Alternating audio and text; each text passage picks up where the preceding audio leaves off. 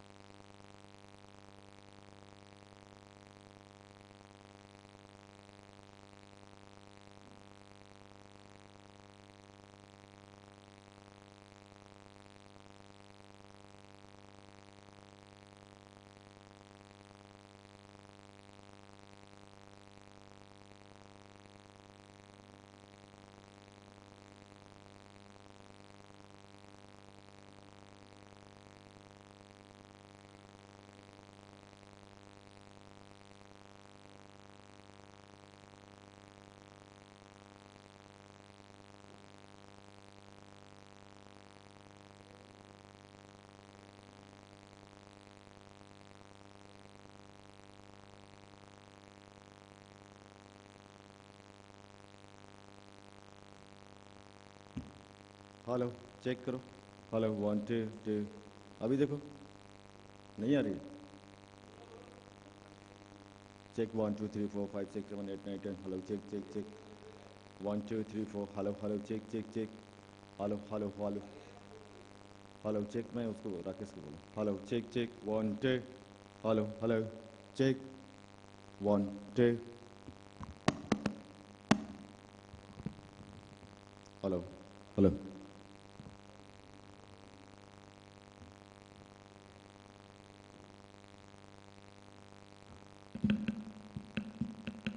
Hello hello check check 1. Check 1 2. ठीक है देखो.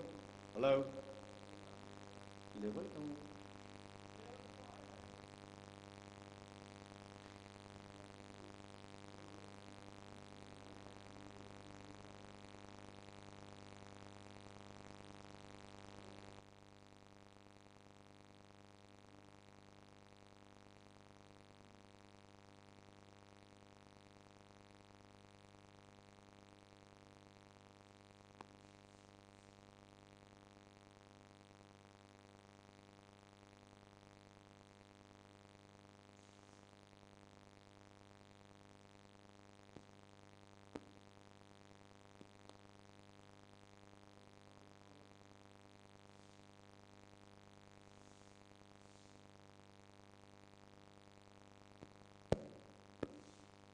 Check check. Hello sound check. Hello देखो इतना मैं मुंह लगा के बोल रहा हूँ कितना जा रहा है. Hello sound check. Hello sound check. Hello sound check. Hello sound check. Hello sound check. Hello sound check. Hello sound check. Hello sound check. Hello sound check 1 2 3 4 5 6 7 8 9 10. कितना बोला जब. Hello sound check. Hello sound check. Hello sound check. Hello sound check. Hello sound check. Hello sound check. Hello sound check. Hello sound check. इसका level देखो क्या से. Hello sound check. Hello sound check. खुल जाए यहाँ से. Hello sound check. Hello sound check. Hello sound check. Hello sound check.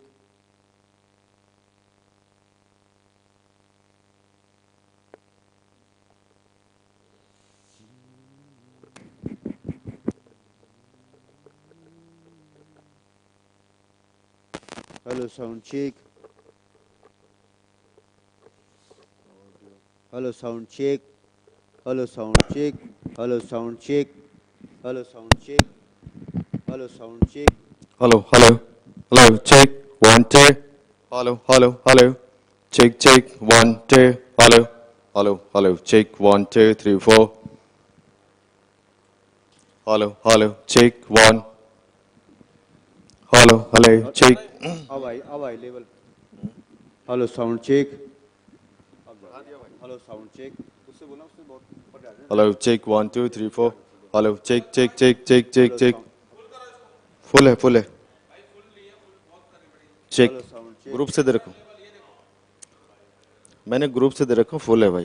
Hello sound check check. 1 2 hello hello hello check sound check. Hello hello check कैसे hello hello hello sound check. Hello sound check.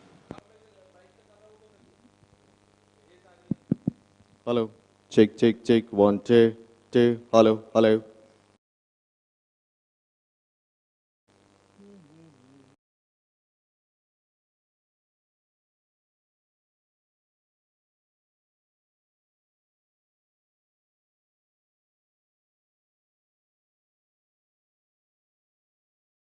धीरे बोल रहा था उस time.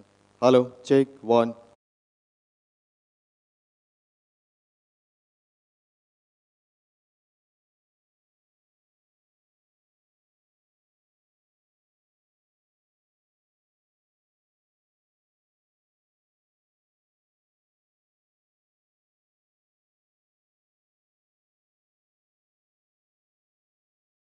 Hello hello check hello hello तो मैं gain बढ़ा रहा हूँ ना सबका।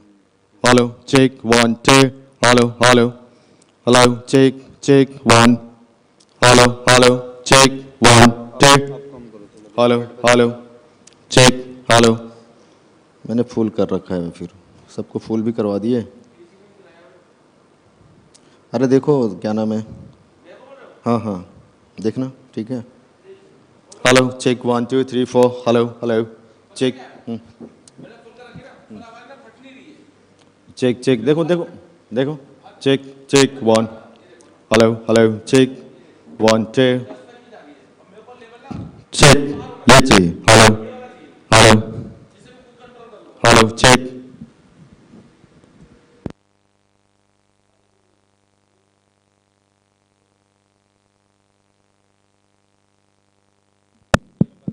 चेक चेक 1 2 2 हेलो खाओ खाओ नहीं खाओ तुम।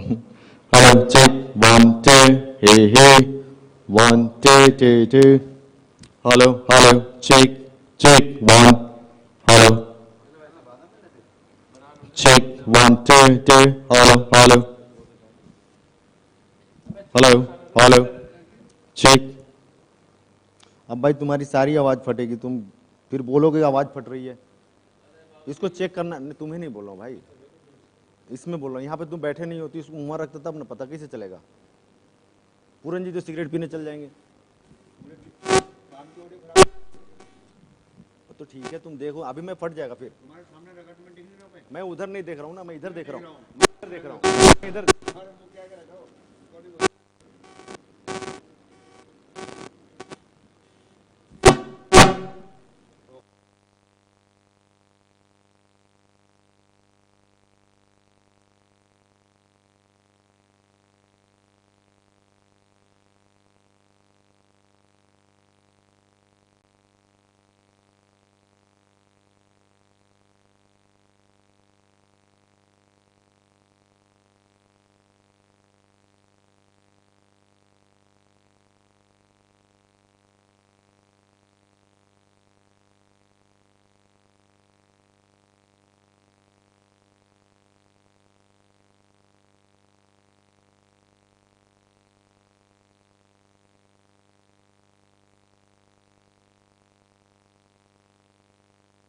Check check check check 1 2 2 hello hello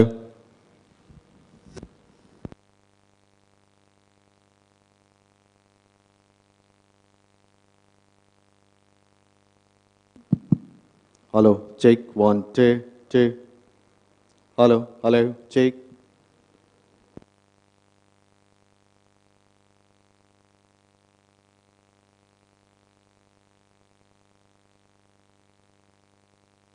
check check check 1 2 2 hello hello check 1 1 2 hello hello hello check check hello hello hello check 1 2 hello hello hello check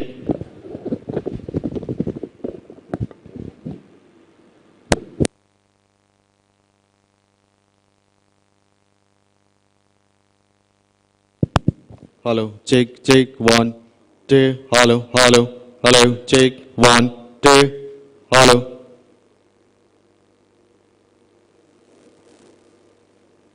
hello, check. 1, 2, hello.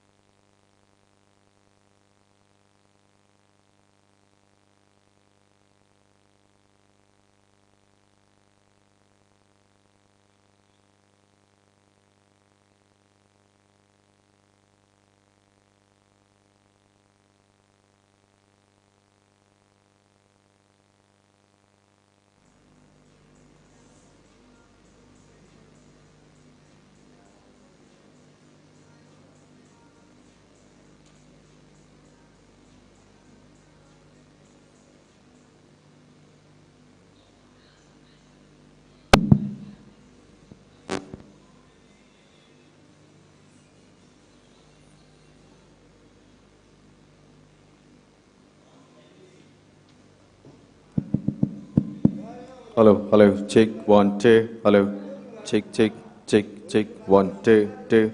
Hello. Check. 1, 2. Hello,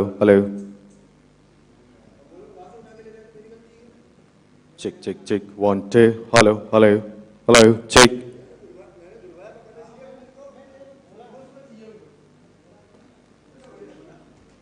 Hello, check. 1, 2. Hello, check. 1, 2. Hello, check. 1. Hello, check. Hello.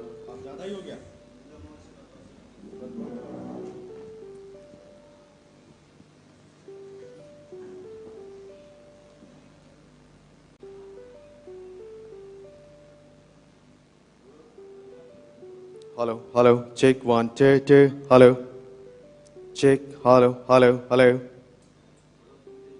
Hello, check. 1, 2. Hello, check. Hello. ये मैं तेज बोलूंगा ना. Hello check. ये नहीं. Hello. Check. 1, 2. Hello. इतना रखना भाई.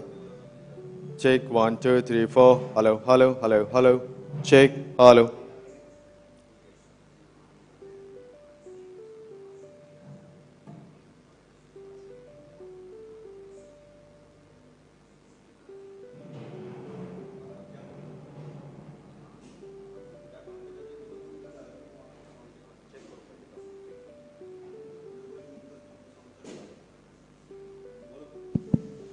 Hello check. 1, 2, 3, 4.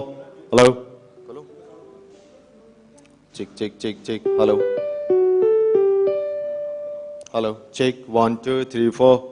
Test. Hello check. 1, 2, 3, 4.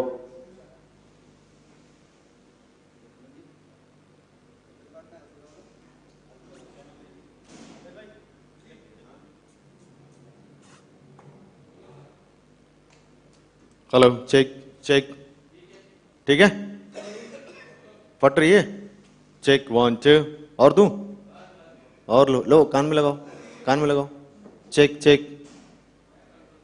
मैं मास्टर भी फुल कर दिया. सारा फुल कर दिया भाई. ठीक है. Hello check. 1, 2, 3, 4. Hello.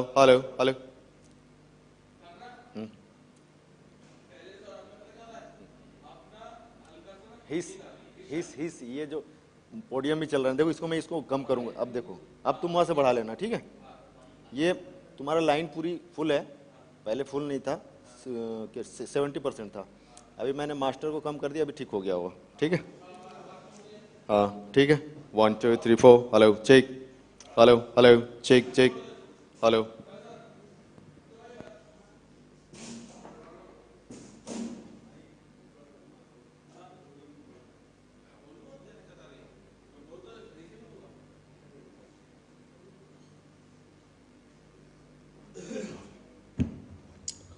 Ladies and gentlemen, good morning everyone. सीधा ही तो हूँ अब, ये लो, हेलो साउंड चेक 1 2 3। हाँ हाँ हाँ हाँ,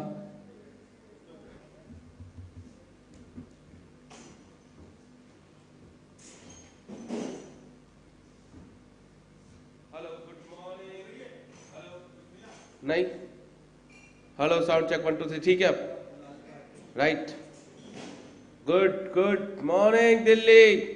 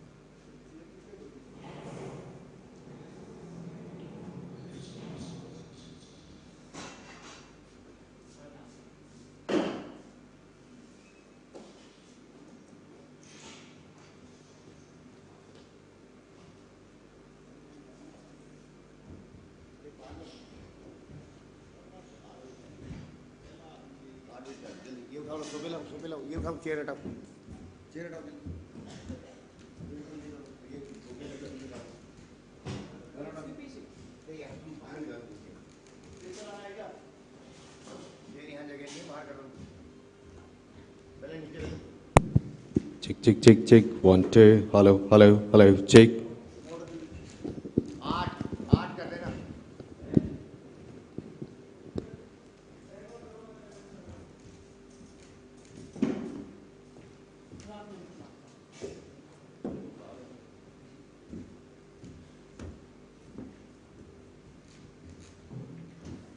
Check, check, check. 1, 2. Hello, hello, hello. Check.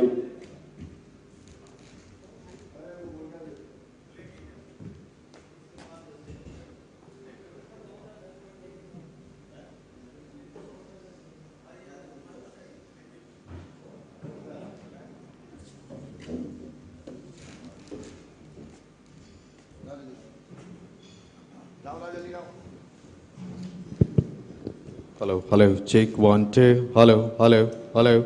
Check. Hello, hello. Check. Hello, तू बोलिए अपने माइक पे.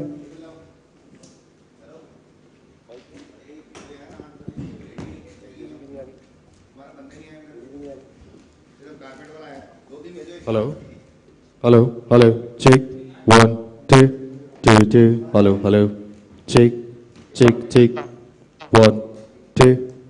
बोलते बोलते बैठ जा रही होगी.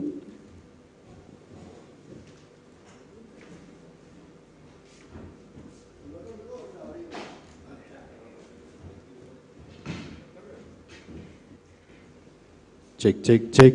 1, 2. Patient Hello. required a touring lens, but somehow he went away.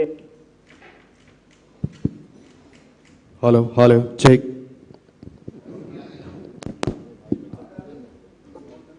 Share their experiences in all whole of the stalwarts of India. There is a little echo.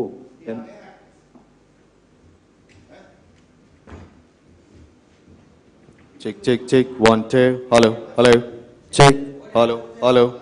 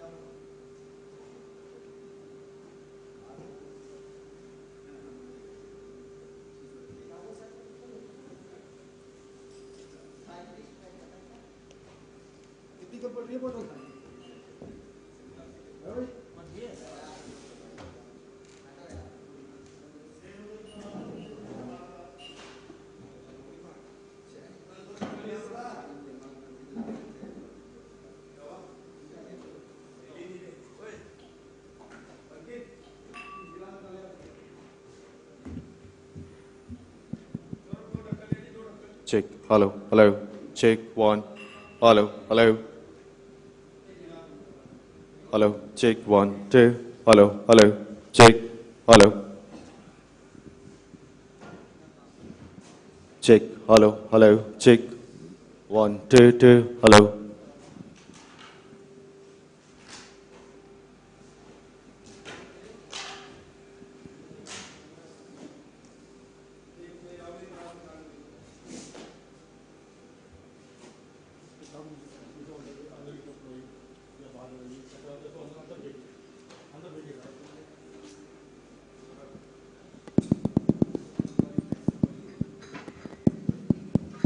Check. Check. Check. Hello.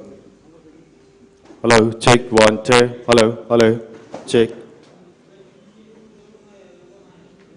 Check. One. Two. Hello. Check. Check. One. Two. Hello. Hello. Hello. Hello. Hello.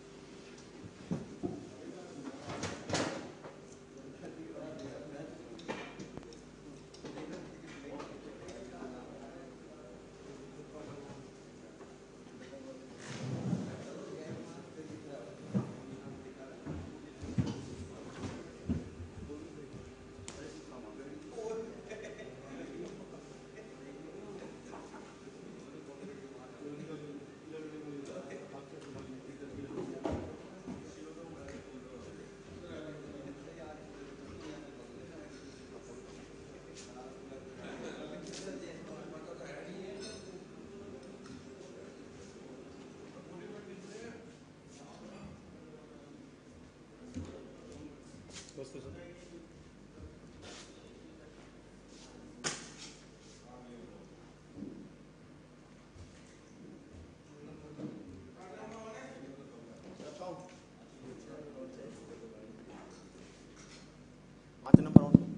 check 1 2. Hello, hello, check. Hello, 1 2.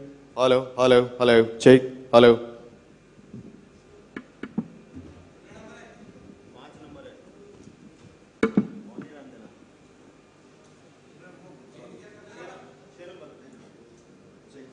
1 2. Hello, hello, check.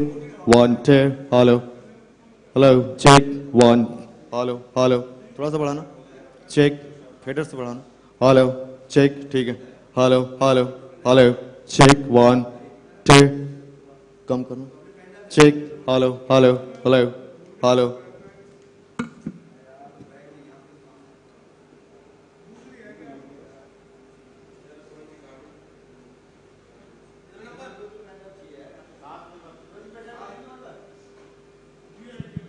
Hello, check. 1 2. Hello, check. Hello, hello, check. 1 2. Hello, hello, hello, hello, hello.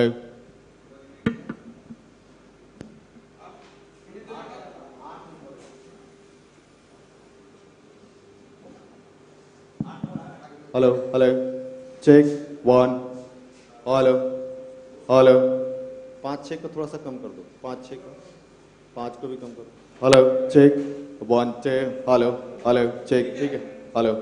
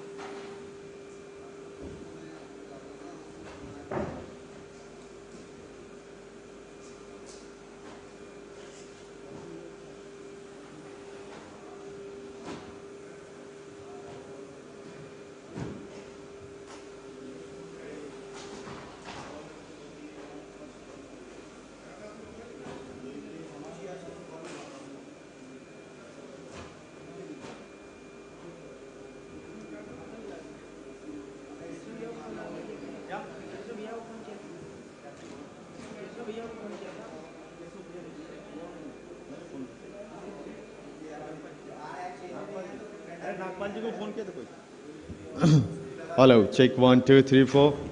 Hello, hello, hello, check. 1. Hello, hello.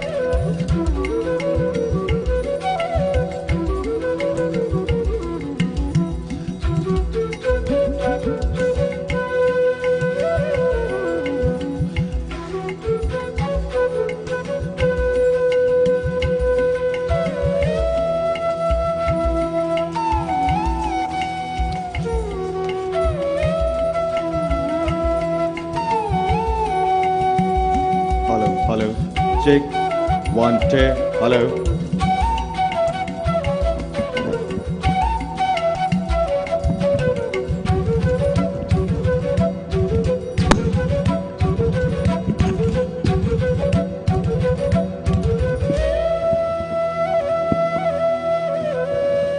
Hello, check, 1, 2, 3, 4, hello, hello, check. Check, check, 1, 2, hello, hello, check.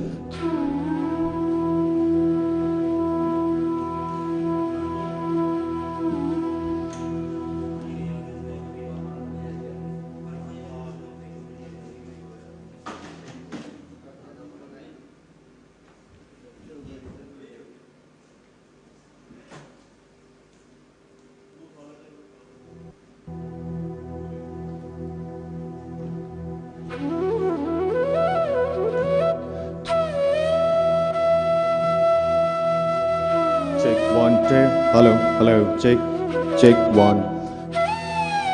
Hello, check, 1, 2, hello, hello, check, check, check, check.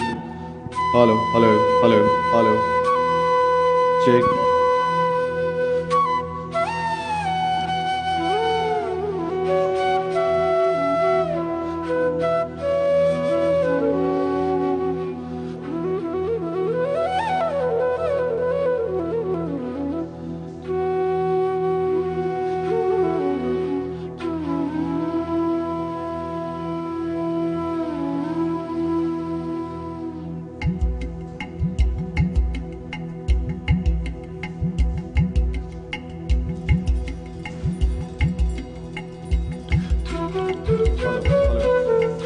Hello, hello, hello, check, check, check, check, 1, 2, hello, hello, hello, hello, hello, check, 1, hello.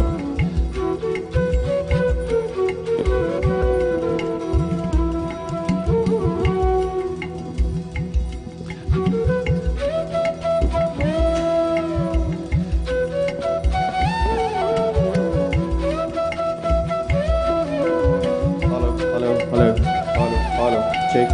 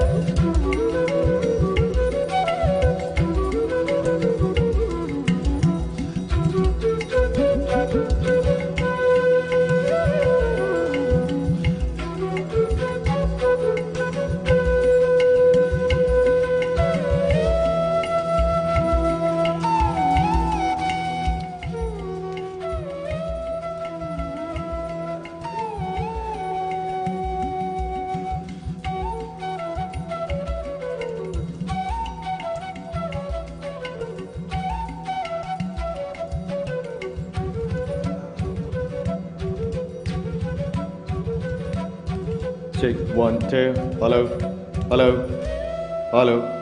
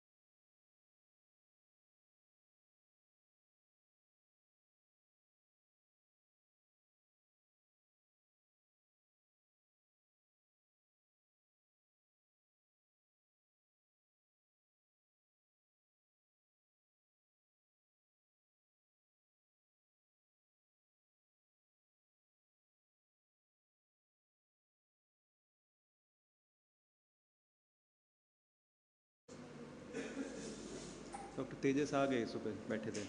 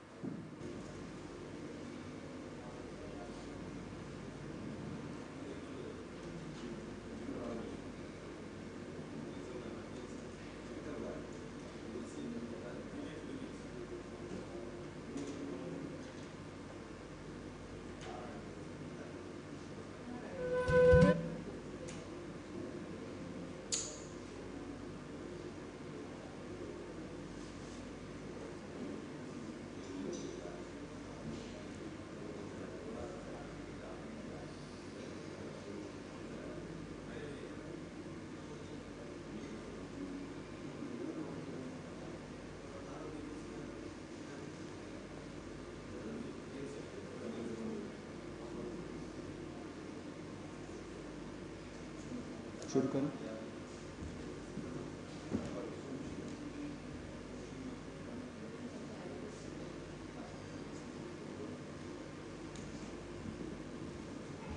Okay, good morning everyone. So we welcome Dr. Namrata Sharma on the chair, and the session is Coffee with Dr. Namrata Sharma.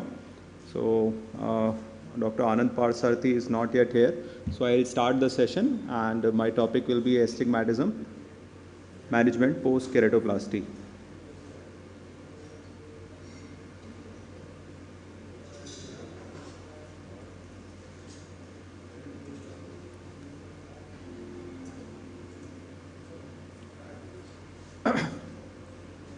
So in a current scenario, it's possible to achieve a clear corneal graft in number of corneal diseases due to microsurgical instrumentation and improved eye banking and post-operative care. However, despite that, it's difficult to provide functional binocular vision to the patients due to ametropia, which is caused by spherical errors or astigmatism. So the doctor is triumphant, but the patient is still not happy. So the causes of optical failure are high refractive error, high astigmatism. In 15 to 30% of patients, more than 5 diopter astigmatism is found. Irregular astigmatism, which causes reduction in best corrected visual acuity. Factors affecting corneal astigmatism are donor and host trephination, graft diameter, irregular astigmatism, intrinsic astigmatism of donor, wound apposition and suturing technique. Now the options for the management of astigmatism are spectacles, contact lenses and surgical management option while the sutures are in and the sutures are out.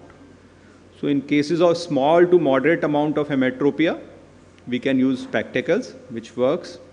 More than that, we use contact lenses, which are soft RGPs, hybrid and scleral contact lenses. Now it's important to note that contact lenses are successful in 80 to 90% of the cases. And among all the contact lenses, the rigid gas permeable contact lenses, owing to their high oxygen transmissibility and ability to correct corneal toricity, are an obvious choice to provide visual rehabilitation in eyes with corneal graft. So RGP lenses treat irregular corneas. However, fitting is a challenge in grafts due to central flattening and mid-peripheral stiffening at graft host junction, and larger diameter lenses are preferable which have a low bearing on the graft host junction. Other contact lenses available are reverse geometry hybrid lenses and scleral lenses. Limitations are corneal abnormalities, dry eyes, fitting related inconvenience and lifestyle issues. Surgical management can be broadly divided into two categories while the sutures are in and the sutures are out. And I'll discuss about each in brief with few clinical cases. Selective suture removal is done when there is a astigmatism of more than 4 diopter. Tight sutures along the steep meridian can be removed after 3 months. Adjacent sutures should not be removed less than 6 months, and non-adjacent suture can be removed at a gap of 3 to 4 weeks based on the topography. So this is a technique of suture removal. We cut the suture just near the corneal surface and remove it like that the knot doesn't cross the graft host junction. So this is a case post PK 6 months follow-up, and the topography cylinder is 7.6 with a steep meridian at 180 degrees. So these two sutures were removed and the cylinder came down to 1.5 diopter. Suture adjustment is done while there are combined continuous and interrupted suture. Interrupted sutures can be removed based on the topography after 3 to 4 weeks. If there is a single continuous suture, sutures in each quadrant is advanced from the flat meridian towards the steep meridian. More spherical cornea as the flat meridian becomes steeper and steep meridian becomes flatter. That's how we do it. Double continuous sutures, a deeper, tighter sutures is removed and the shallower suture is left in place as a safety net. Continuous suture is removed by cutting the alternate recipient side loops, then pulling from apex of the W to remove the 2 bite segment, and bent 30 gauge needle can pull the suture bite to loosen. The next option is RICS, relaxing incision compression sutures, which is used while the sutures are out and the astigmatism is more than 4 diopter. Arcuate incision 1 mm inside the graft host junction on the steeper meridian, and compression sutures on the flat meridian are applied. It works on a principle of coupling ratio. For arcuate incision, it's approximately 1. So there are many nomograms available. One of the nomograms is Norden's nomogram, which guide us regarding the length of the arc depending on the corneal astigmatism, and the incisions have to be applied at 75 to 80% depth of thinnest pachymetry of the graft. If the astigmatism is more than 5 diopter, it should be combined with compression sutures in the flat meridian. That's how we do it, with a diamond knife inside the graft host junction 1 millimeter and compression sutures at the flatter meridian. These incisions can also be made with femtosecond laser, and which are more precise in length, depth and location compared to manual incisions with the help of intraoperative OCT. A technique of intrastromal astigmatism keratotomy is also described with no anterior opening and reduced risk of epithelial disruption, wound dehiscence and infection. So this is a case, while the all sutures out, there was a with the rule astigmatism of 9.6 diopters. So 2 arcuate incisions were applied and 3 relaxing sutures in a flatter, 3 compression sutures in a flatter meridian at the graft host junction at 180 degree. And the post-operative astigmatism was 2.7 on the topography and 1.5 diopter cylinder on subjective refraction. The limitations of RICS are, these are unpredictable. There is a risk of perforation, infection, graft host junction dehiscence, unstable corneal topography and progressive shift in refraction, and cause glare if close to optic zone. The next option is wedge resection. More than 10 diopter of astigmatism, this technique is preferred. A wedge from flat meridian of graft excised and suture put to oppose the wound until the operative keratometry is round. 1 mm of tissue resected will result in 10 diopter of correction. That's how we remove a wedge and apply compression sutures over that. So next option is toric phakic IOLs, which offers a more predictable and stable astigmatism correction in sutures out graft with regular astigmatism. So, however, it's important to note that these are to improve uncorrected visual acuity and more commonly available up to 5 diopter of cylinder and can be customized up to 10 diopter of cylinder. However, being an intraoperative procedure, intraocular operative procedure, the risk of endothelial decomposition and allo very important for rotational stability, especially with high cylindrical corrections. A repeat intraocular surgery in cases of cataract development, and toric IOL may be considered in patients with cataract. So this is a case of a post-DALC patient, 18 months post-op, and the refraction is -4 diopter sphere and -4.5 diopter cylinder at 90 degree. So I have a surgical video of the same where a toric phakic IOL was implanted.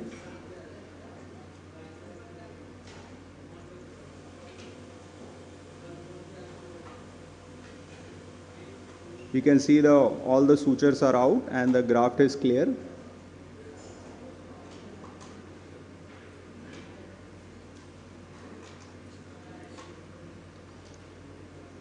So that's how it looks, and resulting in the uncorrected visual acuity of 20/30 parts post-op. So recent interest has developed in topographic guided ablations in irregular corneas, which combines myopic and hyperopic ablation to regularize the surface. The aims are to improve best corrected visual acuity and sometimes uncorrected visual acuity as well, and not to achieve emetropia. A stepwise approach might be needed, first to regularize the cornea and then a secondary procedure to correct the residual refractive error. So that's how it looks like. On the left is a pre-operative and post-topographic cylinder reduced to 1.5 diopter and more regular and smoother cornea. So the take-home message is visual rehabilitation in post-keratoplasty patients doesn't end just with providing optical clarity.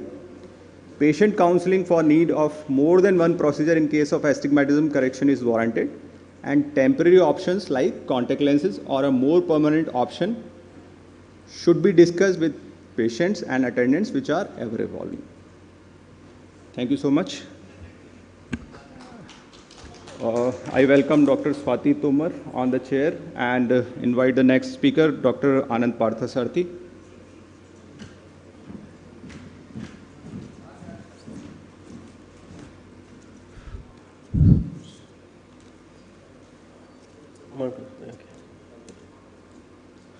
I think my addition to Dr. Ratnesh's talk would probably only be with respect to suturing.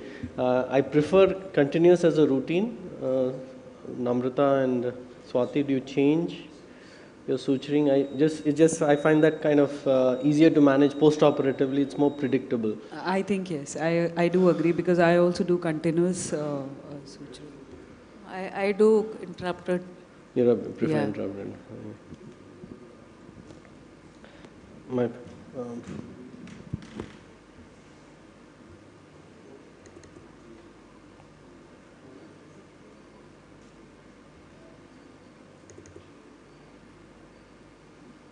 has it come? Okay. And wedge resection and compression sutures, what is your preference? Because I find it a very unpredictable way of actually handling it. So I think I don't do wedge resection or compression sutures, but in some odd wedge resection, of course not. But some cases you may need to put compression sutures, especially when they are complex cases. Okay. Never done a wedge dissection, just for theoretical I mentioned. I think wedge resection would be more traumatic to the tissue and as compared to compression suture. I prefer just probably resuturing. For what we used to do is called a graph resuture, where you kind of refresh the edges and just go around resuturing it. So you can put interrupted or continuous. So just not 100%, don't perforate, but 80% with a blade, just go around and then just resuture like you would do. That's kind of compression sutures. Yes, but then you adjust it on the whole graft, like 360 degrees. I'd like to thank Dr. Sonu and the Anand Eye Hospital team. I think it's been a lovely 2 days, and the level, especially of organization, Dr. Sonu, I think did really a fantastic job. We really enjoyed the live surgeries. I guess in patients, we always love to see a clear graft. As corneal surgeons, that's what we really would want. So there are some steps to it, and I will just mention this big bubble technique. So I prefer to do anterior lamellar keratectomy before I actually inject the big bubble. Now, I find that the advantage of predictability of actually getting the big bubble is a lot more. Now, with the IOCT, what it really helps is to know what depth you have available after the anterior keratectomy.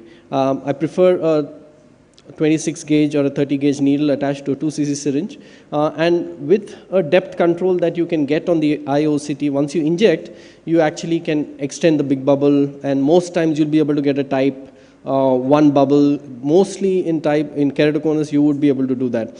Now, as you can make out, there's an irregular thickness in the graft. So when you're doing the dissection, you need to be careful. Once the posterior part is being dissected, you can actually make out the remnant desmids, and this is what we really aim for at the end of procedure. So for me, in the DALC procedure, when you're actually doing the dissection, both manual and in big bubble, the predictability of the needle helps to actually get better outcomes. In femtodalc, we find that if you can get the edge correctly, you can actually match during the suturing. So that's the last part of the procedure. In the first part, when you're actually doing the dissection, a lot of times we find in femtodalc, you may not be able to get the big bubble even in spite of repeated injections. So in those cases, we actually prefer to do the dissection, do a manual dissection for the last part. Now, I'm attempting to do a big bubble in this. We got maybe about 70% to 80%. So once we inject, we try once, maybe twice. I put the air bubble in the AC just to make sure I can actually attempt to get it. Now, in femto, because you're not very comfortable with getting residual depth, I tend to go slightly more peripherally, and usually my inner edge is about 7 millimeters. So sometimes the predictability in femtodalc is slightly less, but the real charm of the femtodalc is this part where you're actually doing the last part of the dissection with the OCT control. Now what that helps is you can go layer by layer, you can take the time, make sure that you actually keep the residual cornea wet, the stroma wet, and as you go deeper and deeper, you can actually see that on the OCT, because 80% of the patients, 90% of the patients, they actually don't get the big bubble. So it's very important to of course, as if you are a very experienced surgeon, you can really leave it to your surgical hands.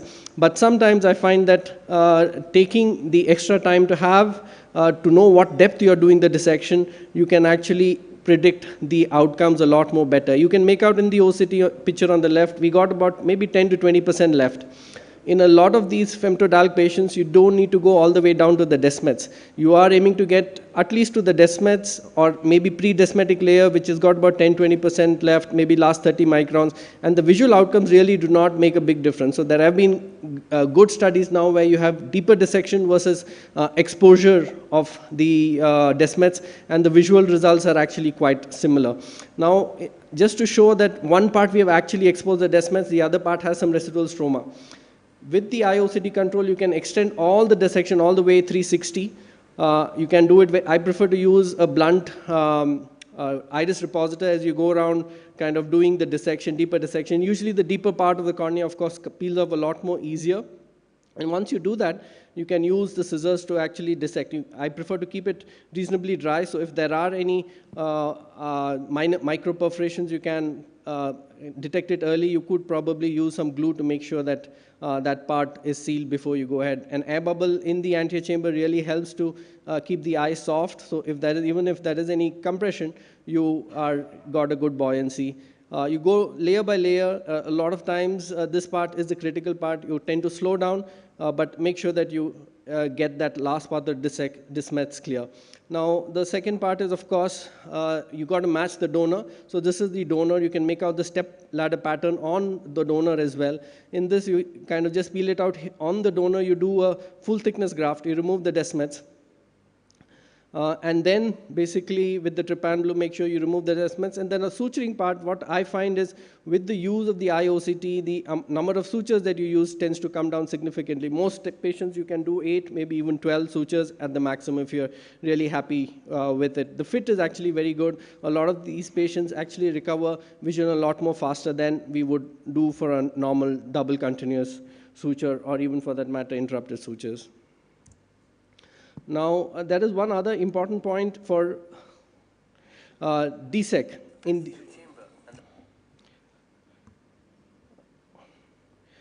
One second, let me just go back.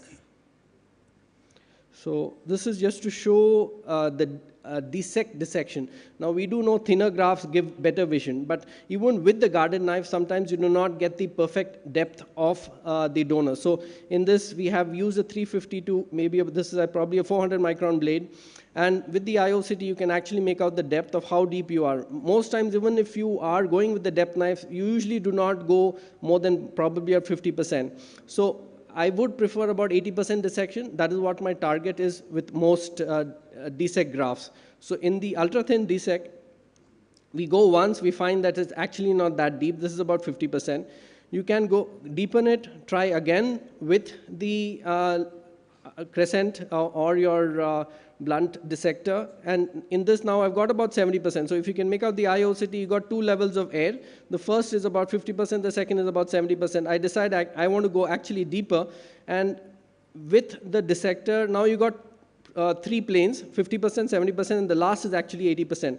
And that is the preferred depth. So I find that using the IOCT for deeper dissections, thinner grafts actually directly impacts the ability of the patient to see better, because thinner grafts definitely do well. Now this dissection is then extended all the way across on the anterior chamber, and you can get very predictable planar grafts which do not have the meniscus shape that sometimes you get with the microkeratome.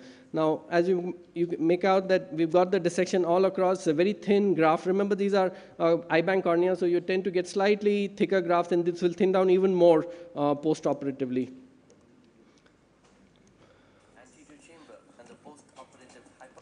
So there was one other problem which we were getting with aphakic grafts, was a lot of detachments post-op. So we combined anterior and posterior post-planar infusion to basically avoid these problems. So basically you do an anterior chamber infusion for the vitrectomy and the IOL fixation. In this, we prefer the iris fixated lenses. So you can do an iris fixated. If you have the sulcus, you can do a 3-piece. This patient, we had the sulcus, so we actually put a 3-piece lens into the sulcus, and then exchanged the infusion for the pars plana and inserted the graft. And once we have sutured all the wounds, we then injected the air. Now, the advantage with the IOCT, especially for aphakic bullous keratopathy, where the apposition on table is extremely important, you can actually get that apposition on table. We prefer SF6 in aphakic bullous keratopathy. You can actually monitor the apposition all across. You got a full 100% fill before you leave the patient. The venting incisions I prefer just to basically drain the interface fluid, and on table you can see the reduction of those fluid clefts, because these fluid clefts are what actually causes the detachment post-operatively. They tend to become a lot more bigger. In aphakic bullous K, rather than thinner grafts, I find maybe a slightly thicker graft, like about 150 microns to about 200 microns is my preference. I find that they are easier to kind of handle. And this is at the end of the procedure. You can see a very, very good apposition on all layers of and on all points of the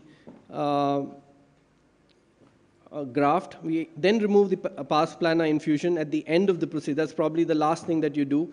Suture the graft. You confirm that the OCT is, you have a well-attached graft at the end of the procedure. And with this double infusion technique, we find that the apposition rates are definitely almost double that what we would actually get just with air and a standard DSEC procedure. So in conclusion, OCT is an additional modality for corneal surgery.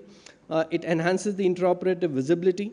It is useful for both anterior and posterior procedures and impacts surgical decisions intraoperatively, especially with respect to dissection. And this directly impacts visual outcomes.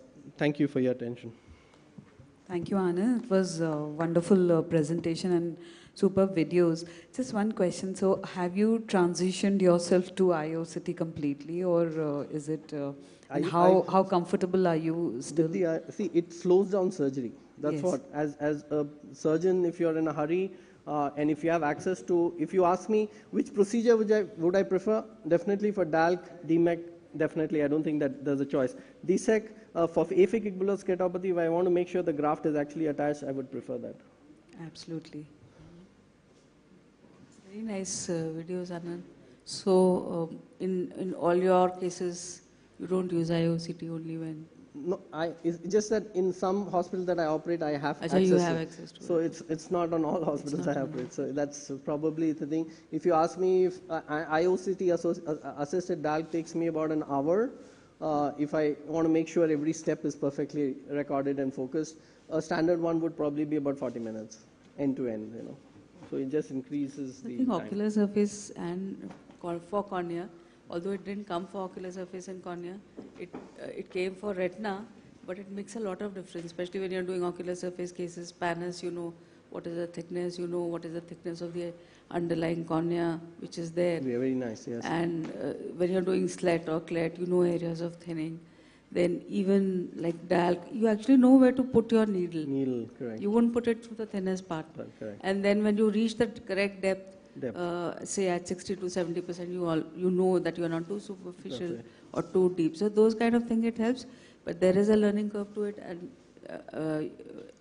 you need a technician who is trained in it. So that you keep doing the surgery and the technician keeps focusing. Okay.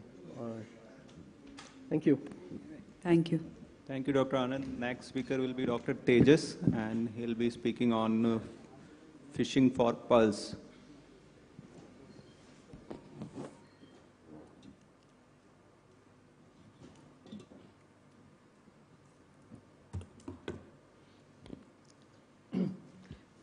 Good morning, one and all.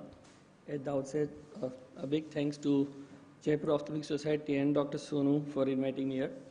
And whenever I say pulse, you know, the females definitely get excited. But, well, eventually these are the L-Strings pulse and not the pulse which are found in Hyderabad or deep sea. So, we all started doing our ECCE and then our phacoemulsification with only one aim, and that is to retain the posterior capsule. We want to keep the barrier between the anterior capsule and the posterior capsule intact, and if possible forever. And that is the reason we switched to the surgeries. Now, whenever you have such kind of a patient, what do you actually do? Well, you perform a yak capsulotomy, and what you do is you actually make a hole in the posterior capsule, thus depriving of the separation of the anterior and posterior capsule. So this is what we started doing it. This is a patient with a florid L-Sting's pulse. So we decided, why not keep the posterior capsule intact, and let's just try to fish them out. That is, do a dry aspiration of this pulse. As you can see, we are trying to get a cleavage or a plane just beneath the IOL.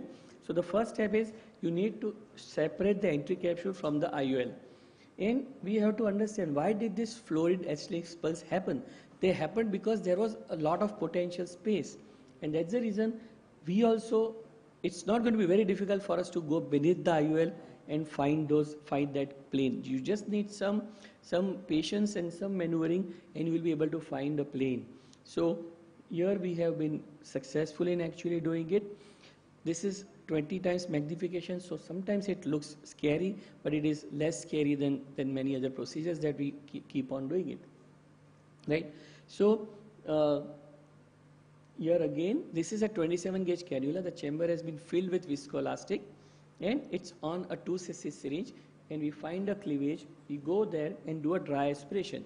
And the chamber is filled up with viscoelastic, so there is not much of a shallowing, because as you see, we have just gone through a side port incision and not made a very big incision. Yes, you need to keep on replenishing, but just look at the kind of a satisfaction this patient will have on day one when you look at this type of a capsule, rather than a hole in the posterior capsule, lot of debris floating in the vitreous or probably in the antechamber. Well, yes, there is a word of caution. It should not be attempted by everybody. For that, you need to have probably a success ratio of no endophthalmitis in the last 10 years. Where do we actually perform this? Why do we keep this resort? All high myopes, patients who are one-eyed, have another eye RD or another eye CME or such kind of a previous history. And these are the patients who are highly vulnerable, and you need to actually keep and retain this posterior capsule. So this is an unedited video, and this is a very old video. And this is the 1-year follow-up of this patient. Okay, now this is also very important. You know, many times when you try to yak through a multifocal lens, you also pit the lens. So that is also one big disadvantage. And this is the famous Rayner lens, the famous Allergan Ray multifocal lens, very old video. But just look at the florid L-Sting pulse beneath the IOL. And so again, we decided, rather than to do a yak capsulotomy, we'll try and go beneath the IOL and remove all the L-Sting pulse or fish out all the L-Sting pulse. The procedure is again same. It's a bimanual procedure with just 2 side ports, so that we can then do irrigation aspiration through them. And also it is important that we need 2 of them, because there is always a subincisional space, right? And we cannot go beneath the subincisional space. So we need 2 incisions on the opposite side, so that we can approach each one of them very easily.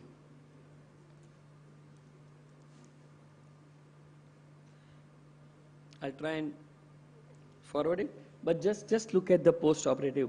No pitting on the lens, such a clear capsule, no capsule fibers or no capsule debris in the chamber, and this is what we actually get.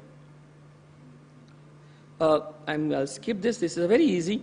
You know, I felt so happy. Somebody gave me this type of a patient. Well, there was no lens also. This was a high myopic, and that's the reason probably the previous surgeon did not implant an IOL, but well, this is what he ended up. So it was a very easy piece of cake. You just had to remove the L6 pulse and then implant the IOL in the sulcus.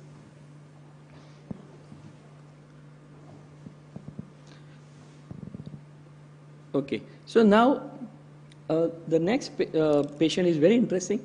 This was a femtocataract in a young one-eyed high myopic. He is a vice president with the famous business group in Ahmedabad, the Adani Groups, and this was a very precious eye. The other eye had history of RD. And in spite of the premium lens, the capsulorhexis all around, and a femtorhexis having been performed, he developed such a florid posterior capsular opacification. Here I would just like to draw your attention. We can do this procedure only if it is pearls, and if it is a plaque, we cannot do it, because a plaque actually needs to be cut. So again, this is a bit difficult, because as you can understand, this was a very centered posterior capsule rhexis performed with a YAG, but still this patient developed. He was about 42 or 43 only. This video is only just 2 years old, but we could still find the cleavage, because like I said, if there was a cleavage, that's the reason. If there was a plane, that's the reason the L6 pulse happens. So we also need to find that. Yes, he had a long history in the other eye, and that eye is no longer seeing eye, and so he did not. In fact, he also did not want a YAG capsulotomy. So we went ahead and did the same procedure, and when you look at the end of the procedure, it will be a pristine posterior capsule with no debris inside the chamber, no pitting on the lens, and a patient having a very happy and crisp vision from day one. The fallout is, yes, you have to be very, very scrupulous about these surgeries. No inflammation, no endophthalmitis, all these have to be taken care of. And what is the worst complication that can happen? Well, the worst is you may puncture the posterior capsule, but that's what you are actually eventually going to do with a YAG capsulotomy. So to me, apart from an inflammation or an infection, the worst would be that the YAG, you might puncture. We have done it twice, because this is under topical. Sometimes the patient does not actually cooperate, and then so just look at the end of this procedure.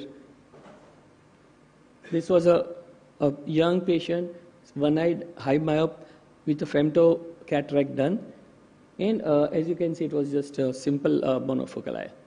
Thank you very much. Thank you to Dr. Tejas for such a wonderful presentation. Are there any questions? So I'll request Dr. Tejas to collect his certificate from Dr. Swati Tomar.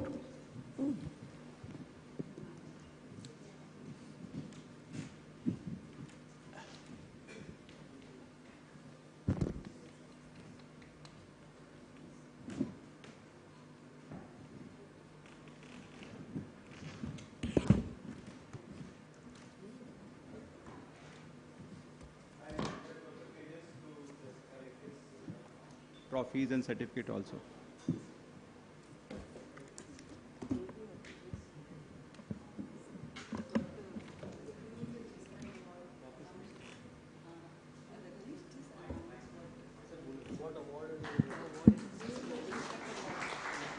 So Dr. Tejas yesterday got Dune's Achievement Award, and he was not there in absentia, so this is his award. Thank you. Sonu Goyal is also coming on stage. And just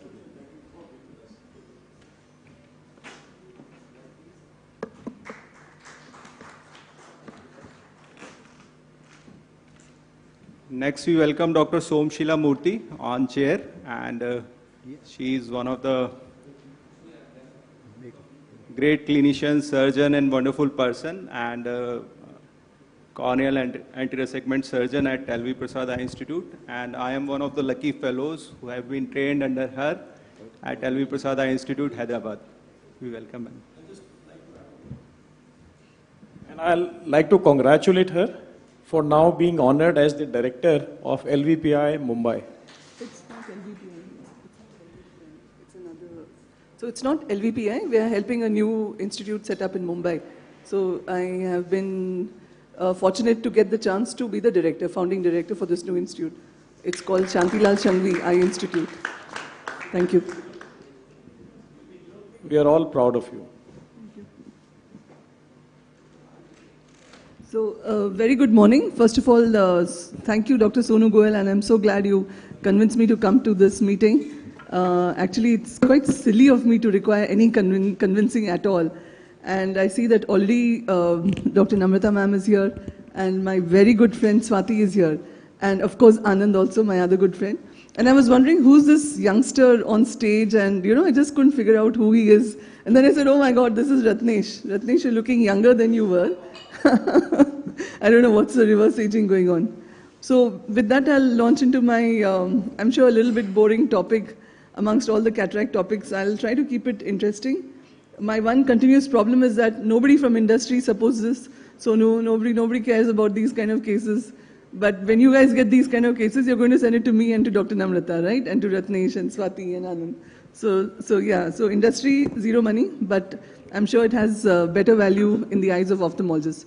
So I thought I'll just take you quickly through these challenging cases. Luckily, there are very few, in terms of incidents, few such cases come to us.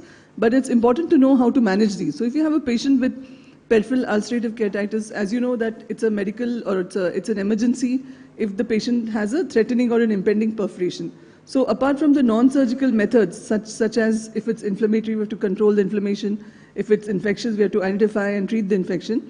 Sometimes we have to resort to surgical methods. So we can classify them as if the perforation is small, then we have to put in glue, tissue adhesive, or maybe a multi-layered AMG or Tenon's patch graft, and if a corneal patch graft. But if the perforation is large, then the only way out is to go with a penetrating keratoplasty or even sclerokeratoplasty. So now practice, you might have to do this emergency procedures for PUK, especially Murins, and also some cases of Terriens and pellucid marginal degeneration. And if you have surgical site perforation from cataract surgical site, which has melted or something like that due to infection. So we went ahead and published to see that what are the outcomes of in our hands of penetrating lamellar corneal patch grafts, and even Dr. Namta Sharma and their group have a large series. And we saw that just like they did, that there's fairly good success if we can manage these patch grafts for the correct indication. So I'll just present to you 3 of our challenging patients. The first case is a 34-year-old male. We first detected that he had Terrien's degeneration and he was doing okay. But he came to us in one of his follow-ups as an emergency where with the fingernail itself he had trauma to the eye, and you can see that the iris is prolapsing through that. So initially the thought was, should we just suture the cornea to the cornea? But we realized that wouldn't work because the bed itself is not healthy, and so we decided to do a patch graft. So these are challenging, and so definitely plan for general anesthesia for these patients. Here what I did is a side port first, and obviously that's not the great choice because the iris comes out and then it's very floppy kind of iris. We're trying to save the iris so that the pupil won't be distorted. Next is to do a peritomy, so you can identify where you want to apply your sutures, do a little bit of cautery, and trying to visualize whether the scleral rim is healthy. It is. So taking the corneoscleral rim of another tissue we've already used, so we don't use a new tissue for this patient to save on tissue. So we do hand fashion. So this is like a hand fashioned approach where we've applied a rim. So the scleral part is matched to the scleral side and the corneal part to the corneal side. And first of all, secure the corneal side of the graft so that you're pretty sure that it's staying in place. So you can understand that the circumference may not match sometimes. So first is to just apply temporary sutures and trim it on the patient's eye so you know how well it's fitting. And luckily this kind of tissue we have the entire remaining rim. So it doesn't matter if you're a little bit off target, we have more tissue to use. So just trim the scleral tissue, make it 50% thin. That's what I did just now. And now this is my final graft that I have for this patient. And this then rest of it is a very, very good tailoring job that we need to do. Try our best to fit this into place with the appropriate number of sutures that are required. I'm just going through because we're going on suturing. So sometimes you have to sacrifice the iris which is there. Sometimes you have to cut it out, but sometimes it just stays permanently in that area. No harm done. It will form an adherent leucoma in the periphery. It won't have implications even in terms of glaucoma. So at the end of this, there is a step at the limbal area. So it is always good to cover that. So I tend to use amniotic membrane with the help of fibrin glue. And then after that, I also apply the conjunctiva back. So pull the conjunctiva with the help of fibrin glue. So here I'm trying my best to sweep that iris in an attempt to give the patient a better circular pupil. It succeeds to some extent.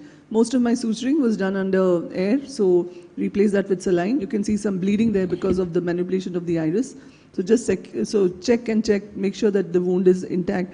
and it's not leaking anywhere. And with the help of fibrin glue, I am going to apply an amniotic membrane onto that area, and then finally pull the conjunctiva back after trimming the excess amniotic membrane. So this patient did very well in terms of results. Of course, the corneal tissue will scar. You can see that we have removed the sutures, and the track of the sutures are in the visual axis. So I wouldn't worry too much about that. It is not that this will affect his vision too much. And the second case I have is a very similar case, but this was a patient with graft versus host disease, and it was more chronic. The patient had 2-month history of this. When he came to us, Seidl's test was positive, so we went ahead and did a little bit similar to the first case. The only difference here, and I'll come to that, is that we can punch out a corneal tissue for this patient because it's almost an oval or a circular shaped graft. So you can punch out, you can take the measurements with the help of a calipers, or you can place the corneal tissue on this. And I used a good quality corneal tissue because I knew that this would be sort of partly in the visual axis, in the clear axis. So with the help of a punch, which on one side will have the curvature of the graft and the other side will have to be freehand. And this is sutured in place, which again was similar to the previous patient, so I'll just run this through. And also what I did additionally as compared to the previous patient is that the iris which I had to sacrifice, I also did a pupilloplasty so that we can not, instead of having a very large pupil for this patient. So it's like a pupilloplasty done.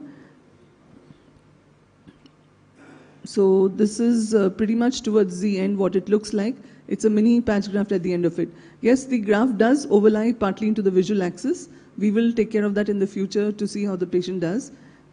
Typically, either we can improve the vision with the help of a contact lens, but the idea for now is to settle the perforation and make sure that we are plugging the perforation in a complete and intact way. So here nothing was done at beyond the limbus, so I didn't use anything else like amniotic membrane and so on. But we did do a tarsography because this was a patient who had dry eye. So he had graft versus host disease and severe dry eye and melt, and that was the reason for the perforation. So the end of the surgery, I did a tarsography for this patient. So what was the post-operative result? The patient did very well at 1 month. His vision improved compared to pre-operative when it was just counting finger. And he was an overseas patient, so he went back home and he came back 20 months later. So his vision was still fairly okay, but he had come for the cataract surgery. So post-cataract surgery, his vision improved to 20/100, and we could fit him with a contact lens with which he had 20/20 vision, but he was happy with his uncorrected vision and he went back home. So that can be a very successful patch graft with a clear graft even at the end of almost 2 years follow-up. Going on to one of the more common entities that you might face is a patient of Morin's ulcer. So these patients are presenting to a lot of you, I'm sure, especially those of us who manage a large volume. So for this patient, a slight difference would be in one area there's full thickness perforation, and on the peripheral you can see that the entire cornea is very thin. So the area of full thickness perforation was addressed with the help of a full thickness graft. And again, in the interest of time, I will move this a little forward because I've overran my time. And here, what we're doing here is because we don't need the entire corneal thickness. So we thinned down the cornea, just dissecting out some of the corneal layers, just enough to put in the periphery, because adjacent to the area of perforation, the cornea is actually intact. So this is again sort of a free hand, but using the trephine, we have punched out about a 5 millimeter graft and secured it in place. So this was what I wanted to discuss in my talk with you today, and thank you very much for listening to me. Thank you, ma'am, for the wonderful session. As always, there are any questions? I just had a query and just a comment, Somashila, lovely Yeah. videos. Usually what my approach would be, if you have slightly anything beyond 4 or 5 millimeters touching the sclera, I prefer to just create a groove and then kind of push it in. But then, of course, you need to thin out the sclera in the donor. The other thing is, usually I find cornea easier to work with. So if therapeutic grade cornea would be easier to trim down rather than sclera because it's easier to cut. The third was for smaller trephines, less than 5, a skin trephine usually works better. It gives a very round an edge, which actually is easy to suture. And what my experience with AMT is that I prefer Tenons to AMT. because it has a lot more of strength. So it's also easier to suture with overlay sutures. So AMT is okay for epithelialization, but when you do multi-layered AMG, my preference would be to actually use tenons, because it tends to stick and kind of get absorbed, doesn't get absorbed, but kind of clears up over time. AMT gets totally off the ocular surface in about a month, 2 months. Actually, it's the other way around. That's a different argument we'll do in the cornea session, if there's a cornea session. So for tectonicity, tenons doesn't work that well, but it's an excellent tissue. So whether tenons or AMT, but all the other points you said are exactly what I do as well, which I didn't discuss in today's presentation. Thank you. One small question. The case 2 that you presented was a lovely video. I just want, for the benefit of management, did you put these patients on long-term immunosuppressions, and did you think about starting immunosuppression before doing a cataract surgery as well, or you kind of? For the second case, that was a very unusual patient. We don't see much of graft versus host disease as compared to overseas. And this patient was on immunosuppression for a long time. And finally, his rheumatologist and his systemic specialist said that the primary disease is under remission. So he was stopped on immunosuppressives. And I didn't restart for his current, but depending on the indication, for example, if it's Murins or something like that, then they would be continuous on immunosuppression. And I would even add that before any extra procedure. Yeah. Thank you. Thank you very much. I'll request Dr. Somshila to collect her certificate and be on the chair on.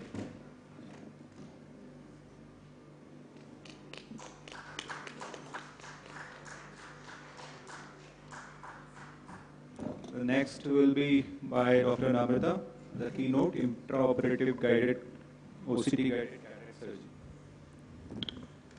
Thank you, Avnish. I must congratulate you for making such a wonderful program, which is, although, we are overshooting times, etc., but, it's kind of still running on time. So thank you so much for that. Like I said earlier, the intraop OCT microscope was started for retina, and subsequently we found it very useful for cornea and ocular surface.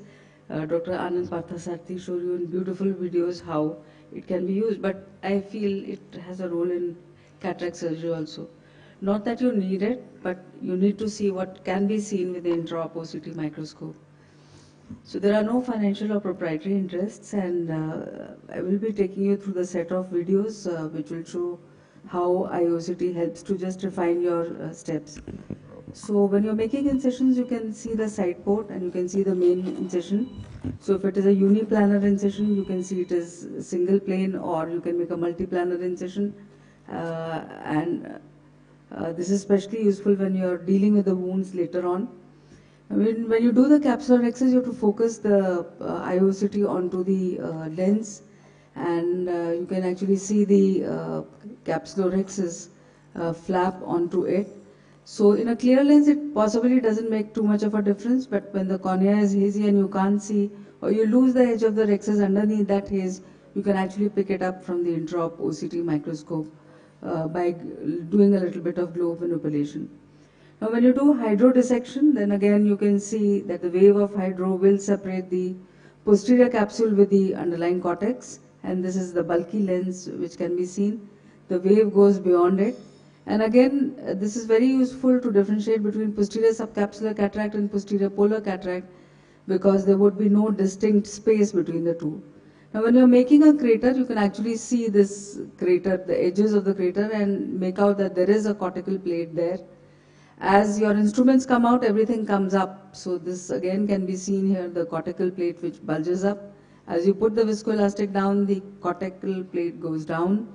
And the capsule goes down, and again this can be highlighted here as well. And sometimes when again the cornea is hazy and you can't make out whether PC is intact or not, then this is a useful tool. Nothing much to intraocular lens insertion which can be done. And important thing is that when you insert the lens, viscoelastic is there, and after you aspirate the viscoelastic, notice that distance between the capsule and the lens decreases. So you know that the viscoelastic is completely out. And when you do hydration, especially at the wound site, you can see the spindle of hydration, And you can also make out whether the anterior part is open or the posterior part is open and which needs to be addressed.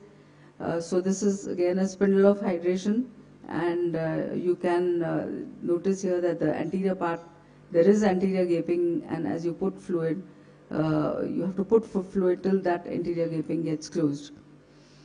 Now there are wound side detachments which can occur, and sometimes when you have this hydrated wound, you can't make out where they are. For instance, this is a hydrated wound. You can't see here, but you can see that there is a port side DMD detachment, and in these cases you can instill air bubble at the end of the surgery. Now then there can be different situations, like I talked to you earlier. This is a posterior subcapsular cataract, and notice that the PC is absolutely intact and there is no gap, so this is not a posterior polar cataract. And this is a posterior polar cataract, but again the PC is intact here and there is no communication. Then this is a white cataract. In white cataract, when you see these black areas, which means that when you will give a neck in the capsule, no fluid is going to come out. So you can plan your surgery better. But when there are no black areas present on the intraop OCT microscope, such as this, there are no black areas. So you know that as soon as you give a neck, the fluid is going to come out. So again, you can plan your surgeries in a better manner. Now this was a case of capsular distension syndrome because of increased intralenticular space that was there between the IOL and the posterior capsule. And there's a phimotic ring which is there. So you remove this phimotic ring and notice how the PC is now, the IOL is bang on the PC and there is no gap which is present. And you've relieved the capsular distension syndrome. And on the table itself only you can be sure that this has been addressed. So this is what we published, quantitative analysis of gap between IOL and PC using MIOCT in eyes undergoing phaco, and this is dependent on the type of the lens, whether it is single piece, multi-piece, on the material of the lens, whether it is acrylic or it is hydrophobic or hydrophilic. And this was again a publication to talk about, which talked about posterior polar cataracts. And again, you can make out a posterior polar cataract in these cases. Now, this is adherent glaucoma. And you can see the synechia here. As you relieve this synechia, again, you can make out otherwise also, but can be seen on IOCT. Now, this is what I was talking to you earlier, when you start your capsulorhexis and you can't see where the haze is, and you lose it underneath the hazy area, such as here. You can pick it up actually from the intraop OCT microscope to see where this has got lost here, because you can actually focus it here and complete your rhexis and complete your case like it was done in this case. Foldable intraocular lens again was implanted and a little bit of pupilloplasty was also done. Now this is a posterior subcapsular cataract, and again just want to show you this is not a posterior polar cataract. As soon as I give a wave of hydration, notice how there is a gap which is present between the PC and the overlying cortex, and you can make that out here. This is a posterior polar cataract, and notice that this is irregular. The PC is not quite intact. The PC is not absolutely straight here, and there is communication which is there. So again, it helps you to plan your surgery, because on the surgery table itself, you know what you are doing when you see this. Now this was a young patient where anterior capsulorhexis was done, nothing much to it, followed by hydro procedure, again nothing much to it, irrigation and aspiration. But notice that there is a gap there. There is a posterior pre-existing defect there of posterior polar, vitreous herniation is there. So again, these things, of course, they are visible, but they become visible much earlier than what you would otherwise on the operating microscope. And this was, of course, dealt as one would with the anterior vitrectomy, a three-piece foldable intraocular lens and an optic capture, which again also can be picked up on the IOCT, because your capsule will become absolutely taut, and of course you can see that the lens is placed there. Now this is what has been described for a posterior capsular tear. This is for posterior capsular tear, you have what is called as a scroll sign. So here flax has already been done and nuclear emulsification is being done. This is a higher generation IOCT, so this focuses better on the various things. And notice that this is the posterior capsule. It's scrolling, which means that there is already a rent there. And this scrolls which happen in the posterior capsule happen mainly, can be visualized on the intraop OCT microscope. And again, you can see that these scrolls which are present are actually deficiencies in the posterior capsule. Like I said earlier, probably it will make no difference now, but if there's a corneal haze, then it helps you to pick that up much better. Now again, in corneal opacities, if you look, what happens in cases of corneal opacities is that you do a flex, such as this, and when you do a flex in cases of corneal haze, then it doesn't cut everything. It is not supposed to cut everything because it's flex, but it helps you to fill in the blanks. So you know that your flex rhexis is here, and all you need to do is fill up this blank. You know that your intraop, your spokes are there, and all you need to do is break that thing, and these things can be picked up on the intraop OCT microscope also. Now when you have lamellar graft such as this, then again it helps you to see. This was a tuck-in lamellar keratoplasty where phacoemulsification was being done. Everything was fine, but just as intraocular lens was implanted, the graft moves a little bit. And this one can see here, this is the detachment of the graft. And then when you conclude the surgery, you actually address that by putting an air bubble and draining a little bit of fluid so that it gets attached. So these subtle things which you may miss otherwise, again in this case post-PK DSEC cataract surgery, which is being done, and everything is fine. The cataract is cataract has already been addressed, intraocular lens is implanted, and notice just at the end the graft moves. So again, these things you may not pick up on the on the operating microscope, but you can pick up on the intraop OCT microscope and address it then and there. Of course, we cannot emphasize how useful it is for DMDs. Like this is a large DMD, you put air bubble, you think you are done, but you are actually not done. And if I didn't have this, I would think it is not, I don't have to do anything. But you know that there is a shallow detachment, so you have to give that positive pressure for a prolonged period of time, and then you can titrate your air bubble by looking at the IOCT that it is completely attached or not. And this is of course the last video to show this is a post-Dalk Descemet's membrane detachment. Air bubble is instilled, but it is still there. If I didn't have this, I would think that I don't have to do anything, but this is not completely addressed. So some stab incisions are being given anteriorly. Air bubble is instilled again, and now it is pretty attached. And so on the table itself, you can be assured that you don't have to address it again. So I will skip this part, and I would just conclude that we have written all these things down somewhere or the other, and finally this culminated into an article in Survey of Ophthalmology for all the details that I have talked about. So thank you very much for your kind attention. Thank you, Dr. Namita, for such a wonderful presentation. As we can see that now OCT is everywhere. I have a question for her that for desmetopaxy, what is the time limit you keep for full chamber air bubble after you decompress on table? So I would keep 8 to 10 minutes. It would depend on the Descemet membrane detachment. If it is a small one, maybe for a smaller period of time. But if it is a large one, then at least 8 minutes. Like the one that I showed you, at least 7 to 8 minutes. Also, there are some subtle signs. For instance, on the table itself, you do a little bit of external massage, it tends to clear up. If you don't have the IOCT, then you know that it is attached. But if it is still hazy, you know it is not, attached. Just, I was wondering whether the IOCT that you're using for phaco, how do you focus? Because have you changed the frequency? I have to acknowledge my technician for this, because when you are operating, actually you can't change the parameters because you are focusing on the surgery. And it is the technician who's doing it externally, he keeps changing your focus. because the IOCT has not learned to autofocus.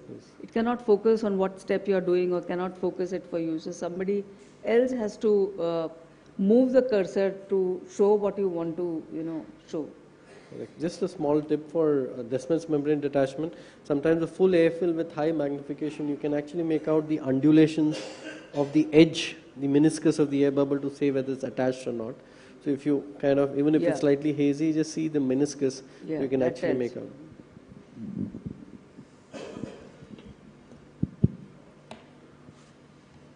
I would like to thank Dr. Namrata for the wonderful scientific session and everyone on the chair and delegate. And despite being the early morning session post Saturday night, you could finish well, almost in time. Thank you so much.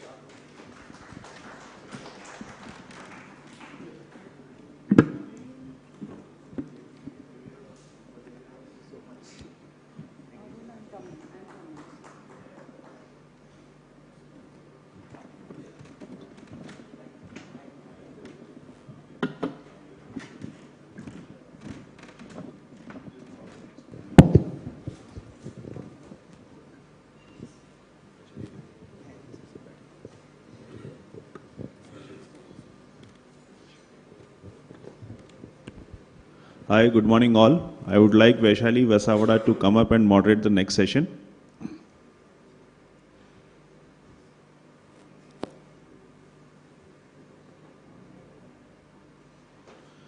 So,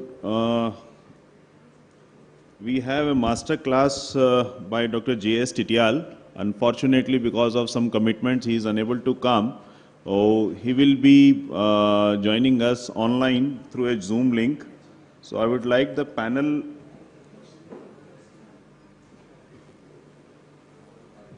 Yes, sir.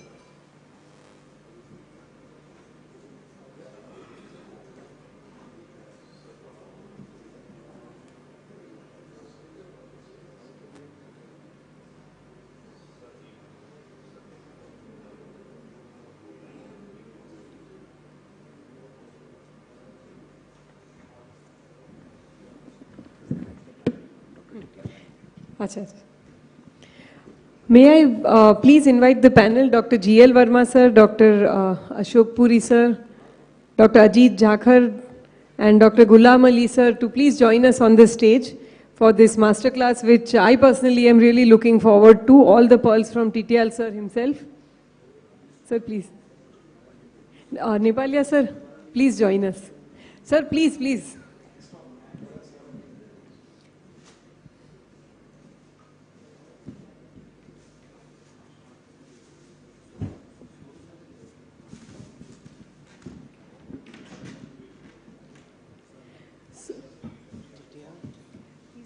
Online. So I believe Dr. Titial is already online. So, okay, he's just joining. Good morning, sir.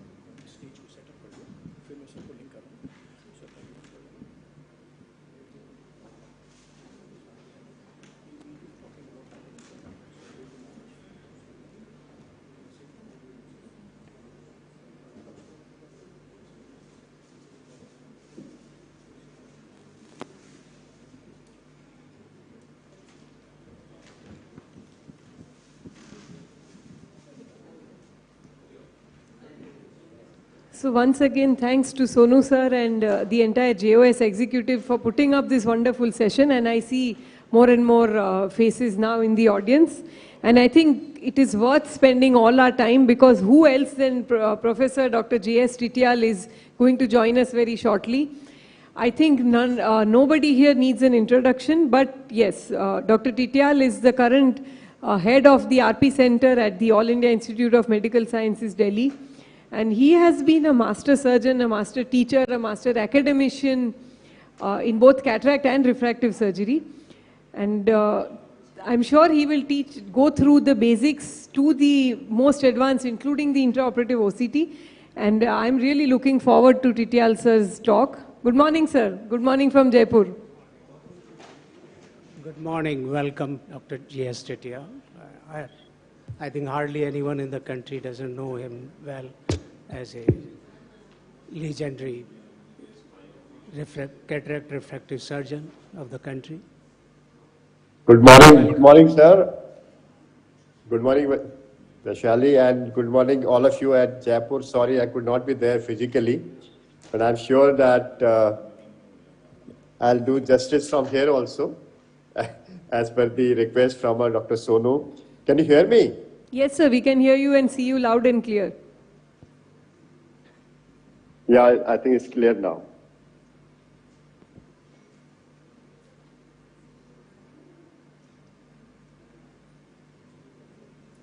Just hold on.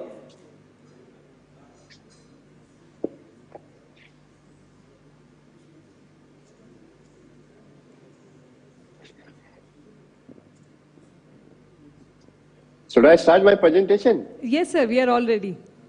Okay, thank you. Thank you for giving me this access. Thank you, Sonu, for invitation. Let me share my screen.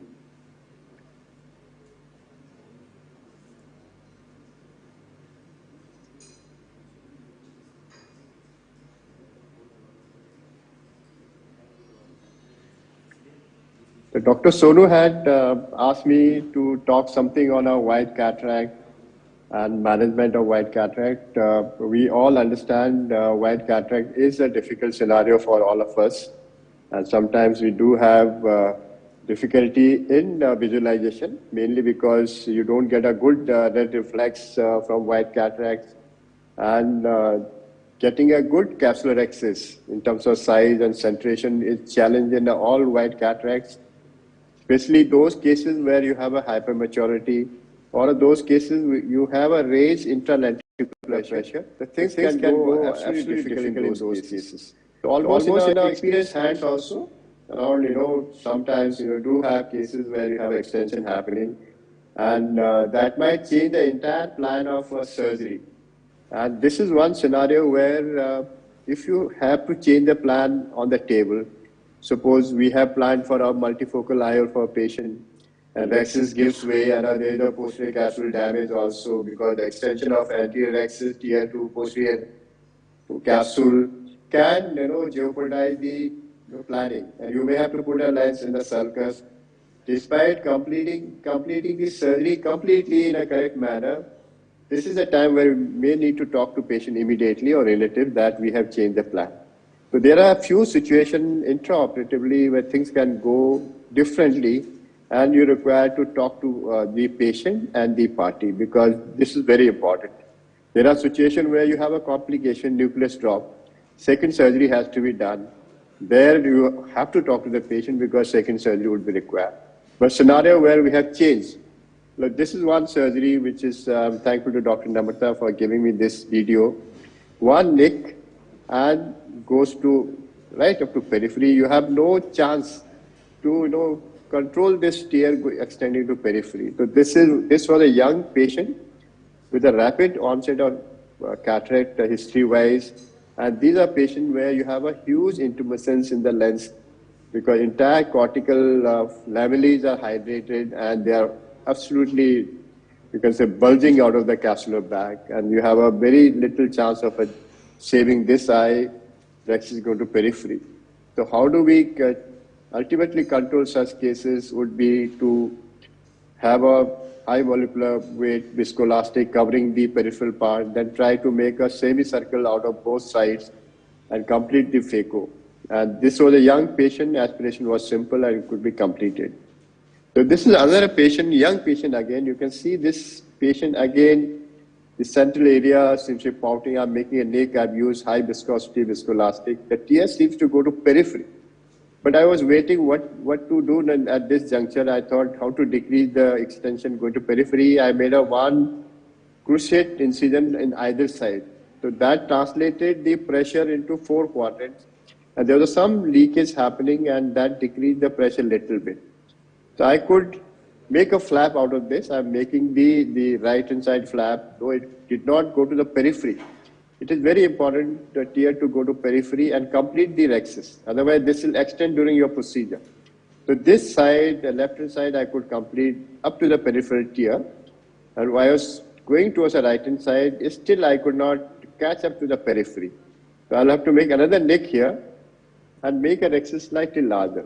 So this was the advantage of using high molecular viscoelastic substance, OVD, which maintain the pressure from anterior side to counter pressure which is coming from the inside.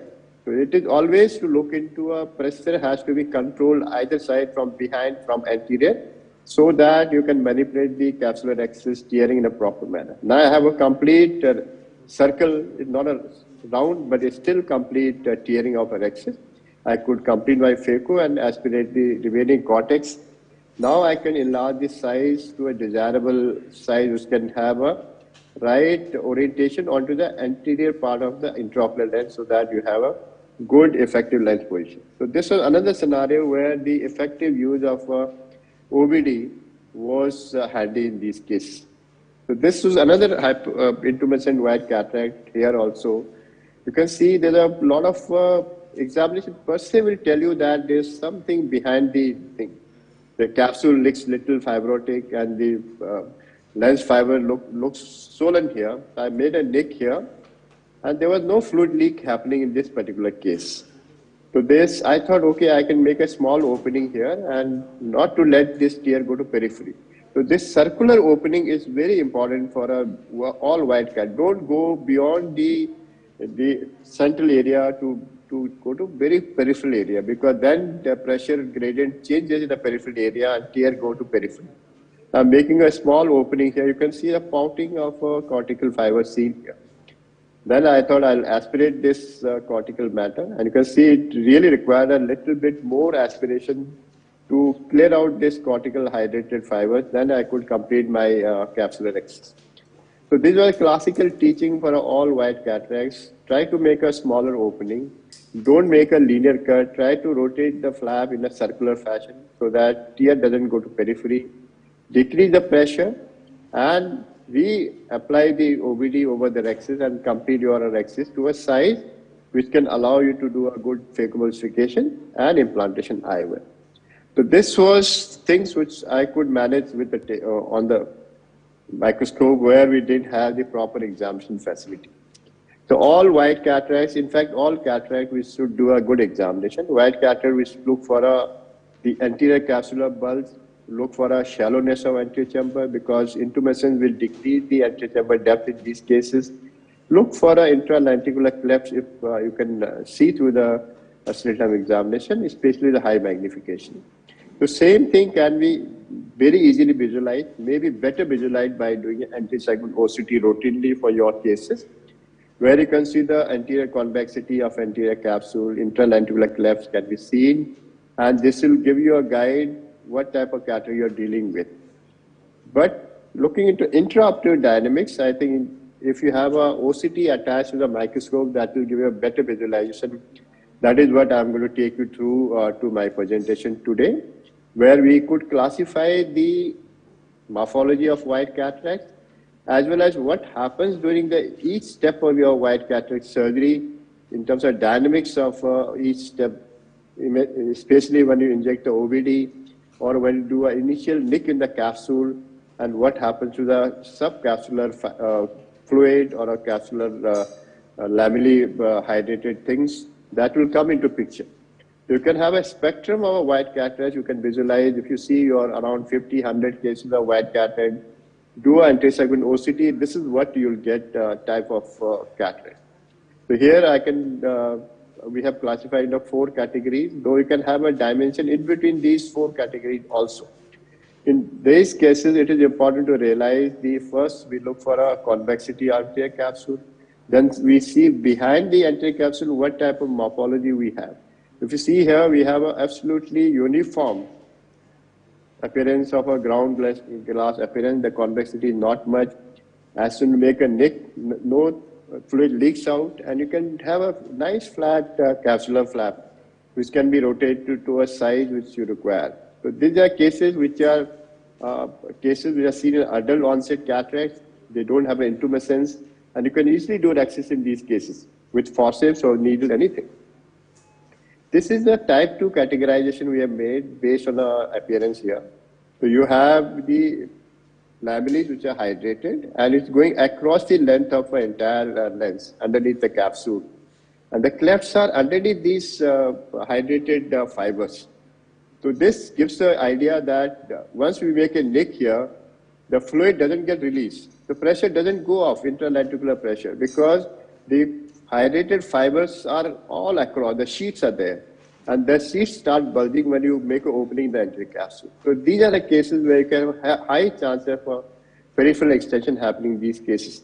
As I was talking earlier, if you make a circular movement, the chances to peripheral extension is decreases in these cases. So this is the same patient's video here. You can see anterior segment OCT. As you make a nick, the fiber tend to bulge out through the small opening here. And there's an immediate danger of peripheral rexus happening. So what I do at this stage, I'll put a little bit of dispersive viscoelastic here so they retain, tear the small opening, then aspirate the cortex here. Once you aspirate, the convexity turns into concavity, and your rexus is easily done in these cases. So idea is to decrease the pressure from behind, underneath the anterior capsule, and have a nice controlled pressure onto the anterior capsule by OBD subsequently, and do a rexus in these cases. Type 3 is a combination where you have a hydrated sheets of laminae, as well as the cortex, and there are a lot of fluid also. So these are cases where as you make a nick, the fluid will leak out. You can see here, this is the oily type of fluid. This is not a milky fluid. So this is between the type 3 and type 4. Type 4 is a hypomature where you have milky fluid. So this is in between. You would have seen many cases where you make a nick, there's some sort of oily fluid coming out. So this is the case where you have an oily type of thing coming out. But as soon as you make a nick, the pressure goes down, capsule flattens, and you can do a nice rexus in these cases. The same patient, I made a nick here, then no chance the tear will extend because of milky fluid will come out. Again, I'll try to do a small rexus, then subsequently do a spiraling technique to make a larger rexus. So spiraling is possible when you feel that your rexus is now going in a proper direction. If you feel your rexus is not going as per your hand movement and your physical force, then you must decrease the pressure in these cases. So this is a type 4 where you have all milky fluid. If you see a OCT here, you have an anterior capsule not bulging that much, but entire just below the anterior capsule, you have a homogeneous picture, which is ground glass picture, which is filled of a fluid dust. You make a nick, entire milk comes out. So this is a case where you can see this is a clinical video of the same type of patient, hypermature patient. You are sure that as you make a nick, entire fluid will come out. And again here, I have made a little circular opening so that if there is some pressure gradient change happening in these cases, the tear will not extend to periphery. Don't leave the tear absolutely radial here. In those cases, you'll have a difficulty. In this particular case, after a milk has come out, you have a large nucleus. So rexus becomes simpler because from behind, the nucleus support is there to complete the rexus in these cases. But similarly, if you have another case, extreme hypermaturity, where patient has not come to you early enough, these are cases now we see after the COVID period, where the hypermaturity has gone to that stage where the entire fluid has also gone off. So this is only capsule and the nucleus. You can see here the fibrosis seen in the capsule here. I'll make a nick here. No, nothing comes out. Despite being a hypermaturity, no fluid is there. So this is the extreme of hypermaturity. You can say a Morganian type of cataract.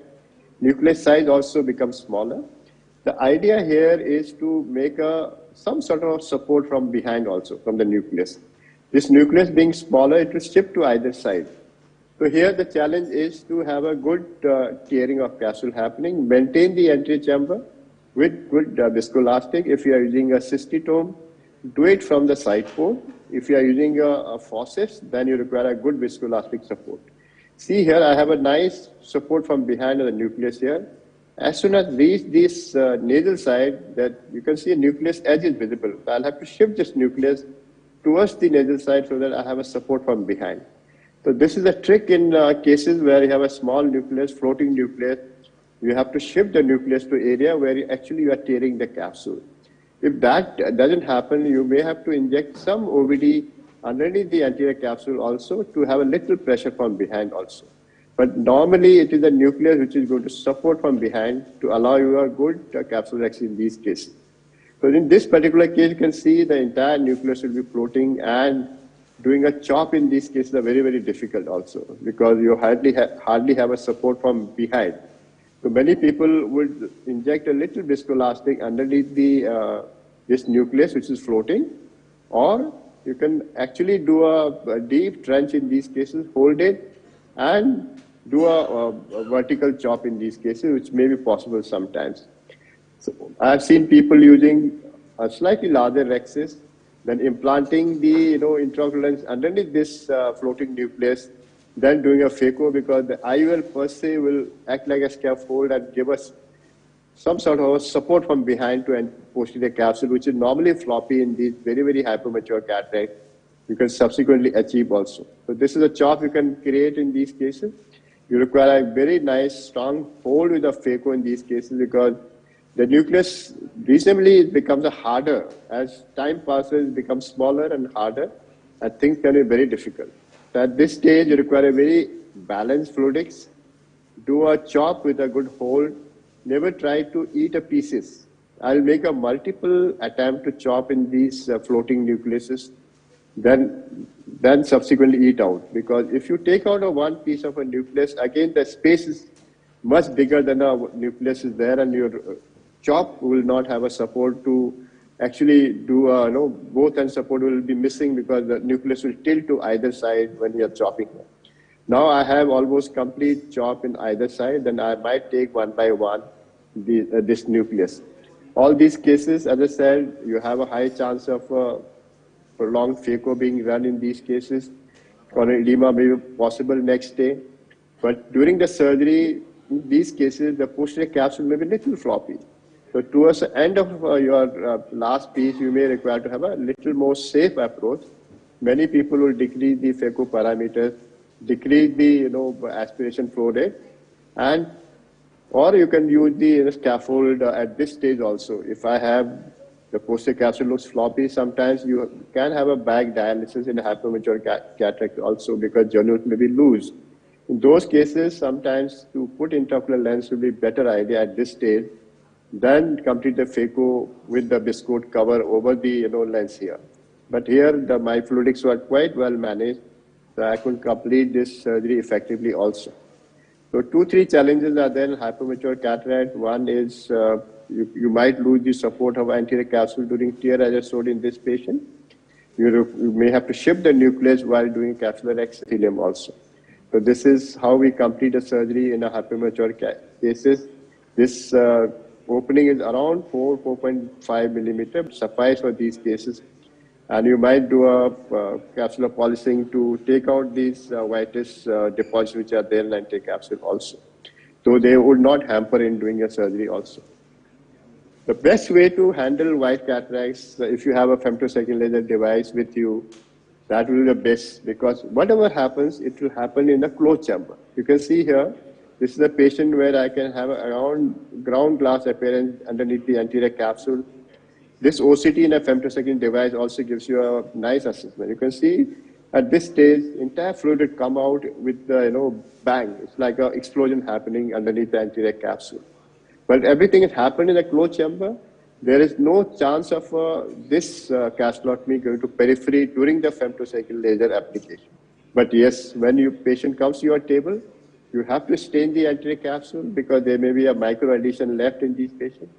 And after staining, your capsular pickup, normally I pick up directly, I'll be doing the movement which I do for a rexis here, because the micro adhesion will be taken care of very effectively, especially the area where I had an explosion, and just adjacent to that may be an area which is not cut properly. Now I have the full cut.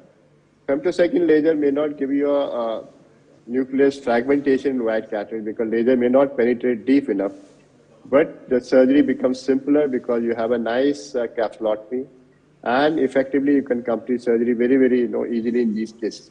So normally I do 4.9 millimeter capsulotomy in a white cataract, especially these type of cataract, and surgery becomes simpler. The OCT in a femtosecond laser devices can also delineate the type of white cataract. The subsequently you will plan surgery also. To summarize, you can have a spectrum white cataract which can be assessed by the your anterior segment OCT in the pre-op area, and that normally translate into the IOCT microscope picture also. Only difference is IOCT gives a little more visibility during each step of surgery also. And if you have this picturization in your mind in a pre-op stage also, the type 1, where they said no raised internal ventricular pressure, but it is a white cataract. There's no risk of a rhexis extension in these patients.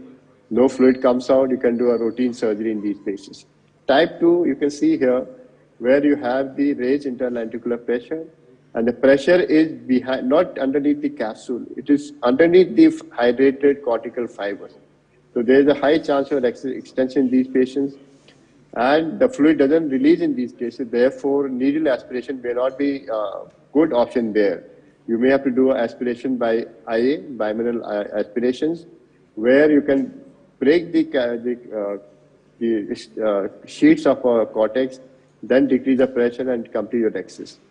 Type 3, where you have an oily type of fluid coming out, there is a raised internal ventricular pressure, yes, but the chances are moderate because you can aspirate this type of cataract with a needle aspiration directly, or you can do a release of fluid gently and use a high viscosity viscoelastic and complete your rhexis with forceps or with needle also.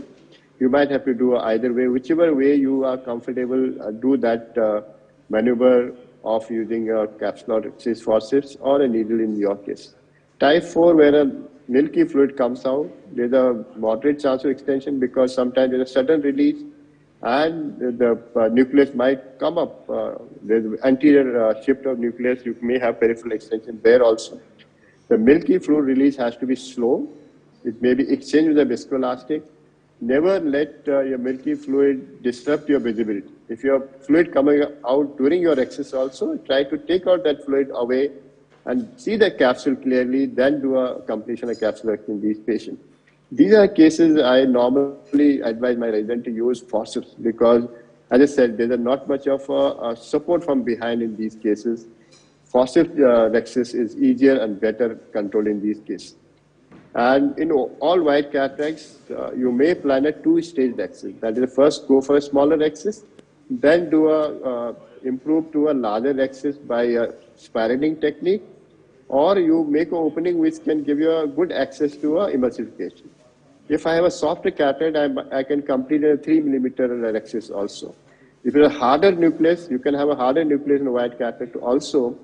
Then you require a larger rhexis. There it is important to do a large rhexis and complete your nucleus emulsification safely. The problem is when you have an extension happening in these cases, there, only thing I can tell is just pray that it doesn't extend to posterior side. That can only be done by a good fluidics. Never let your anterior chamber collapse in any stage of surgery. If your sudden collapse is happening in the anterior chamber, the tear will extend to periphery. And if you have a stained anterior capsule, there I think the Dr. Om Prakash sign, Rohit Om Prakash sign is very, very good to see the flap motility sign, which tells you that your anterior tear has not extended to periphery. So these are small tips which will really give you the advantage of completion of surgery to an extent where patient will be happy next day. So type 2, must remember type 2 is the one which can pick up in anterior segment OCT also, has the highest chance of rhexis extension in these cases. In last 5-6 years, my approach to white cataract changed. I do anterior segment OCT for all white cataracts and then plan my surgery accordingly. I know that what type of a cataract I'm facing with, how much is the anterior convexity or anterior capsule, where are the actual fluid clefts. It is the total fluid or it is a mixed type of case. Accordingly, then I plan my surgery. And because I have an IOCT attached microscope, I can see what is happening with each step. And I feel that the outcome of white cataracts has changed significantly in a better manner. Though, despite having an IOCT also, I can still have a peripheral extension happening in these cases. So that knowledge has to be there. How to manage cases of peripheral extension is also very, very important. So this is the picture you should have in your mind, and do assess your patient pre-operatively in a perfect manner. Thank you for your kind listening, and I'll be happy to take any questions. Thank you, sir. That was wonderful, wonderful. And like we had anticipated, everything from the basics to the most advanced. And I think what really stood out is that a lot of us today do have access to retinal OCTs which have anterior segment modules, even if you don't have a dedicated anterior segment OCT. And like you said, it's just about how we look at these cases in pre-op. Planning, counseling, in fact, now in this legal era, even sitting your patient on the OCT and their relatives and showing them that this is what you have. So we might expect some turbulence in the surgery. Absolutely correct. The IOL workup area has changed so much in last few years. Now the patient who are coming for eye cataract surgery is not only biometry. We have to do a biometry, we are doing an anterior segment OCT, and we are doing a posterior segment OCT also. These are part and parcel of the cataract workup nowadays. And people have to put even a topographer also, especially in a post-refractive surgery patient or where you have a little bit of a difficulty in capturing the corneal parameters. So it has become a complete setup where, as you rightly said, we need to have everything available in the cataract workup area also. Any comments from the panel? Verma sir.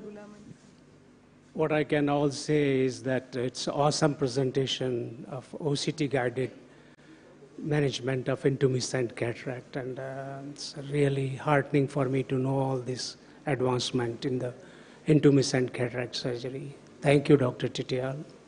Thank you, Dr. Verma. Thank you very much. And I appreciate the kind invitation from her, Dr. Sonu. And I'm pretty sorry that I couldn't come. I have a very important engagement happening today, ministerial meeting, so I couldn't come. We wish we could have seen you here physically, but this web presentation, continuous availability of this web, it's really heartening for all of us. We enjoyed the lecture a lot. Thank you, thank you. Thank you. And I would now like to invite Dr. Sonu Goyal sir on stage to felicitate Dr. Titial sir in proxy with Dr. Namrata. So, very good morning, Titial sir, and I'm extremely, extremely thankful to you, despite your busy schedule with the ministerial work that you have been.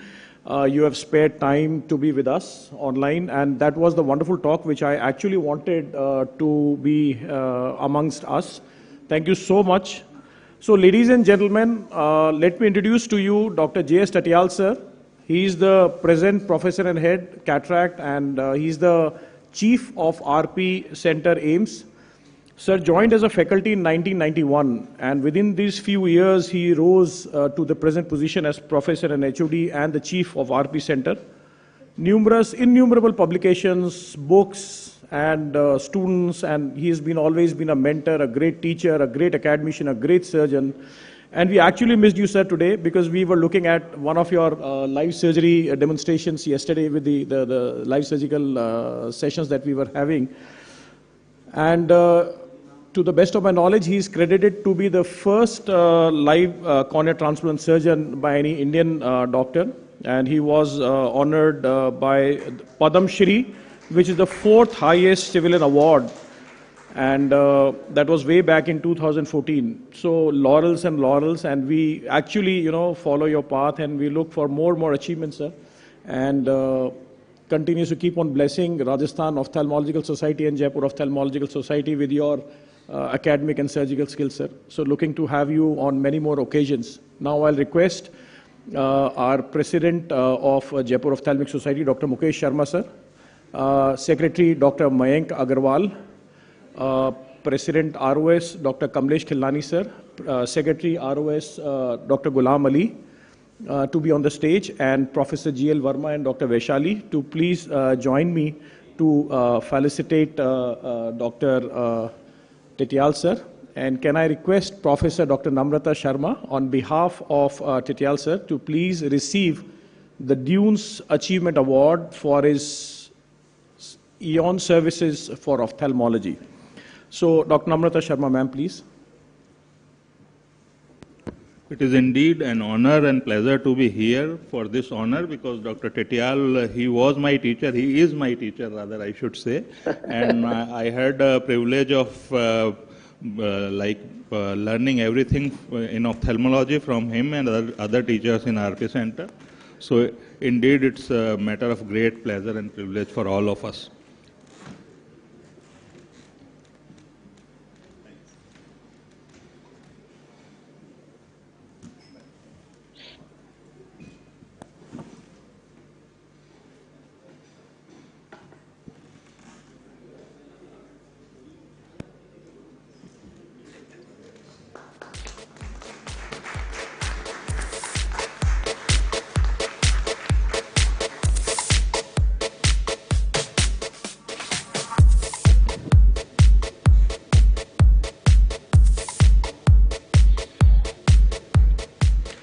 Thank you, Sonu. Thank you, JOS and ROS for giving this,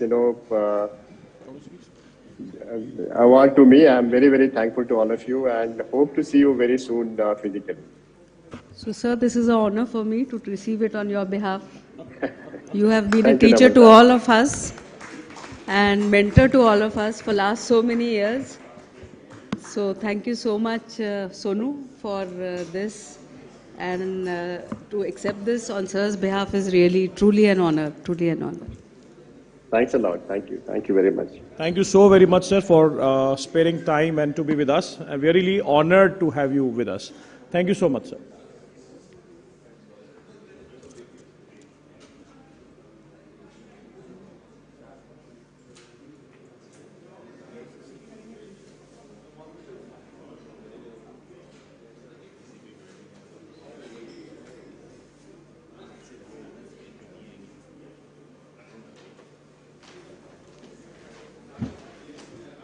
So I request all the residents that they should proceed to screen 2 where very innovative and educational sessions are going on.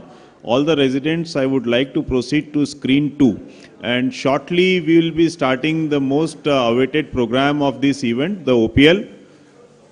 Can we have some music? I'd like to invite Dr. Gaurav Luthra to start the OPL session. I think all the teams are ready, geared up for a fantastic and entertaining scientific program.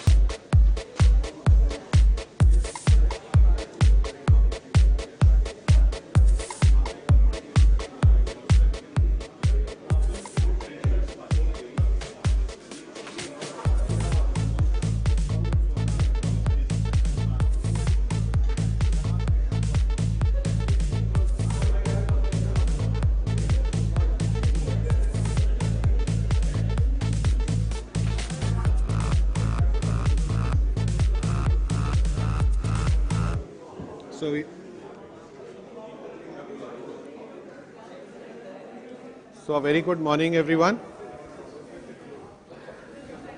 So I'll request all the teams the captains and their teams to please be ready and come up, and I'll invite, we are starting off with the Festival Dunes OPL, and it's going to be a big show.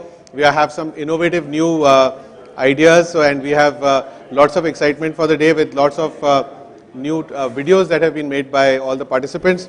I'll invite the respected judges and the match referees. So I'll invite our match referee, Dr. L.K. Nepalia sir, to please come to the stage.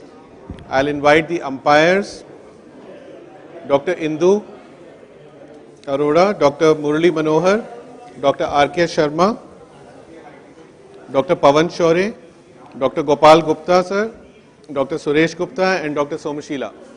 I'll request you all to please come take your place so that we can get going. And I would also like to invite our third umpires, Dr. Mahesh Punjabi, Dr. Gulam Ali, Dr. Ajit Jakar and Dr. Vaishali Mathur to please come to the stage. Myself and Mayank are going to be taking you through this exciting session today, and we have 4 teams, and all the teams are almost ready now. So please, if you have not loaded your videos yet, please put your videos together because we'll have only 18 minutes per team, out of which 4 minutes for each member's presentation and 2 minutes for the team video if they would like to show it. So we will go, the timer will be set, and any team which is exceeding its time will be automatically disqualified from the awards. So we have 4 teams today. The Biotech Dabangs, that's Dr. Arun Kshetrapal, who is the captain, Dr. Partha Biswas, Dr. Namrata, and Dr. Saurabh Luthra. Raymed Royals, Dr. Mukesh Sharma is the captain. Dr. G. Haripriya, Dr. Vaishali Vasavada, and Dr. Saurabh Bhargava are the team members. अच्छा, आप बोलो ना. Raymed Royals, the captain is Dr. Mukesh Sharma. Other participants, Dr. G. Haripriya, Dr. Vaishali Vasavada, Dr. Saurabh Bhargav. The next is Minivel Panthers. The captain is Dr. Samresh Srivastav, Dr. Amit Mishra, Dr. Anurag Mishra, and Dr. Anand Parthasarthi. Now the last but not the least is Lucidis Sultan. Being captain is Dr. D. Ramamurthy, Dr. Tejas Shah, Dr. J.S. Bhalla, and Dr. Nidhi Pathak. Virender is not coming, so you have been promoted to the captain.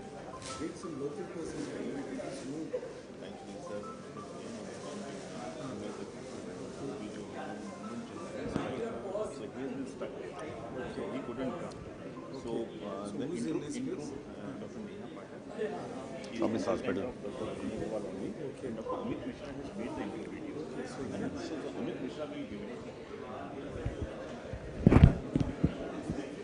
So I'll request all the teams to quickly line up. We want you on stage, and the captains are encouraged to go behind the screen if they want to. He's captaining the Virendrawali team. So for this amazing program that we've had over the last 2 days, organized by Dr. Sonu Goyal, this is going to be like almost as the grand finale with lots of excitement, lots of awards. So we have the awards today will be the best team by the judges' choice, the best team by the audience choice. So we will have voting pads for everyone, and a runners-up by the audience choice as well. Plus we have 4 awards. So I want all the participants to please hear out the awards so that you can prepare yourself well for presentation. So they will be the most entertaining video, there will be a most educative video, there will be the most innovative video, and there will be the best produced video, so best production. And each of these categories will have an audience award and a judges award. So you have to play to win.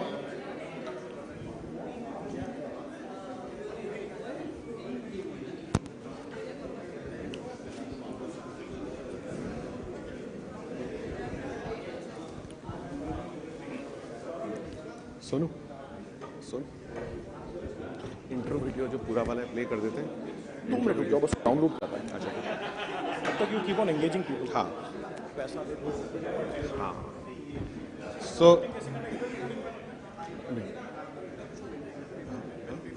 वैसे इनका voting pad रख लेते हैं, मैं इसको बोल देता हूँ तो कर देगा बड़े आराम से, बिकॉज उसमें बोलने में सबको शर्म आती है. वोटिंग करा देता हूँ. So our judges today are open to Bitcoins. That's the official currency for this OPL. So you have to please get your Bitcoins transferred ready. Each of them has their accounts, and you can take account numbers from me.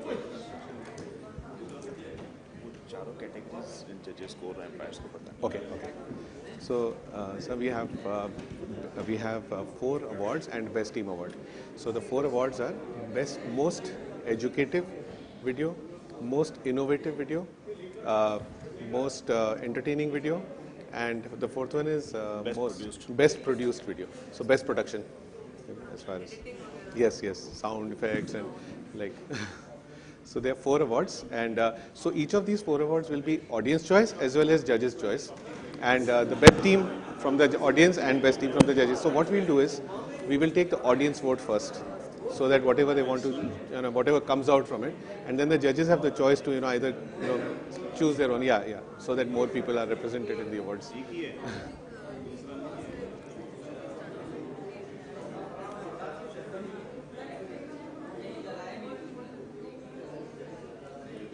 So essentially what we can do is, we can try to avoid the same repetition of what the judge audience gave. We can give it to somebody else, you know, because so that more people go back with awards, right? So that's why we'll do the audience first. Sir, what we are doing is 4 awards, most entertaining video, most educative video, most innovative, and best production. Yes, so 4 awards, and we'll do the audience poll first, and then we'll do the judges' choice. So आपको awards सारे बता दिए ना? Should I tell you again? There are 4 categories: most entertaining, most educative, most innovative, and best production. So ये 4 categories में हम लोग देंगे award. And there are no runners up. Either it is best. I don't have to do marks. That's cheap. Huh? You will have the veto power to decide.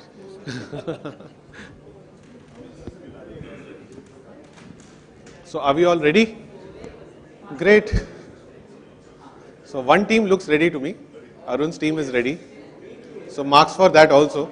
And Tejas is looking like he's looking out for a bride. But the judges are khali baithe hain. You have to dance for them. Come.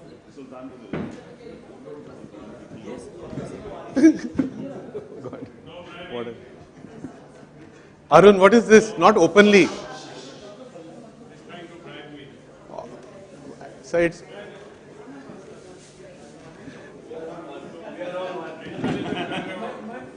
Sir, is he trying to bribe you or?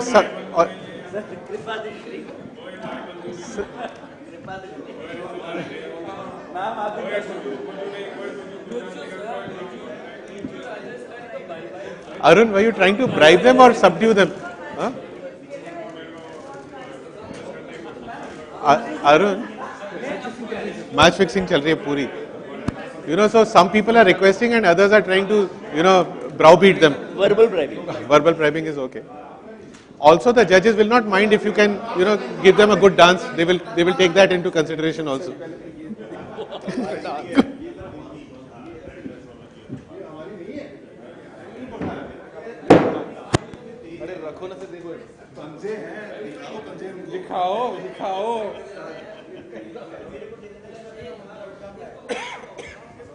So I'll request all the team members to please check their videos, that they are all set up onto one system, so that playing is not going to be difficult. Otherwise, we can have issues with audio visual.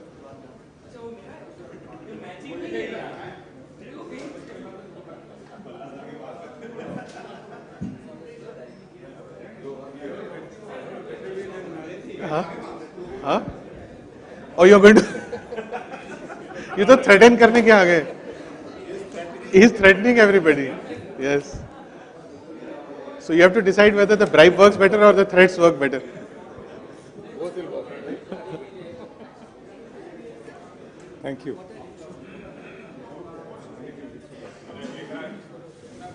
So are we all set? Can we have? इनका वो कर लेते हैं vote की कौन पहले आएगा, क्या स्लिप्स बनानी पड़ेंगी. ऐसा करते हैं.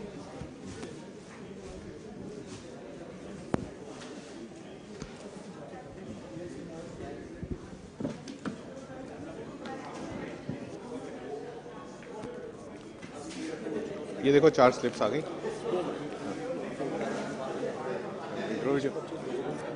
हाँ.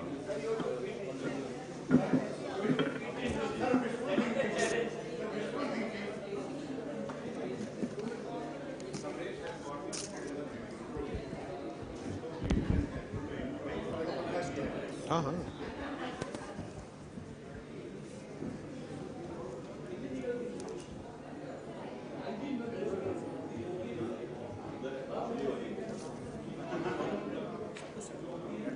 I'll request everybody to please take their seats. We'll be starting in 2 minutes.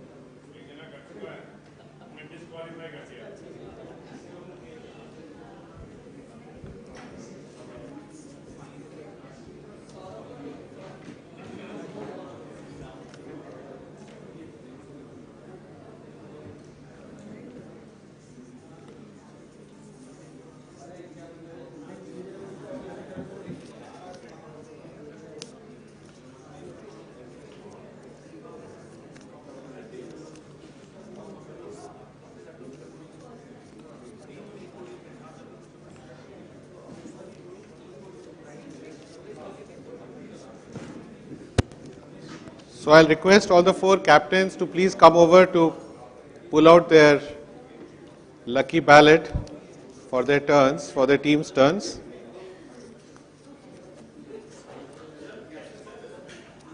So all the 4 captains are requested. I hope all the captains know their team's names. So Arun, what is your team name? We are Dabang. Huh? We are Dabang. Full name. Because you'll have to pull out the ballot and that goes by the first name actually. Biotech Dabangs. Oh, you are the Lucidus Warriors. Huh? Loose guys? And we'll be the last one in the number. So we have 4 teams. We have the Biotech team, we have the Lucidus, the Minivel and the Raymed teams. And so there are 4 teams and I have 4 ballots. I want all the 4 captains to please come and, pull out their turns. So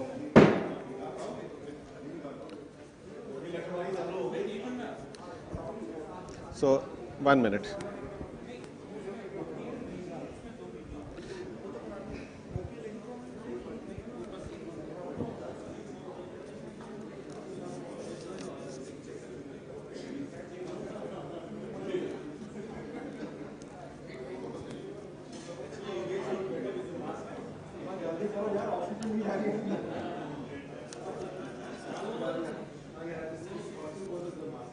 So we are rigging the ballots quickly. I'm making changes. Who wants to go? You can. I'm open to bribes also. Whoever wants to go first can tell me. Last minute adjustments.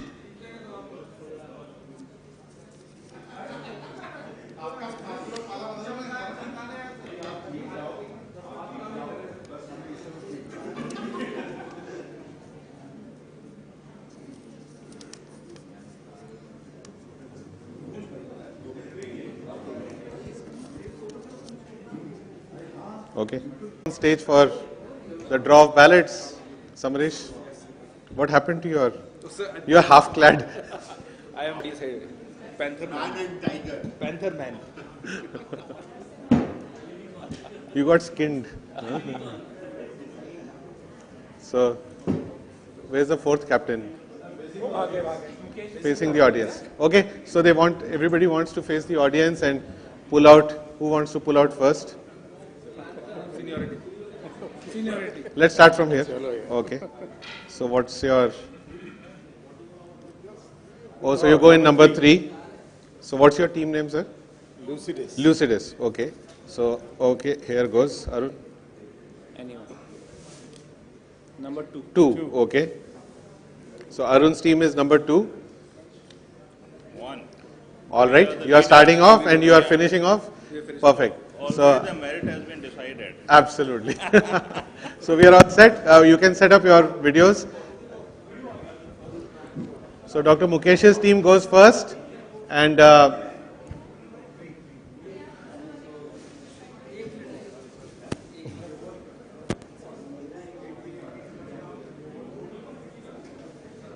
I would like to remind you again, 4 minutes to each member and 18 minutes to each team, and no changeover time permitted in between, so please have your videos absolutely ready. We will give exactly 18 minutes.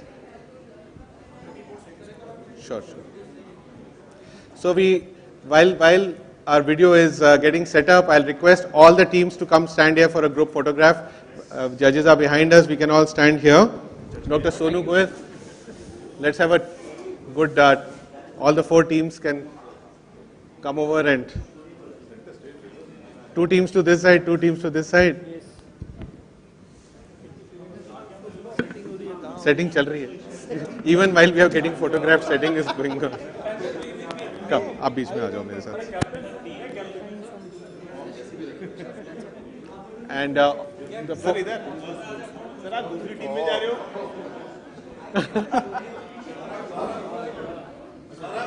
So I hope our judges, sir, I'll request all the judges to stand up so that they are also in the picture. Sorry for that. So if you'll all stand, then maybe you can stand right behind us. आप यहाँ आ जाइए सब लोग. Yes. Come, you have to. All the teams have to stand together. Sir, इधर. अच्छा, पहले आप ऐसे ले रहे हो फोटोग्राफ. आप इधर इनके साथ आ जाओ फिर इसके बाद.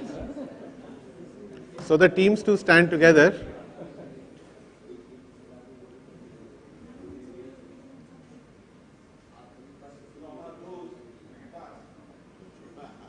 Who was on the toes? Thank you. Thank you.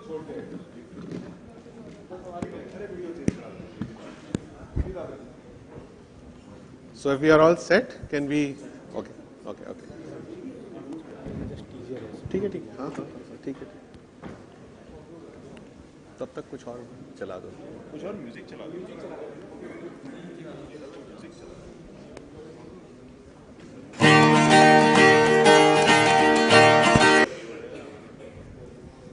So we have almost 20 trophies up for grabs, guys. So please be at your best.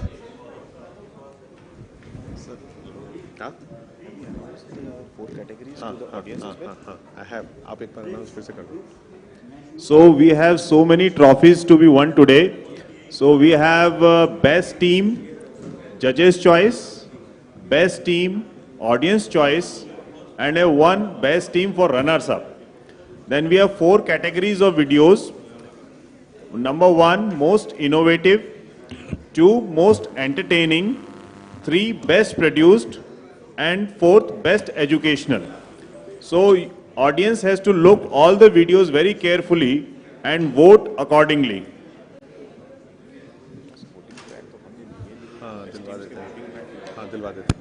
So I'll request the audiovisual team to distribute the voting pads to the audience. No, they can give it to them at least. Opening video on. Yes, let's have it. So all eyes on the screen for the opening video of OPL 2023.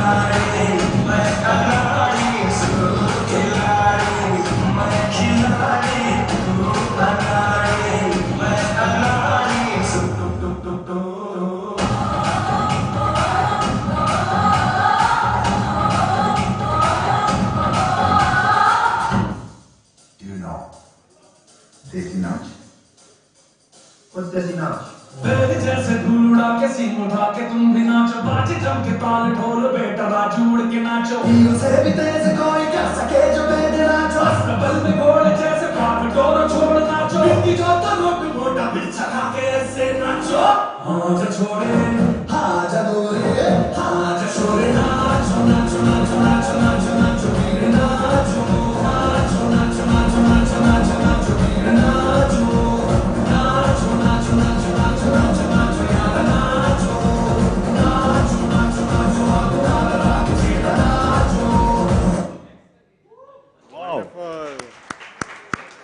amazing video.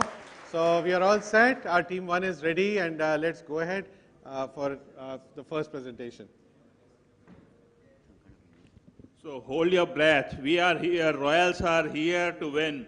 And our first presenter is none other than Dr. Saurabh from Bikaner, the land of Veer and Shurveer. Saurabh is here to rock. Hello everybody. We are the Raymond Royals, and we'll speak no unscientific gymnastics. We're going to teach you, we're going to show you pure science. And here we go.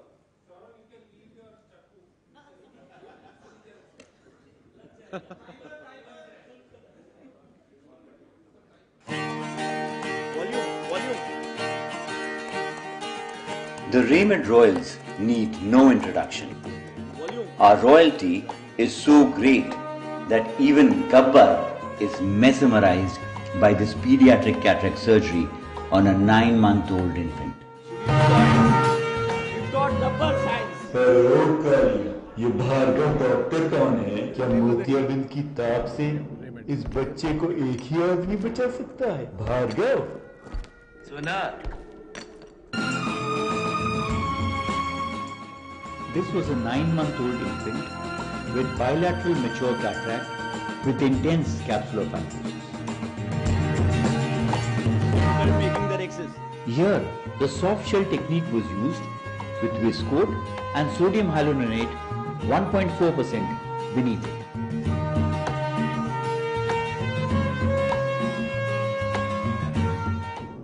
अरे ओ सांभा, इस बच्चे की मोतियाबिंद की आगे की झिल्ली तो एकदम चमड़े के माफिक मोटी हो गई है, सफेद चमड़े जैसी।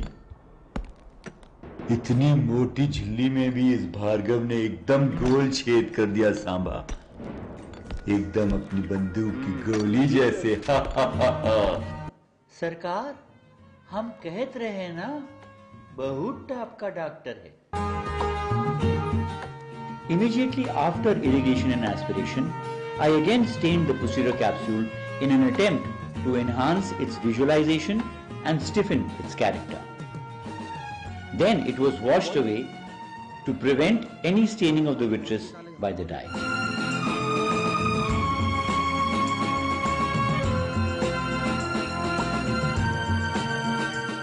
Then the posterior capsule was punctured with a 27 gauge needle, and we injected viscoat in the Berger's space so as to create a space between the posterior capsule and the anterior hyaloid phase. Because the capsule was stained, the visualization was much better. Obviously, the coaxial illumination and good resolution of our microscope made our job easy. Here we need to remember that the posterior capsule is just 3 microns thick, which means it is almost 3 times thinner than the anterior capsule. It behaves very differently, and the vector forces should be directed towards the roof of the cornea. अरे इस भार्गव ने तो इतनी पतली पीछे वाली झिल्ली में भी नीली पिचकारी मार दी सांभा। इतने पतले और पैने औजार हमारे पास क्यों नहीं है कालिया? हम तो पहले ही कहते थे सबसे अच्छे डॉक्टर हैं ये। बहुत प्यारा आना लगता है।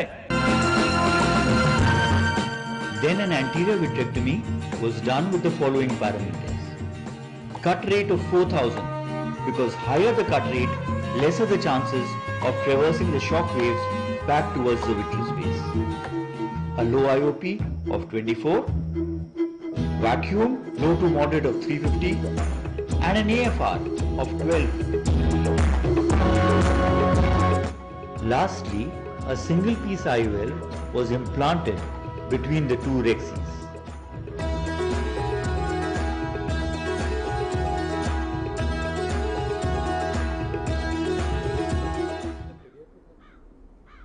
अब ठीक है। हाँ, अब ठीक है। कमाल हो गया। So you just saw what the Royals can do. A die-hard criminal becomes a soft-hearted admirer after seeing such an immaculate surgery. शाबाश।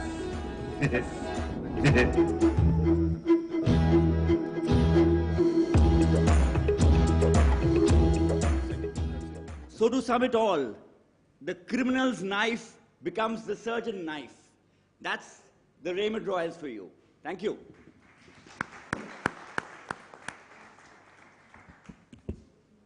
We now have none other than our captain, the champion, Dr. Mukesh Sharma. I think his presence is enough, and I'm sure the case he will show, I'm sure nobody in any of our competitor teams will be able to match it. Over to you, sir.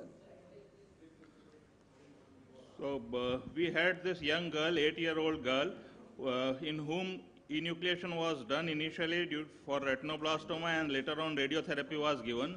So she had an absolute contracted socket. Actually, there was no socket, only glued skin is there.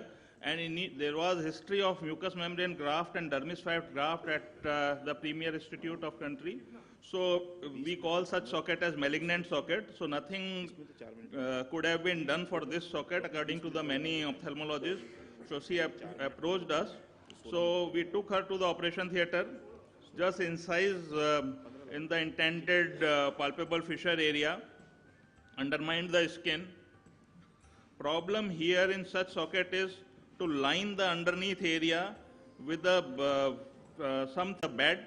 So we had to line the bed. We had to line the upper lid and lower lid both. So we require something which can provide us around 7 to 8 centimeter of area, surface area. And mucous membrane, obviously we cannot do, we cannot achieve more than 3 to 4 centimeter. So DFG was also done. And we know that amniotic membrane is not successful in lining the socket. So what we thought was to utilizing skin, and this is the periumbilical area. So we have taken 7.5 centimeter by 2.5 centimeter, a huge graft from ophthalmic standard. So we are injecting xylocaine here, lignocaine, and we are just taking out, harvesting the full thickness skin graft, and we have sutured the periumbilical area also. So just defatting the skin so that it becomes little thinner. And then we have taken this skin onto the socket. Center part of this graft is sutured at medial and lateral canthal area. So it is a 7.5 centimeter skin graft by 2.5 centimeter. So around 2.5 centimeter is utilized to line the socket bed. Other 2.5 centimeter will be utilized to line the upper eyelid inner surface, and other 2.5 centimeter to line the lower eyelid inner surface. So we are just draping this skin into the socket and suturing it. Just to have a perfect mold, we have inserted the conformer and given further more draping. So at this point of time, this skin is seen as rolled up, but this will be flattened. So once we have completed the suturing, we have inserted finally the conformer in. This has perfectly draped out the skin all over, and then we have completed the suturing. So this is, and we have done 2 tarsorrhaphies. So this is the post-op day 1 of patient, and huge scar area over periumbilical area. So we have taken a patient again after 2 months just to loosen up scarring here and there. So we are injecting 5 FU in upper eyelid and in lower eyelid. We have done this 3 times every month interval, and also in the periumbilical area, just to have scar molding there. So it is 6 months down the line since we have done the surgery. Patient is behaving well. This particular video is of 2 months after surgery, and injection of 5 FU in the periumbilical area also. So we are still following up the patient, and now we shall insert the artificial eye here. So it is 6 months, there is no obvious contracture anywhere, and we hope that patient should do well. Thank you for your patience, sir.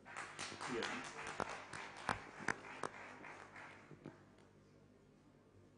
So now we have none other than Dr. Harpriya to rock, and she will be showing here something which you all owe. So Dr. Harpriya, please.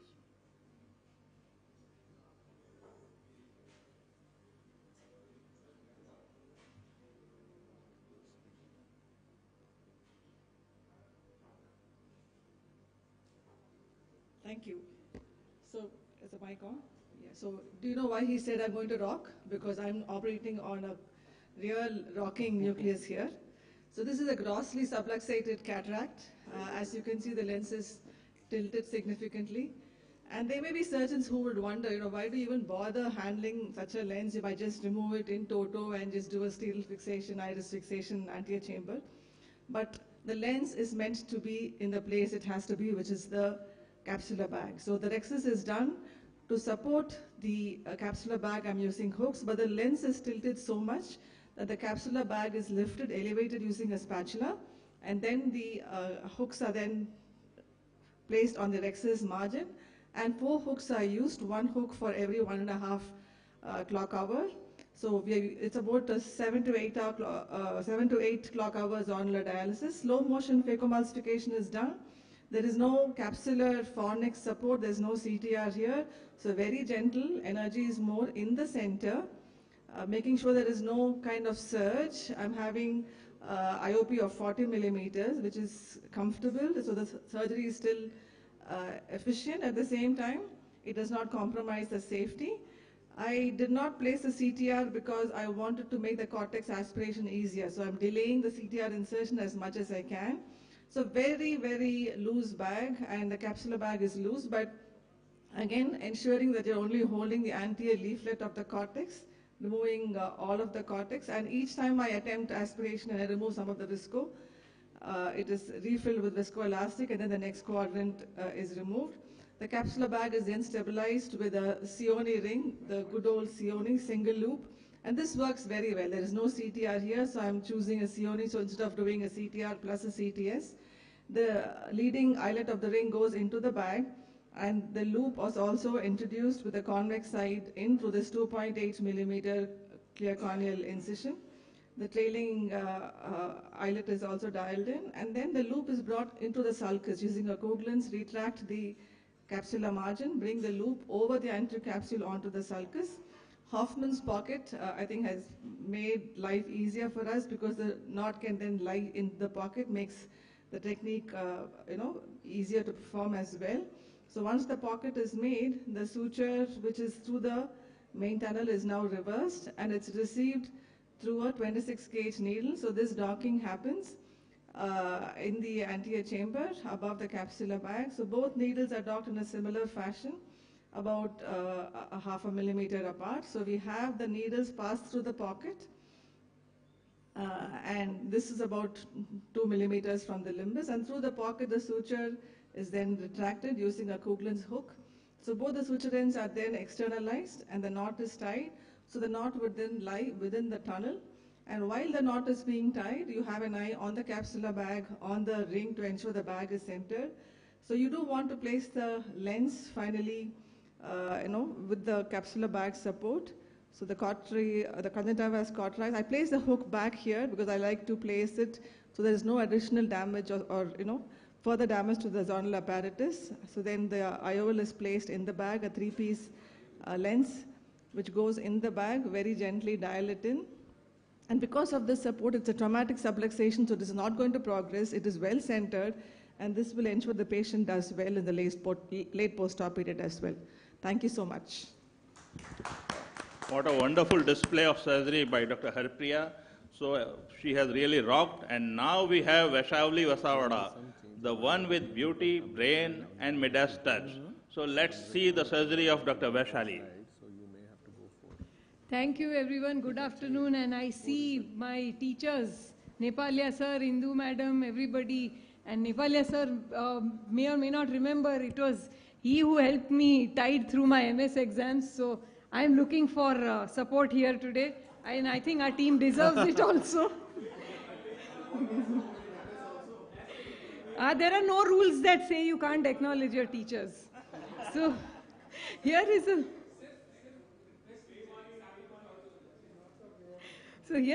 again a pediatric eye, a very small pupil. You can see a membranous cataract, and the horizontal corneal diameter, as we checked in pre-op, is less than 9 millimeters.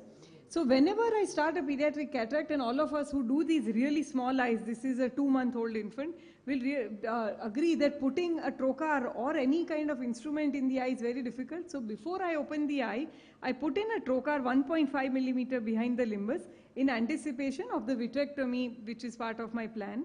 I will use iris hooks here to hook up the pupil and stain it with trypan blue so that I can, like Dr. Saurabh Bhargav also very elegantly showed, not only see it better, but also it becomes a little more easy to handle.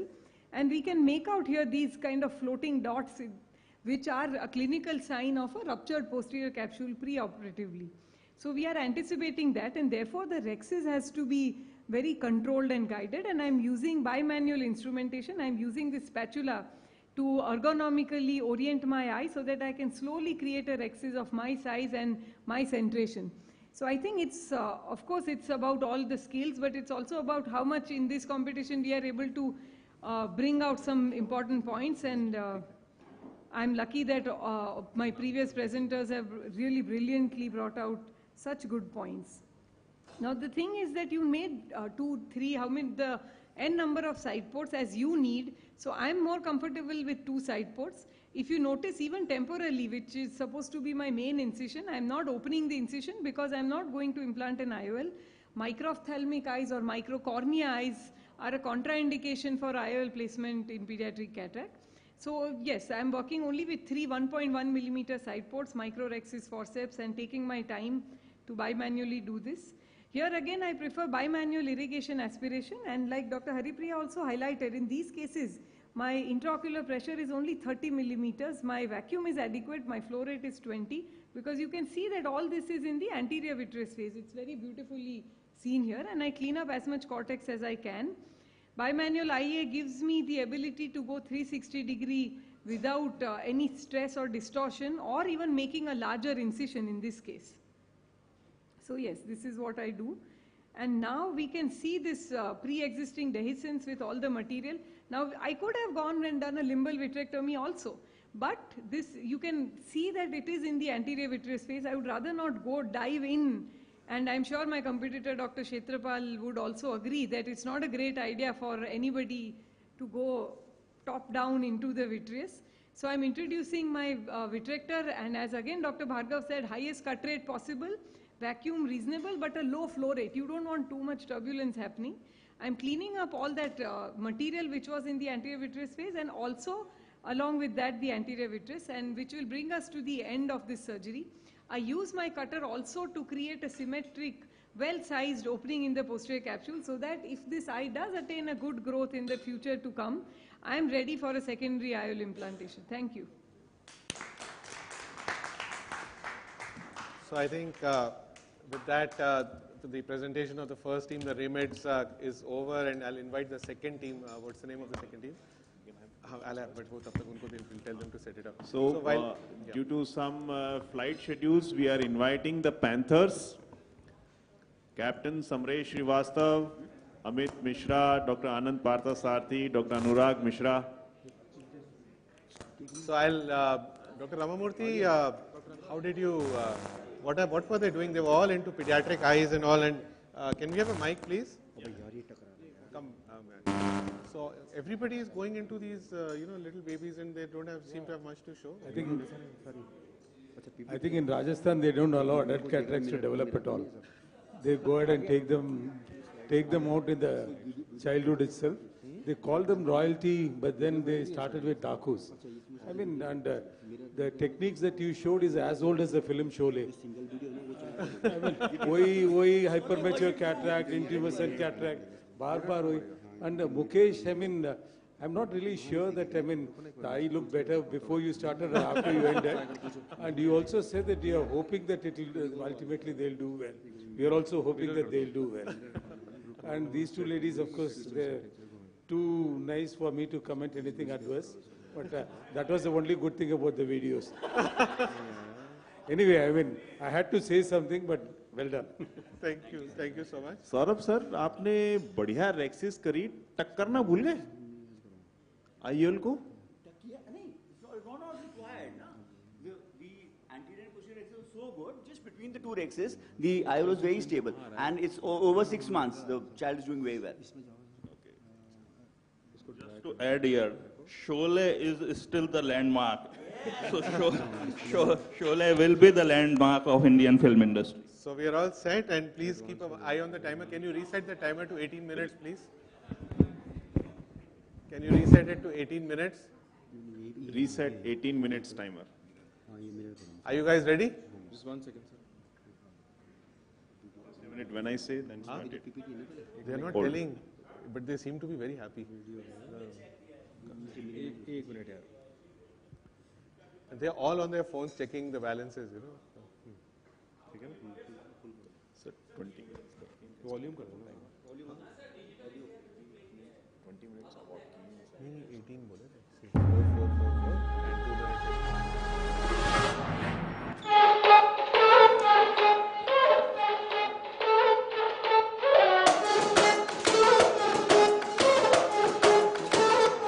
Let's go. 정상인 척하는 힘 좀 빼. 짓고 있는 미소는 새. 락이 풀리면 똑같아. 눈을 날 속여. 허벅지를 풀려내. 정신이 간신히 잡대.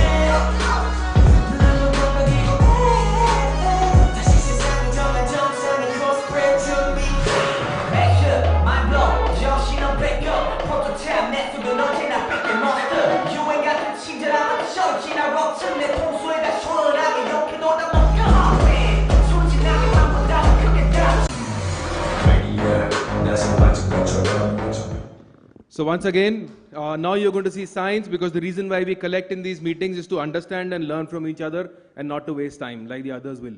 First speaker, we have none other than Dr. Anurag Mishra, who's an extremely prolific surgeon and a really Audio है? Panther आधे अधूरे से लग रहे हैं. Sir sabotage कर लिया, gloves देखिए.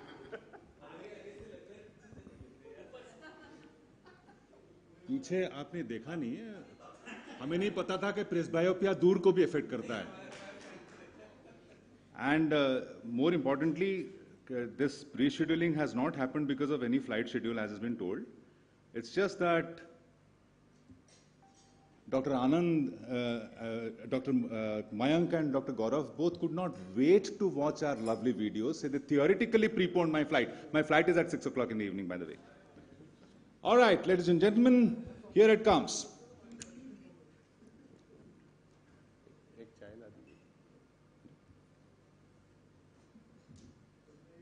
Diwali, the festival of rejoice, family, lights, and a lot of colors. Not so much for an 8-year-old boy who happened to be at the wrong place at the wrong time. Suffered a firecracker injury, being very close proximity to a firecracker, which completely damaged one of his eyes and rendered it physical. The other eye also suffered massive injuries, leading to multiple corneal opacities, but the child kept running away from the hospital in rear apprehension. Came back to us at 72 years later, when he had perception of light vision, a lot of corneal opacities. A T9 toric implant was what was required for the patient, but thankfully, the cornea at least showed a bulbous dumbbell, but at least some regularity there. The pupil was not dilating, and there was adherent glaucoma. After staining, you would really clearly see the picture of the corneal opacities. So a soft shell technique of viscoelastic implant. Since it was an adherent glaucoma, no other pupil stretching device could be used for this except the good old iris hooks. So after making multiple entries, just to allow the access of the iris hooks to do the job, the main port was used to sever a few iris processes that were running from the pupillary border to the corneal opacities. Next in, the iris hooks were introduced. The pupil was expectedly not very elastic, but at least it could be stretched to significant proportions to allow the subsequent steps to be taking place. The clear area on the cornea was very minimal, and I had to use that to maximum effect to enhance my visualization. This was a one-eyed patient. It was always playing in my mind. multiple types of viscoelastics. So T9 implant had to go in, so I had to have a complete intact capsular bag. So with a lot of difficulty, the rhexis was complete. And the only area which was relatively opacity-free was used to see the chop to ensure that the crack is complete and divide the nucleus into several pies. After doing that successfully, each of the pies were removed one after the other. Since this was, again, a toric implant of the T9 proportion, I had to ensure that it is sitting right across where it is intended to. So I used the irrigation cannula instead of viscoelastic or any other substance, ensure that it goes into the bag. The rhexis margin was difficult to locate amidst all these corneal opacities. The trailing haptic was tucked in, again trying to visualize the rhexis margin properly so that it goes right into the bag. What helped me was to see that the bent knee of the haptic is tucked inside safely.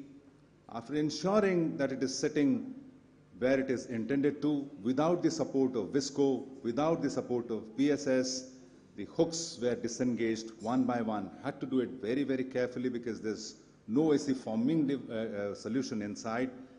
But once all the hooks were disengaged and removed, finally, the axis where the IOL was sitting was reconfirmed using a Y hook. And after satisfying ourselves, the case was closed, the patient was left to go. The post-operative clinical picture of the slit lamp will show that we couldn't offer him much more than 624, but the satisfaction is the 624 was at least an uncorrected 624. It's been a couple of years down the lane since the surgery was done, and the patient with one of his function and the only functioning eye is doing pretty well. Thank you so much, ladies and gentlemen, for the kind attention. Thank you, Dr. Anurag. What an exceptional display of skill. And now we have Dr. Amit Mishra, who's going to show us how he is managing our competition's complications.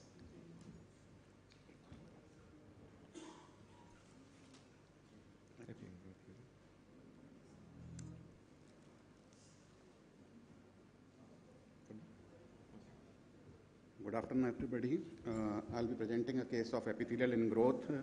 This patient presented to us after LASIK surgery 3 weeks post-op, and on examination, one can see the aggressive epithelial ingrowth inferiorly with the fistula formation and flap melt. And on the sideways also, nidus of epithelium clusters, pod-like clusters are being seen. So if this patient is being left unattended, it would increase and give rise to visual compromise. This is the OCT showing the epithelial ingrowth. So we've taken the patient in OT, raised the flap from an area away from the area of necrosis, and avoided the area of necrosis.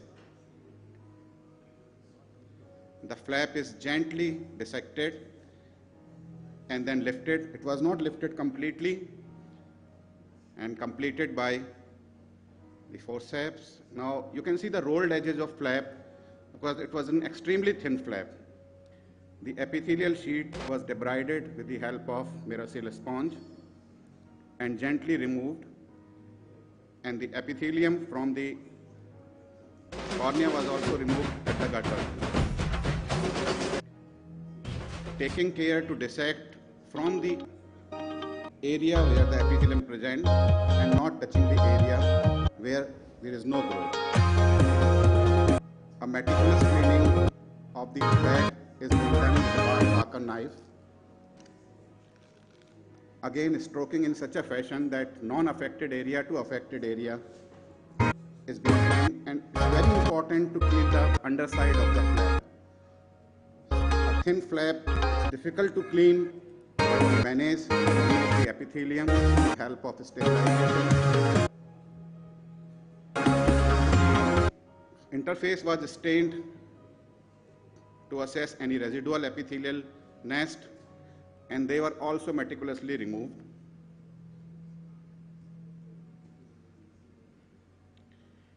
The interface was thoroughly washed, and then flap was gently reposited in place.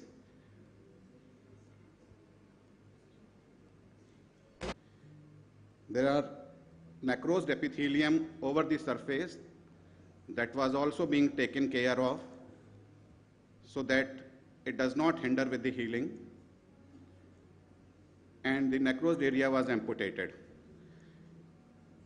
I always suture these fistulas, and the sutures have given us 100% result as far as recurrence is concerned.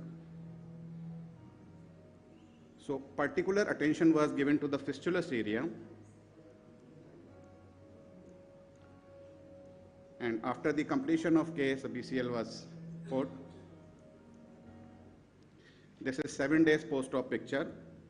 Till now there is no epithelial ingrowth recurrence, and we could not see any nest of the epithelium. The flap is healing well. And on performing an anterior segment OCT, one can see the area is crystal clear of any residual epithelium, and the topography shows the regular picture. So the patient's eyesight is saved and it being preserved. Thanks a lot, Dr. Mishra. I think what we need to learn from this is the patience, the incredible patience and the delicacy of handling of tissues, and how beautifully one can achieve such good outcomes from this.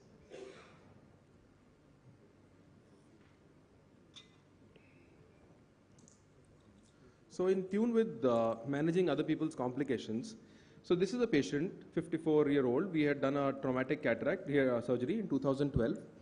And since the patient had landed up with an aniridia, we did a double aniridia ring. But for some reason, the patient, instead of coming into my clinic, landed up in Vaishali's clinic. And she, being upset with the nice surgery I had done, gave him a tight slap, and the whole lens bag complex dislocated. And the patient came crying into my clinic. And this is how the patient looks now. And I'm trying to explain that it's natural and that's how it happened. But the real fact is the sutures degraded over the years. And this is how, it's a heavy bag. It's got 2 aniridia rings, it's got a hydrophobic lens in the eye, and the whole thing is dislocating downwards because of the excessive weight of the complex causing zonular stress. Now I have a few options here, and I wasn't sure of what to do. Should I explant the entire thing and do a scleral fixation, or maybe some sort of fixation like intrascleral, like a Yamane or other fixation techniques? Should I try and fixate the same capsular bag inside?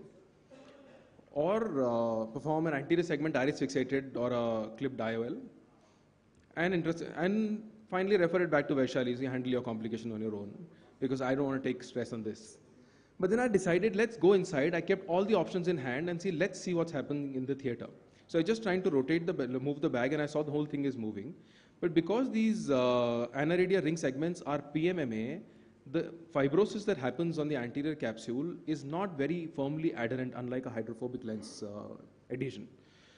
I tried to dissect it out with a 26 gauge bent needle on that side, and with a little bit of dexterity, because it does involve stabilizing the bag with one hand so that it doesn't dip down and fall. So my left hand is stabilizing the bag, and the right hand from there is trying to dissect out the capsule so that I can create some sort of potential space where I can maybe try and fixate the entire complex, because the other option is to do a 6 or 7 millimeter corneal incision and then have the trauma of having multiple sutures, and then it sort of kills the purpose.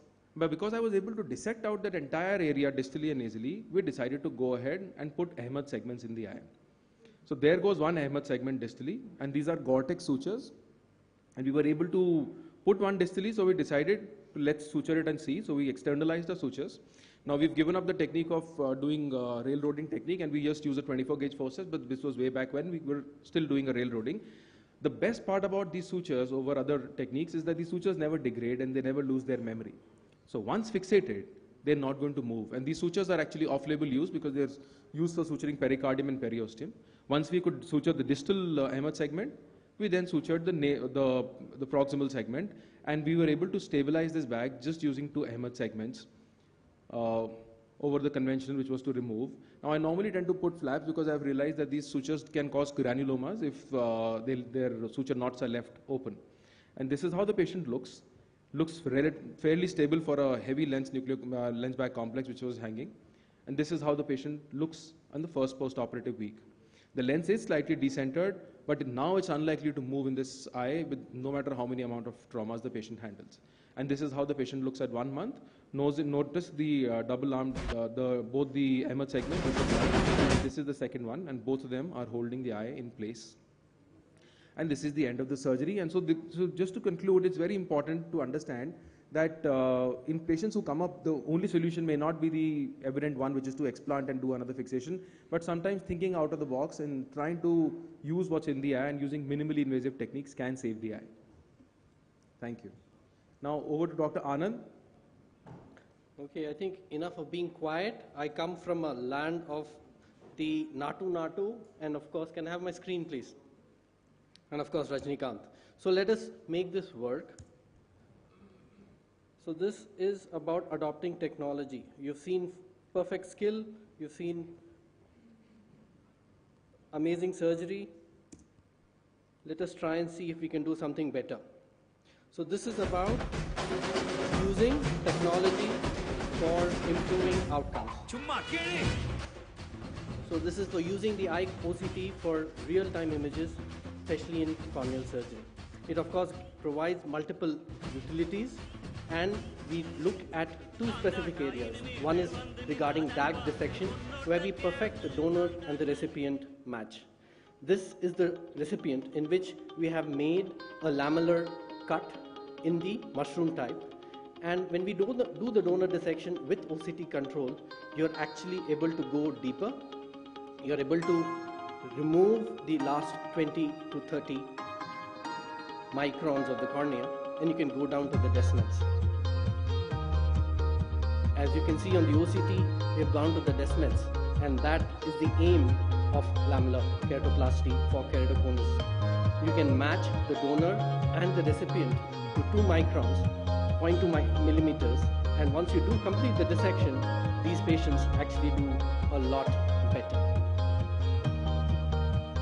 Of course, you need to be careful because you're near the posterior part of the cornea. The donor is cut on an artificial anterior chamber. You remove you use Tripandlu, remove the decimals. And with the perfect match, almost like a lock and a key, these patients actually do very, very well. And the recovery is much faster. These patients can convert from something like this to the previous photo that I showed you. Very advanced topographies can also be treated. In donor dissection for reset, you need to get a very, very thin graft. So with the use of the IOCT, you first go down, make an initial incision, you realize that you're actually quite superficial. And that accuracy is very much possible. This is about 50%. You go back, you bring it down to about 70%. You realize it's still very, very thick. So I like being thin, though I'm not right now, but we go down deeper. We go down to the last 20%. With the iris spatula, as you can see now, we're in the last 20% of the cornea. The dissection is done very, very carefully. You can actually make out 3 planes of dissection, which is done for this patient. You extend the dissection across the whole cornea, and you're in the last 20% of the cornea. These patients will see better because it's a thinner graft.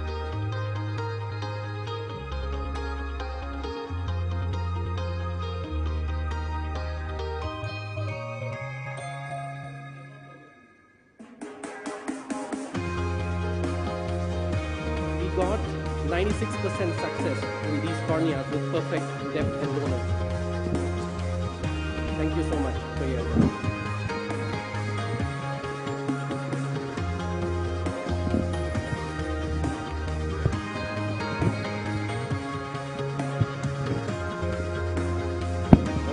Thank you so much for your attention. Thank you. So, thank you, Panthers. The next team will be Dabangs. The biotech Dabangs. So your team is going last. There was a small change because of the flights. What is these half-clad tigers? They're treating complications from all other teams. They said they were all your complications, your team's complications. Actually, what's happening is that their presentations, they were not fitting the scientific scrutiny as their dress is not fitting their body. Only thing good with them is their monkey mask. Oh no, monkey not. It's panther mask. Otherwise, let me come to you also. See, what he has done is that after the ablation by laser, he has done some ablation with a knife also, so that there can be some more correction. And Dr. Mishra, what were you doing? In a central thick corneal opacity with lot of optical phenomena you are introducing inside the toric IOS. And that too in the one-eyed person. No, not good.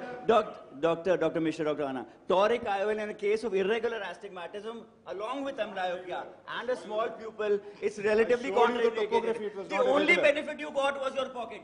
Your pocket was much friendly. You are right, actually I should have enucleated the eye. I should have enucleated the eye. I totally agree with you. Samaresh, option number 5-6 बहुत सही था. Option number 6 is best. Retire होना था, लेकिन क्या करें, पैंथरों को आना पड़ता है, किसी और से कुछ हो ही नहीं पा रहा. सर, इनके लिए हमारी मुंह नहीं पूछ ही काफी है. दिखा दो और चलो.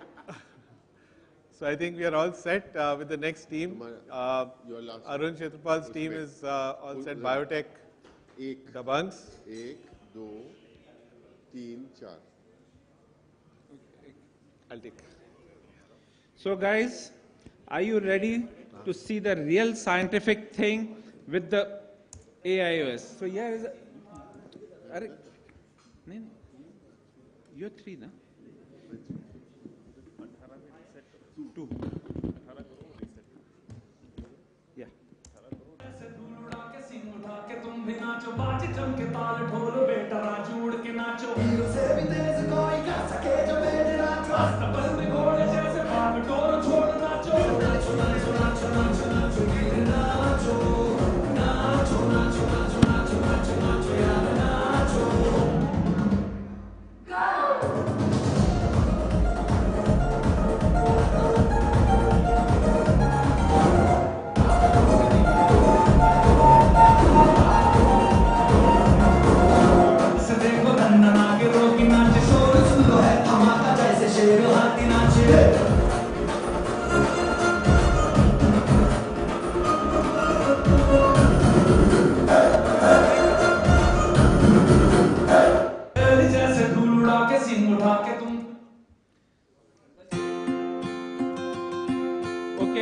You can leave Tejas, because after this there will be no team left to showcase anything.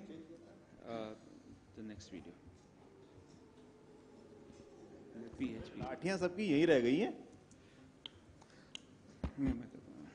So guys, I'll be presenting this case. Saurabh, मोटा सफेद चमड़ा क्या होता है अब आप देखोगे. So this is a case of a congenital cataract, a 4-month-old baby with a PHPV, persistent hyperplastic primary vitreous. After making the side ports and staining my anterior capsule, I make a main port opening and I'm releasing the adhesions between the iris and the anterior capsule. All the adhesions are being released, and this is a very thick anterior capsule. It was very, very hard to perforate it, but I managed to get a small aperture there, and this small opening in the anterior capsule was then enlarged with the help of forceps and scissors. Scissors were used to cut this and to make it a bigger opening, and at times we had to use a bimanual maneuver, holding the capsule with the forceps and then cutting it with the help of the scissors. And if you can appreciate that there is a blood vessel traversing from the capsule to the iris, and as this blood vessel was cut, the bleeding started. Not only the bleeding started, the iris also started prolapsing. The iris was very, very fragile, febrile, and any attempt to push the iris inside failed, and it kept on prolapsing out. So it was decided to suture this main incision and carry out rest of the surgery through the side ports. The iris was gently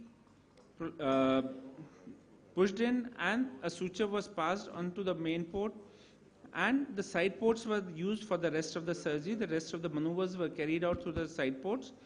All the hyphema which had collected was drained, it was removed. Once the hyphema was removed, the anterior capsule was removed. You can see the vessels there, the thick fibrous posterior capsule and thick vessels. A 23 gauge cautery was used to cauterize all the bleeding vessels and the vessels present on the thick posterior capsule or the thick fibrous capsule. It was a membrane, a thick chamda as Saurabh Bhargav will call it, to achieve an avascular posterior capsule. Once all the vessels in the posterior capsule were cauterized, it was made sure that there are no vessels left. All the vessels are being cauterized here, so there is no more bleeding. Once it was done, an MVR was used to perforate through this thick membrane, a thick fibrous membrane, and once the perforation was achieved, then the scissors were used to cut this thick posterior fibrous membrane in piecemeals. Small nicks were made, and the posterior capsule or the thick posterior membrane was excised using scissors and forceps, and using the bimanual technique wherein you hold the membrane with forceps and cut with the scissors. You need a dexterity, both your hands. The idea was to clear the pupillary membrane of any of these opacities, and once the pupillary membrane was clear of these fibrous opacities, then anterior vitrectomy was carried out to remove the vitreous and the blood admixed with the vitreous in the anterior face, and then air was injected. Once anterior vitrectomy was done, the air was injected, the chamber was formed, and all the side ports were sutured to achieve a good stasis. Thank you very much for your this video. Now I present Dr. Saurabh Luthra. He'll be presenting his white cataract. So can we shift to my yeah. So after seeing our captain, हम छोटे बच्चे से थोड़े बड़े बच्चे पे चलते हैं. This was a routine case. We were ready. Staining was done because it's always better to stain. We hold our hearts, count our fingers. सब ठीक है, चलने दो. A small, nice rexis started. The whole plan is, do a good rexis. And the dhadkane have started to change because it's starting to go out. ये जा रही है बाहर. So I have to stop, think. The music changes. Tension बढ़ रही है. You can suck this. ठीक है, इसको कम करते हैं, थोड़ा pressure कम करते हैं. Let's see. We've learned something from Dr. Little here. That maneuver. Be gentle. Hold it at the right place. Go a little more closer. And then when you have that sweet spot, just go in the opposite direction. Let's see in the slow-mo. And I get it back. Yeah. So once I have it back again, my heart music changes. Everything is again back to normal. There's nothing to worry. The capsule can be maintained. And we finished the rexis.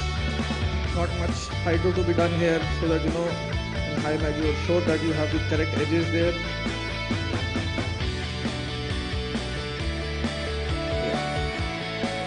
So now it's a soft cataract.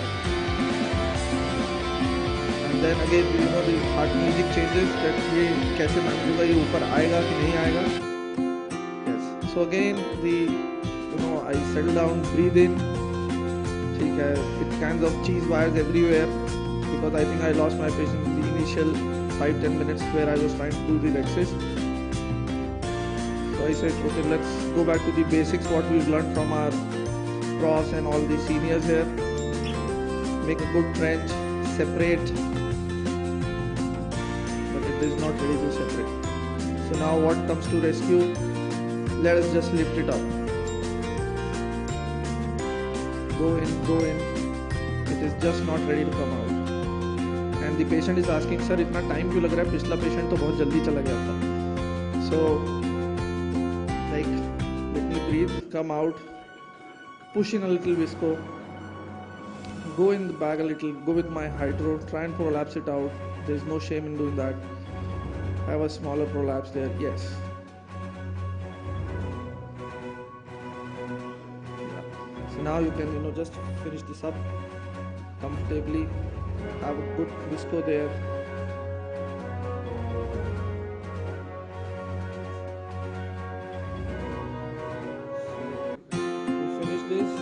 row is done. And these smaller tags, you can just, just push a little window from the main port, the IA from the main port from the cannula, the hydro cannula to wash up those small little fibers so that you have a clear capsule there. Thank you. Let's go to Partha sir now.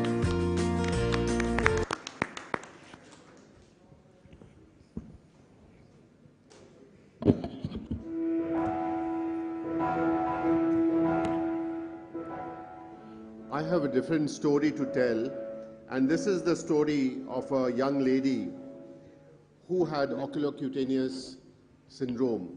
And this albinism, the oculocutaneous albinism that she had, was something that she had lived for the last 38 years of her life. And she was very, very upset because she couldn't see well, intense photophobia, and now cataract was approaching. So we planned for her a cataract surgery. She wanted no injections despite the nystagmus that she had. And we attempted to do a femtolaser cataract surgery for her. So the cataract was not so dense, and I thought it would be quite a song. And we went ahead and did a femtolaser cataract surgery. Just 4 quadrants, divided the nucleus, and the nucleus would come off. What we had to do in addition to this cataract surgery was to reconstruct the iris, or to have the iris reconstruction rings to aid her photophobia, so that after the cataract surgery with clear media, her photophobia would be less. So that, again, was not so much of a challenge. And we need to put everything in place. The cataract surgery itself done, but what we noticed is there was an amount of zonular dialysis as well. So, fine. So we put in the lens, a single piece lens, and we put in the CTR. And once we put in the CTR, everything looked to be very nice and rosy. And as we have these iris reconstruction rings, they come in a pair. And that's what the manufacturer gives. So these pairs, we've been using them quite often before. And so the first one goes in very well. And once it goes in, it conforms to the capsule, and the bag gets nicely filled in. You can see that there is a good rotation of the intraocular lens as well, but it very nicely goes into the bag. And the bag is stable. We have the CTR in place. The next ring has to come, and it has to overlap everywhere that the first ring has a gap. So we place in the next ring, and there we are. Now what happens is the end of the ring breaks. Not one end, but both ends break. And what do we do now? Now these ends are sharp pointed ends now. If I put it in, I would possibly puncture the capsule, and that would be the end of the surgery. So should I put it in? I look at it very gingerly. And finally, a thought comes that the CTR is in its place, stretching out the posterior capsule as well as the zonules. So let's put it in. High molecular weight viscoelastic goes in, and very, very gently we place in the second reconstruction ring.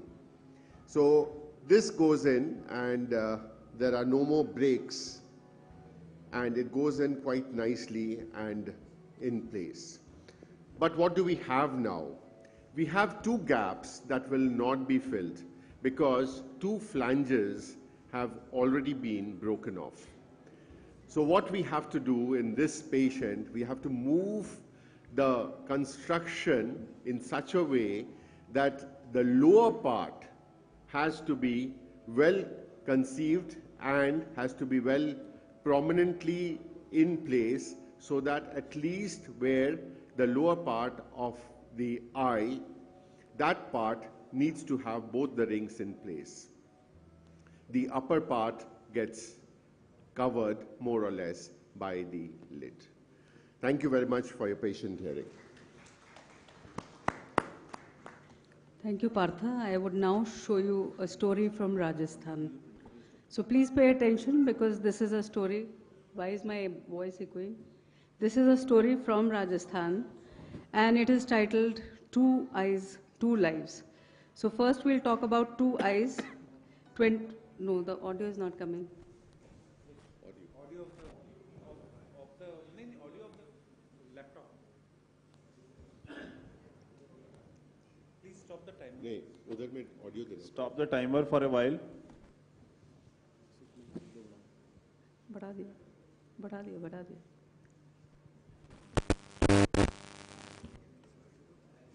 Okay, it doesn't matter. Even if it doesn't come, I'll tell you the story without the audio. So it is about a young girl, 28 weeks pregnant with bilateral peripheral ulcerative keratitis, who presented to us like this. And subsequently, our ordeal was what next? Because the risks outweigh benefits, and you cannot put such patients on systemic immunosuppression.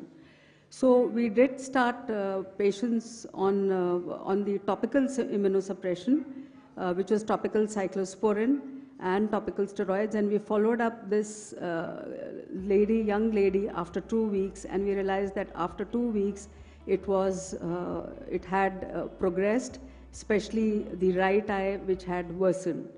So we planned for a bilateral sclerokeratoplasty using the same donor because that would decrease the antigenic load. And there were obstacles because patient was not cleared for surgery in view of high chance of preterm labor at 28 weeks. And there was no fetal lung, and there was also fetal lung immaturity. And so subsequently what was done was that IV steroids were given for fetal lung maturity. And our ophthalmologist, neonatologist, obstetrician, anesthetist from the main AIMS were roved in for the patient's surgery. So this was a long surgery, which was almost 6 hours, and this is the patient who's bilaterally blind, accompanied in the operation theatre by her husband. And this is the status of the eyes, and this is just to show how fetal monitoring is being done by the neonatologist and the pediatrician. The surgery is being taken here, and the anesthetist, this was done under general anesthesia, so anesthetist is also involved, and so is a neonatologist and an obstetrician, so that there's no premature labor. And the surgery is being done now. So this was of course done sequentially, but it was done bilaterally, but because this was a very long surgery, I've put both the eyes together. Essentially 360 degrees peritomy was done with the cauterization of the bleeders in both the eyes. Subsequently, the membranes which were present were removed, and layer by layer separation of these membranes was done because you do not want to sacrifice the too much of iris, and you want the iris to remain there. So rather than doing a triffination in one go, layer by layer separation, as has been classically described by us earlier, also has been done. The iris, once it is perforated, tends to have a memory and it tends to come back again and again. So again, the teasing of the iris has to be done from the membranes, and anterior chamber has to be formed. The lens in right eye notice is already there waiting to just pop out. So all possible precautions are taken even pre-operatively by giving the patient mannitol. Subsequently, from the single donor, 2 corneoscleral rims are taken, and they are triphinated almost 12 millimeters in size. And sutures are put. Normally we would put 16 sutures, but in this case we had to put 24 sutures bilaterally. And these grafts are oversized because otherwise the AC will never form, so you have to keep oversizing of at least 1 millimeters in these cases so as to form the anterior chamber. Like I said earlier, this surgery lasted for almost 6 hours, and the patient was then extubated under closed monitoring, both fetal as well as the monitoring of the mother.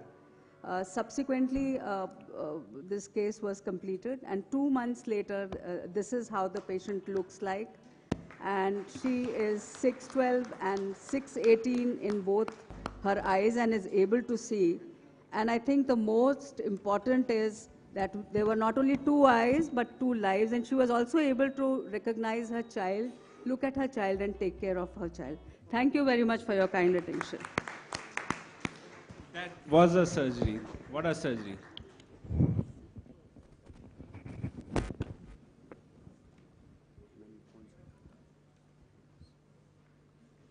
So Dr. Mayank, thank you so much, Arun's team.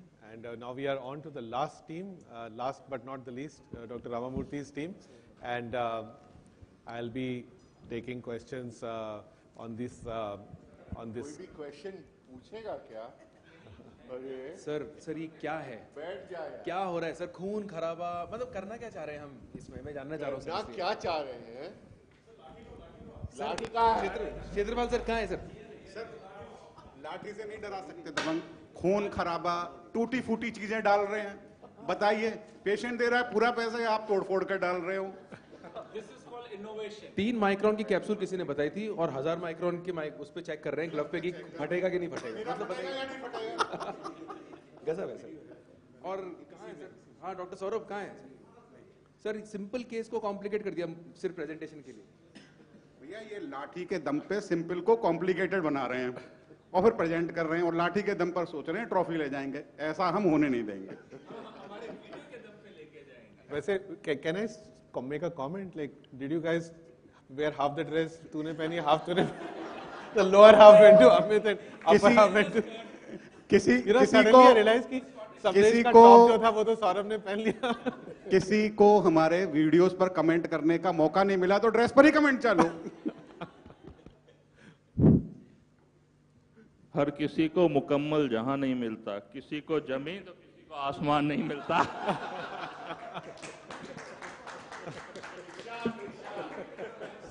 So we are on to the last team, and I'll request everybody should be having voting pads now because we'll be doing an audience vote right after this team's presentation for the best team and for 4 prizes. So please keep your voting pads ready. If you don't have one, please ask for one from the audiovisual team. And we are all set with the last team. You have 18 minutes, Tejas and So Ramamurthy, sir. after the Dabangs, the Panthers and all the riffraff, we come to the true kings, the Sultans. And let's have the opening video made by original captain Dr. Virender Agarwal. So now we have Come the on, intro video actually. Just like kings do, we have arrived at the end. Let's start.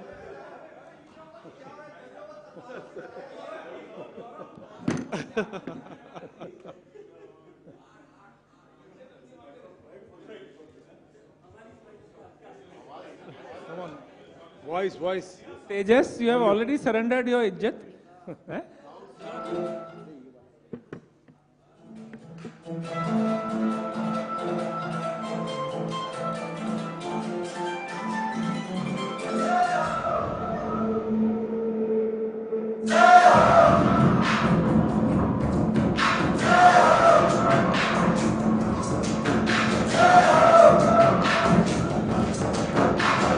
आजा आजा दिन में शामी आने के नजरी वाले नीले आसमाने के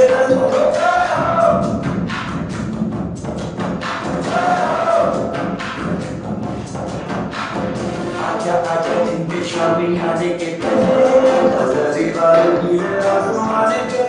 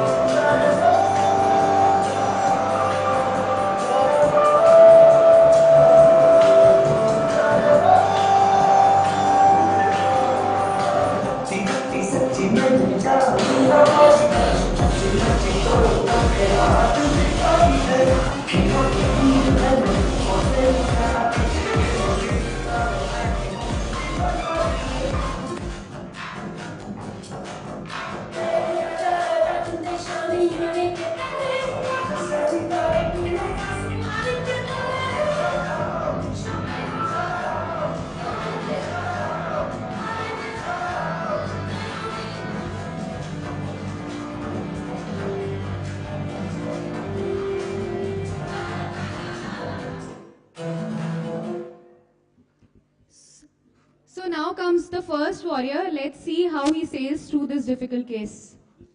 Okay. I'll go. Okay, you can start. Yeah. I think after all those videos which are made specifically for OPL. Let's come to something of practical relevance, which you might go ahead and use tomorrow. So how often have we come across these situations where we have an excellent surgical outcome, but what matters the most, a dissatisfied post-operative period because of all these complications that we are well aware of. And added to this list today, I find that this negative dysphotopsia is something which again upsets the patient quite often. So I have been long thinking about how to handle this. Most often, the negative dysphotopsia is a kind of a shadow, the crescentic shadow the patient experiences. One way of confirming whether that's the problem is to ask the patient to put the hand on the temporal aspect, and immediately they feel that it's been relieved. The good thing about it is that if you wait for about a 6 months period, majority of these patients, it resolves on its own. So it's important to counsel the patients to wait on, encourage them, and very often that gets handled. But then I have seen that there are quite a few patients who present to me, even 6 months later, quite bothered by it. The main reason for this is reflection of light from the capsular rhexis on the nasal margin of the overhanging the square edge optic. And one of the ways to handle this is to go ahead and disrupt this with a YAG capsulotomy. And this is what you see. At least 3 clock hours of this has to be done. And very often you see that the symptoms resolve almost immediately. But then, though it appears quite simple, once you cut the capsule and it starts flopping around, then sometimes it becomes a little difficult to go ahead and complete the capsulotomy. And you also need a good exposure of the rhexis margin to go ahead and do this. Whenever that's possible and the problem is persistent, that might be a way of doing it. Look at this patient, did not have such kind of an exposure, had a radial keratotomy, good intraocular lens power calculation done, excellent visual outcome, but was very much bothered by the negative dysphotopsia. So basically, we had to wait for a period of about 6 months again, and then since the problem was persistent, I essentially decided to go ahead and do a reverse optic capture.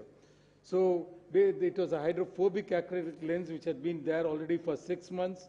So I had to use a cohesive viscoelastic, go in with a spatula, dissect out the rhexis margin from the hydrophobic acrylic implant, and then subsequently go behind the lens. Mind you, the radial keratotomy incisions are incidental. It got a good optic outcome. Went behind the lens and brought the lens forward in front of the iris. Then subsequently, very gradually depressed it so that the lens essentially covered, went into the sulcus and covered the rhexis margin. And once we did this, on the first postoperative day itself, the patient had a significant resolution as far as the symptoms are concerned. Coming to another situation, this patient was actually referred to me, excellent refractive outcome done by another friend of mine, and a toric intraocular lens on a lawyer patient, and had a 6/6 uncorrected distance visual acuity, but very much bothered by negative dysphotopsia. So essentially, we had to again handle this. So I did not want to disturb the refractive outcome because the patient wanted to retain that wonderful visual outcome that he had. But at the same time, he had a problem. So what we did has to go ahead and implant a 6.5 millimeter sulcoflex implant in the sulcus. This was a 0 diopter lens, and it has a rounded optics.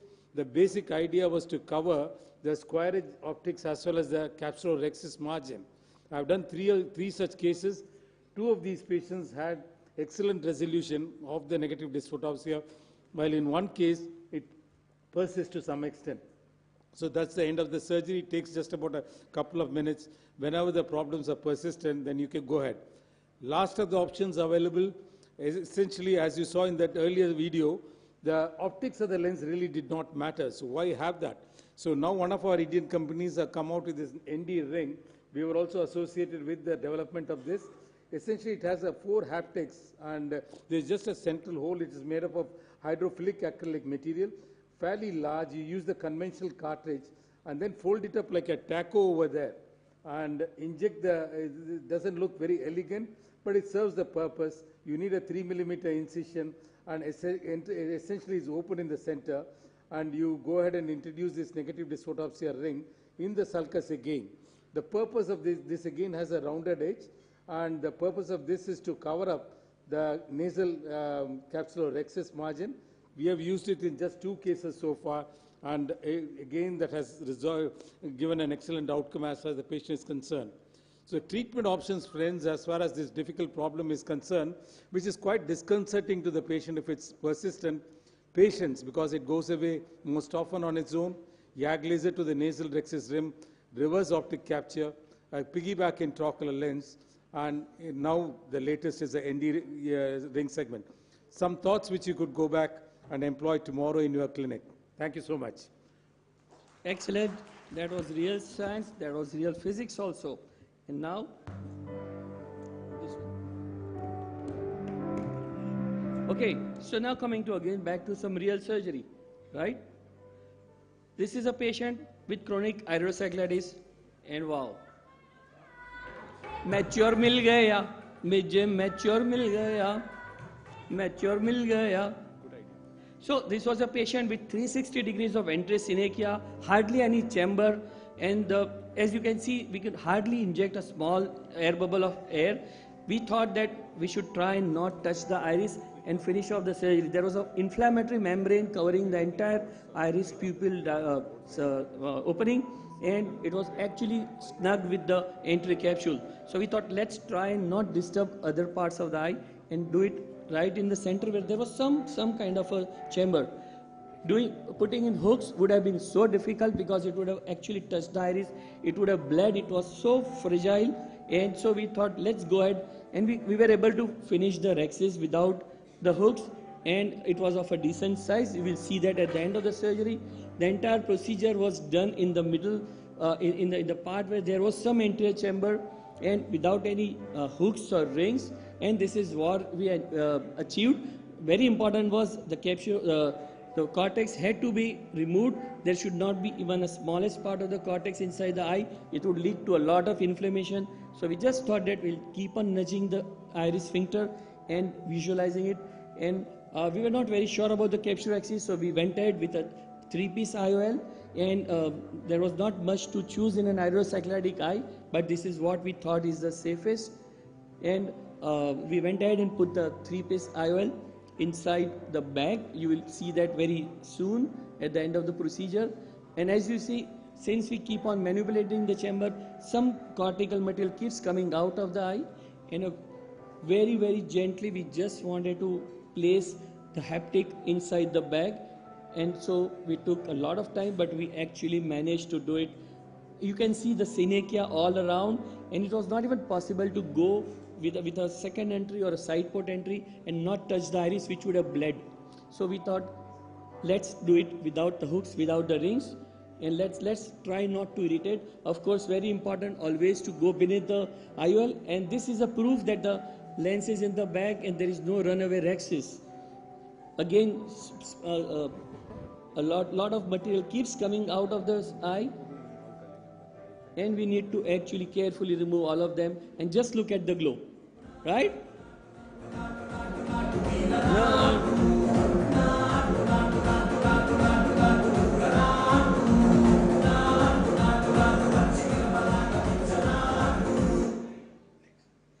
And now we have Dr. Balla from Delhi. Tejas, that was excellent. See how atraumatic, how skillfully he managed such a small pupil without touching the iris, without manipulating.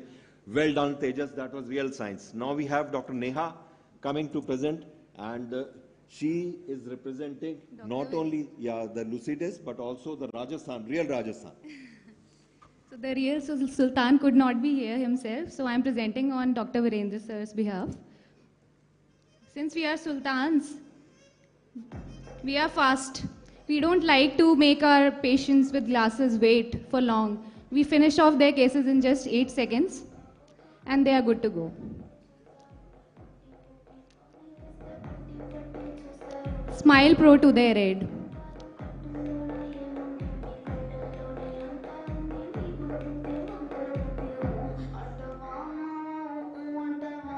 Sultans are also very smart. So if they have a patient with irregular astigmatism who's not getting good vision with glasses or normal lenses, Instead of making them undergo keratoplasty and going for the risks involved, if they are happy with miniscleral lenses, we offer them that option. Patients are extremely comfortable with these lenses and extremely elated, so we are.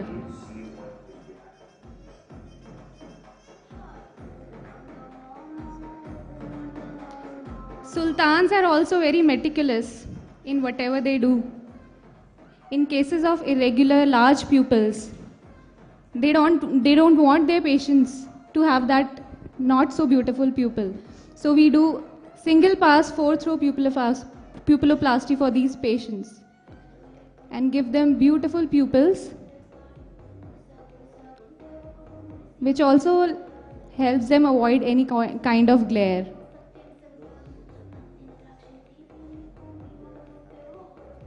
Sultans are thoughtful as well. So in case of pediatric cataracts, where the patient is bound to have posterior capsular opacification, we go for posterior capsular excess, however hard it may get. We don't give in.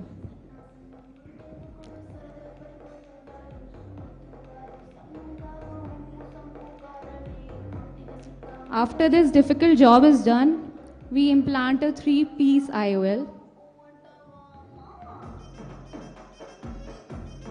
in the bag and do optic capture so that we get a lens beautifully centered and the chances of PCO are negated.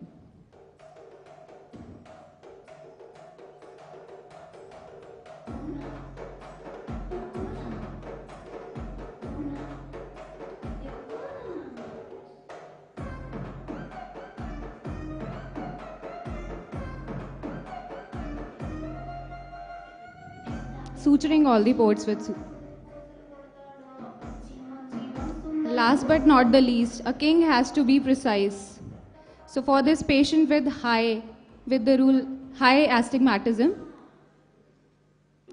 since routine toric IOLs were not helping, we ordered for an customized IOL.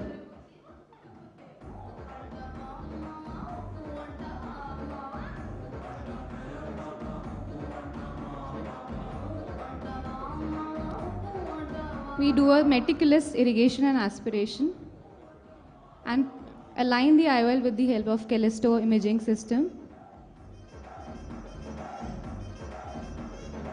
A king has to be perfect for his patients. Thank you.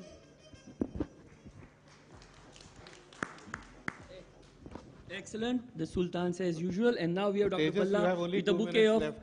Your they time is started running it out. before time. That's the reason. And now we have Dr. Balla from Delhi with a bouquet of different cases. Sounds.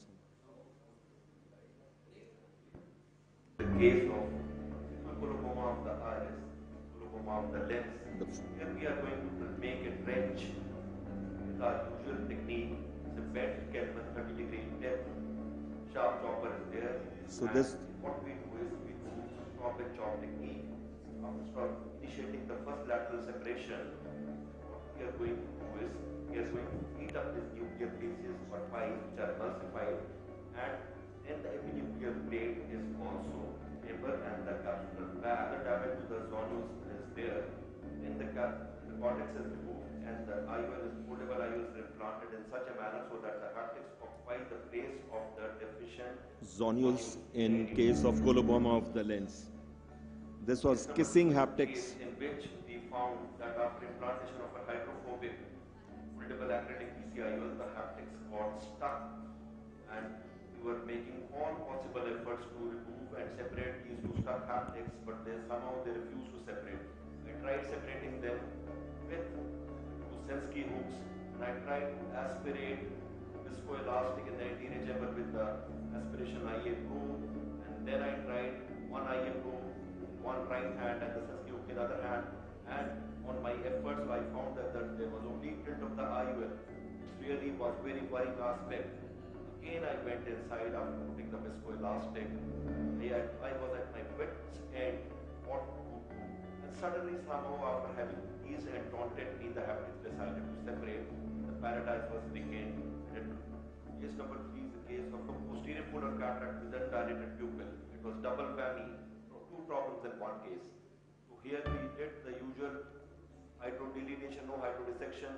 Now what we are doing is I am showing you only the important part. Epinuclear, after the nucleus has been removed, the epinuclear plate is being loosened from all directions, so that we'll try to remove the epinucleus plate totally after having loosened from all possible directions. And with my manual, I try to remove the subincisional cortex. In spite of my best efforts, I could find that there was PCR. So we undertook anterior vitrectomy, alternating between the IA cut and cut IA mode. The residual cortex was also aspirated, and the posterior polar component, as you will see here in the video, was last to be removed. We are completing the anterior vitrectomy with IA cut mode at the usual parameters. And now what we are trying to do is, since the PCR was small and central, the PC spread into the capsular bag, taking all PCR posteriorly, and now in the capsular bag.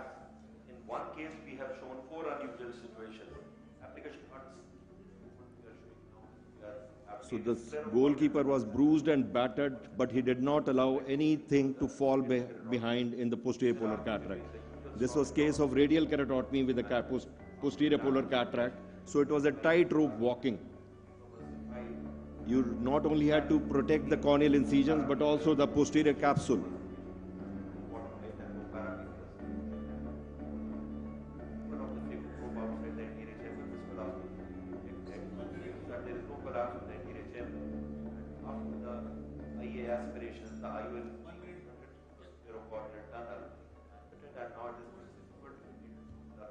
That even if you encounter unusual developments and unusual situations during the surgery, please don't get flustered, don't panic, but think out of the box and deal with these unusual situations with a cool and calm mind.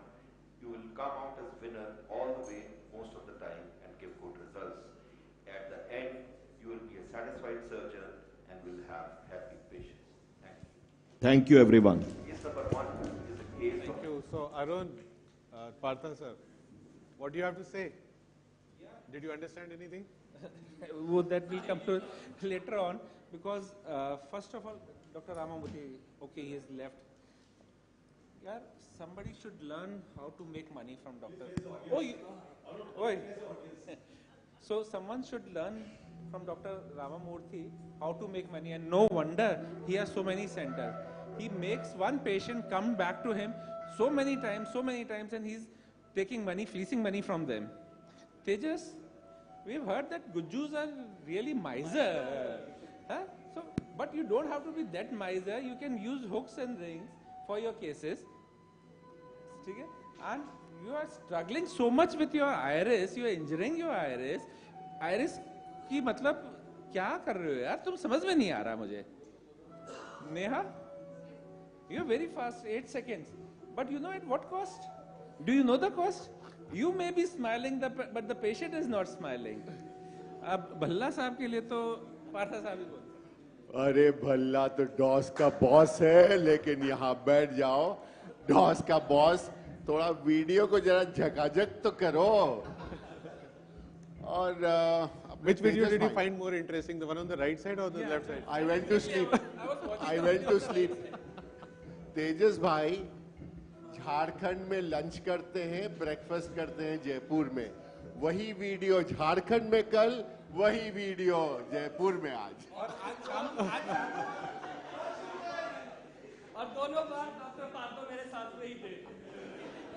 So I guess we'll be taking the audience Just poll. a small scientific thing. Arun, मैंने बताया था कि there was no chamber, there was no place for the hooks to be put, so there was no question of money being used. I would rather take that money. So Sonu, you can come over. We are going to take the audience poll for the best team. Audiovisual team can be. Does everybody have voting pads in their hands? Is everybody ready with the voting pads? So you will have options A, B, C, and D. If somebody is not having the voting pads, please distribute. Santosh. So A will be the Biotech Dabangs. There are few B guests is who going are to be not the having Raymond the Royals, led by Mukesh Sharma, Dr. Mukesh Sharma. A is Biotech Dabangs, led by Dr. Arun Kshetrapal's team. C will be Miniwell Panthers by Samaresh's team. and D will be the Lucidus Sultans, led by Dr. Ramamurthy. All right. So we will be, how many seconds will we get for polling? 15. 15 seconds. 15 seconds. So we will tell you when the time starts. During that time, you have to press either A, B, C, or D, depending on which team you think was the best for this So competition. please ensure that all you have the voting pads in your hand. If somebody is not having, I can ask the AV team to give you one. Okay, AV team, please. Dr. Swati is not having a voting pad. Chauhan sir, do you have voting pad? So what we'll do is, we'll ask each of you, which for each ward, आप अपने पास रखो. We'll be asking. So the team members are not allowed to vote. Samresh, Amit sir, please give it back. So that otherwise it will be difficult to.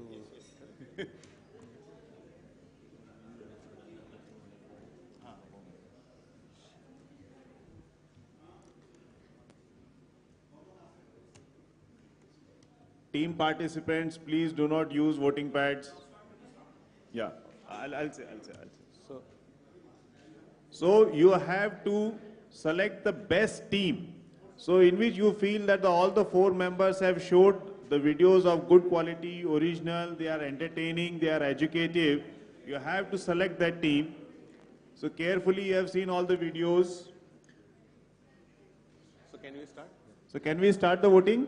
Okay. You will 15 starts. seconds to vote. A for Biotech Dabangs, B for Raymond Royals, C for Minival Panthers, D for Lucidus Sultan. And AV team, don't show the results on screen. Don't show it. Oh, they already. So it was. So.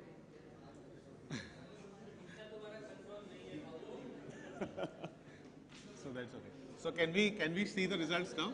So can we see the results now on screen? Results. Okay. So it seems to have gone in the order of it's like a curve. So A team is Biotech Dabangs. So the A team gets the best team, and the runners up is team number B. B right? team. So let's get the trophies Teams for them. again. Teams again. The So slides audience, of the team again. Audience prize. Runners up and audience winners. First. Oops, sorry. So we'll request the judges the to please Biotech come and give away the Dabangs- trophies. Which one is this? So best team winner audience choice. Team A, Biotech Dabangs, Arun's team, please come over.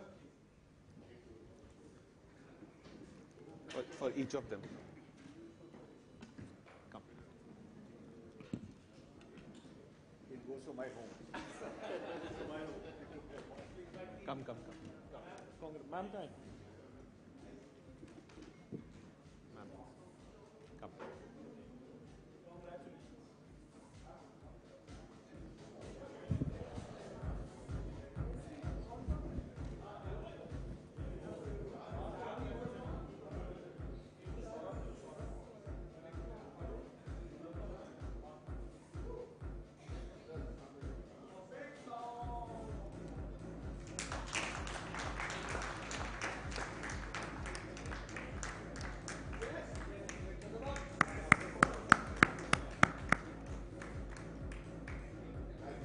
Wonderful. So now we have the runners-up, the Remit Royals. So I'll invite the Remit Royals team, Dr. Mukesh Sharma's team.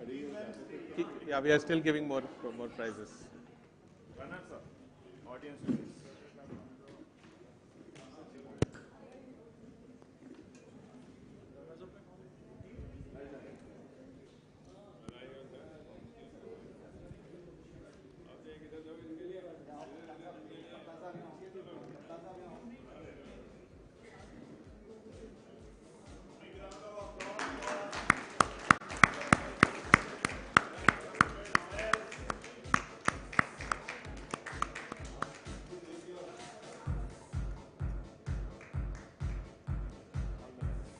So with that, now we go on to the best team as per the judges' choice.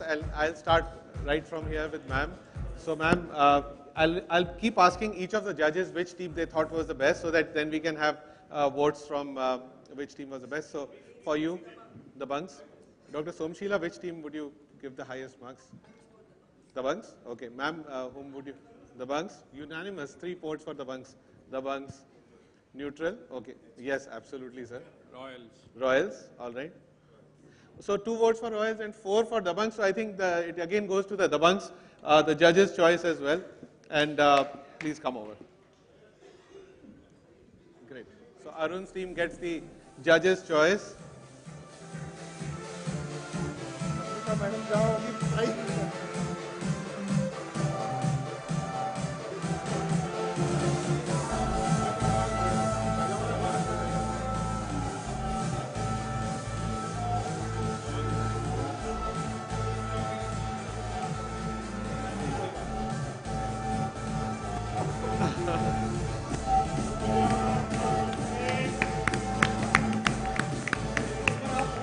गलती से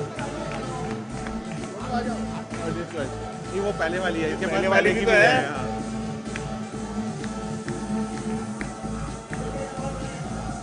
Wonderful. So with that, we now go on to the individual prizes. Individual prizes, right. So we'll take the audience poll. We are not going to use the voting pads because it's not possible to have 16. Can we have the 16 names there? And so the first one is for the slide which having all the 16 names should be displayed. Can you ask the audience? Most entertaining se start karenge.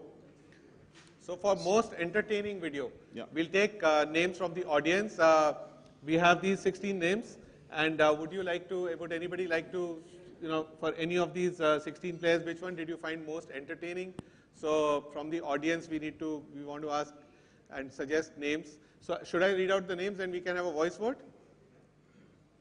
Or it's easier if you guys found somebody interesting and we'll take names and then do a poll on that, because on the voting pad it's not possible to do 16.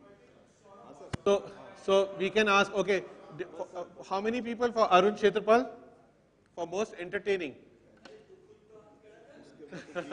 Okay, we are taking a voice vote. Okay, Dr. Partha Biswas. Nobody found him entertaining at all. Huh? Okay, Dr. Namrata for this is most entertaining, so please think before you cheer. Okay, most entertaining, Dr. Namrata, Dr. Saurabh Luthra, Dr. Samresh Srivastava. Anybody? I think nobody was entertaining today. Huh? Okay, Amit Mishra. Huh? Okay, Amit Mishra. Huh? Saurabh Bhargav. Okay, all right.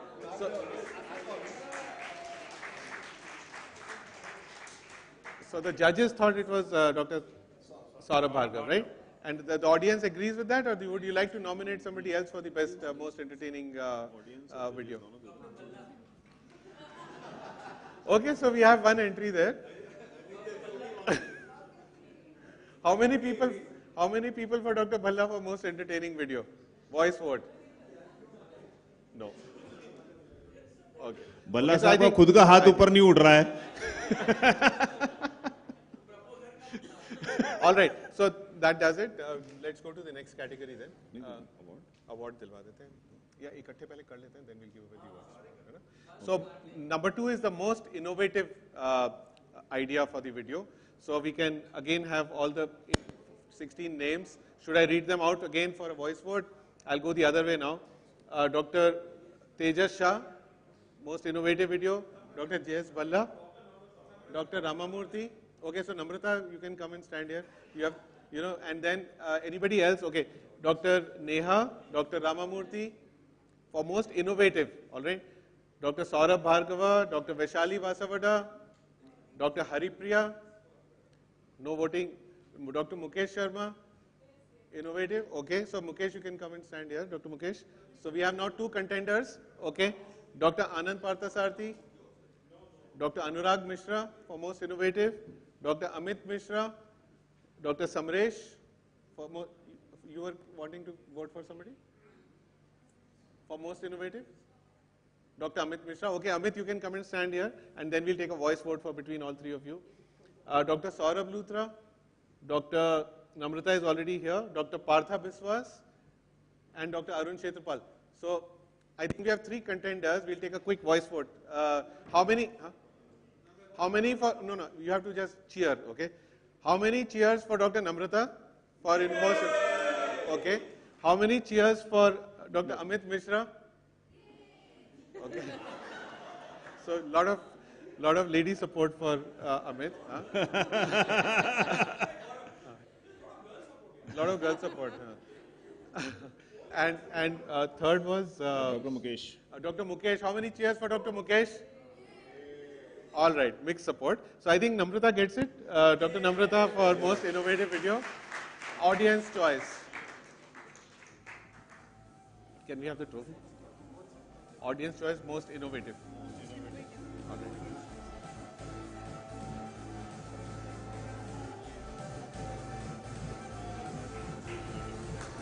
And can we also have audience choice for most entertaining? Okay. This is for Dr. Saurabh.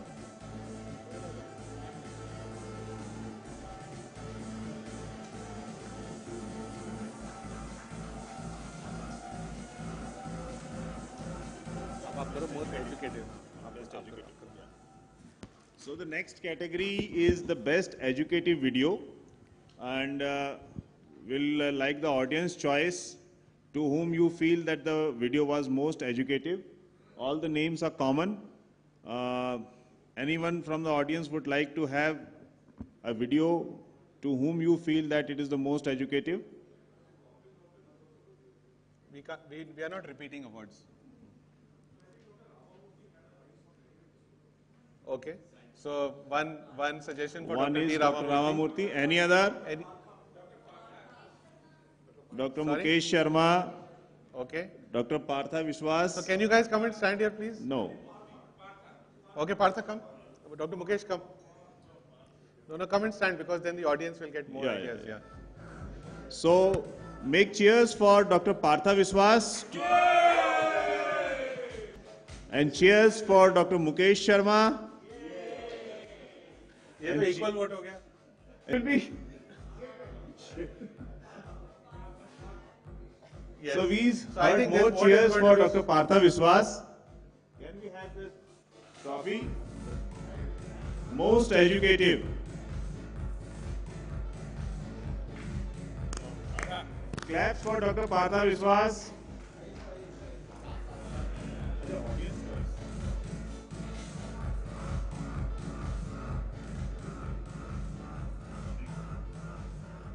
Wonderful.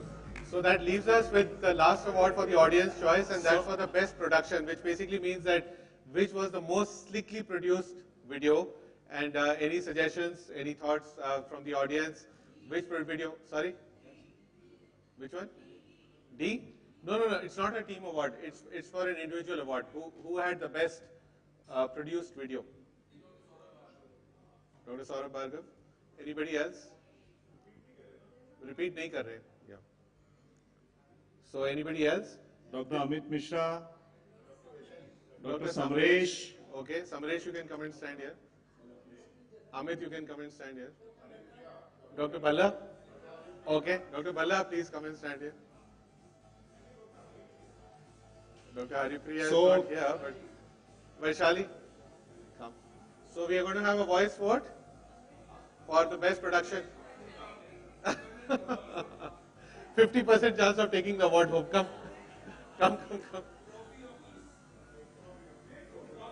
Samresh is withdrawing from the contest.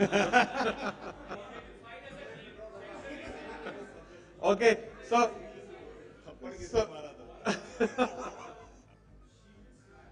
वही मैं कह रहा हूँ थप्पड़ किसने मारा था? A dislocated lens now. She will only operate it after that also.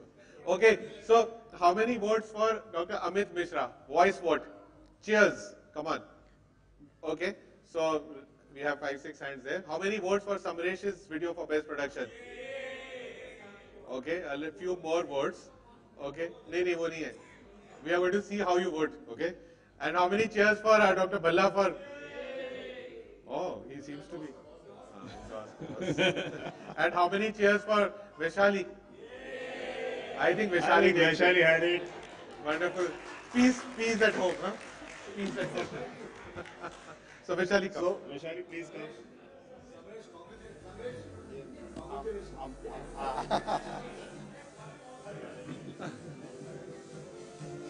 सब जजेस करा देते हैं फटाफट। तो जजेस इधर से मूवमेंट शुरू करो और उधर से जाएंगे। So now we request the judges to please take their seats because we are going to ask you about which video you thought was the most educative. So we are going with, sorry, most entertaining first, sir. Most entertaining video. That's the list in case you want to see all the names. And okay.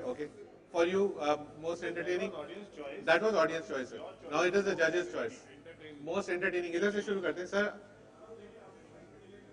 Saurabh Bhargav. Okay. Saurabh. Everybody is unanimous. Anything different? No? All right. So, Dr. Saurabh Bhargav, most entertaining guy today. Please come over. Saurabh Bhargav, dual trophy. Saurabh कितने आदमी थे?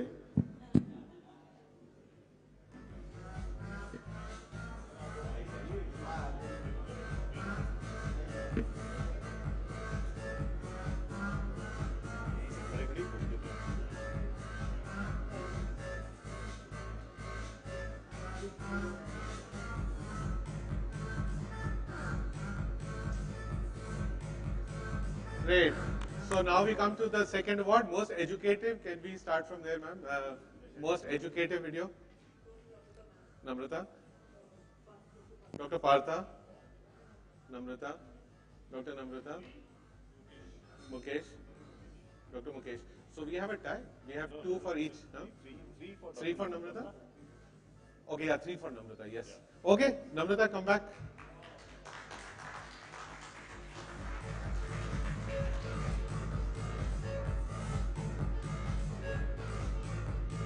From the ladies.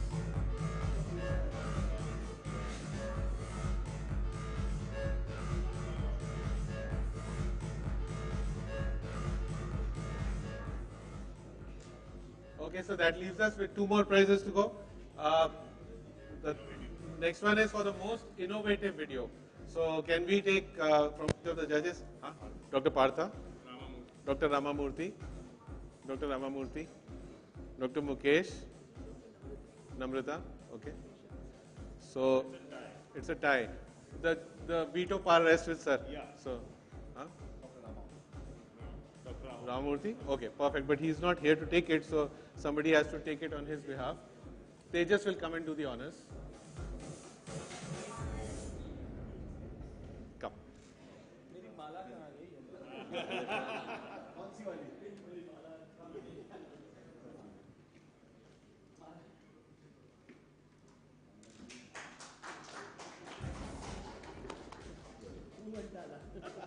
So that leaves us with the last award for the day, and that's for the best produced video for today.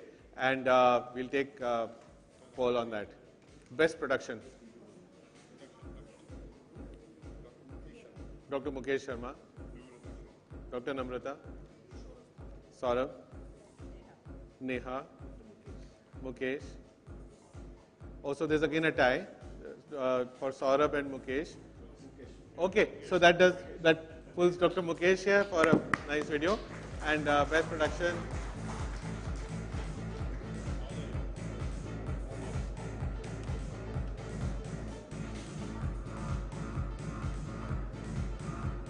And now one award for Dr. Sonu Goel, who has put all this together today. Where are you?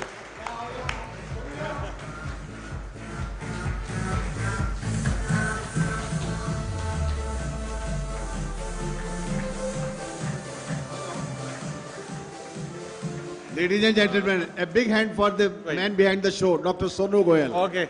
Give him a round of applause. Well done. Well done, well done. Is Madam here too? We'll call Madam. Is Dr. Indu here as well? I think for me the biggest award is all of you being here and the respected guest faculties and all from Jaipur and Rajasthan for being here and honoring us. I think this is the biggest honor, and thank you so very much. Wonderful. Thank you so much, everybody. Thanks all the judges. And I must congratulate Gaurav Luthra for being the anchor and Dr. Mayank Agarwal for being the co-anchor. Truly proud of you guys, and you really rocked the stage. So I think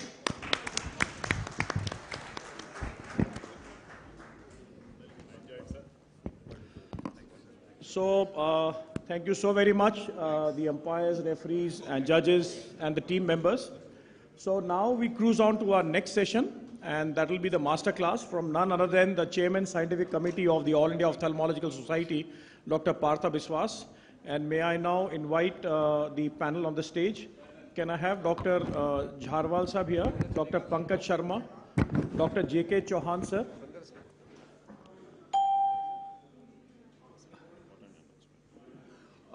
I request everyone to return the voting keypads to the audio-visual people. Please return the keypads to the audio-visual people. Dr. Preeti Goyal. Dr. Preeti is here.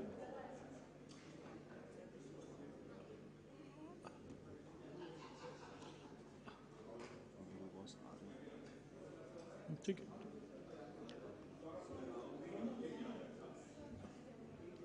कहाँ पर?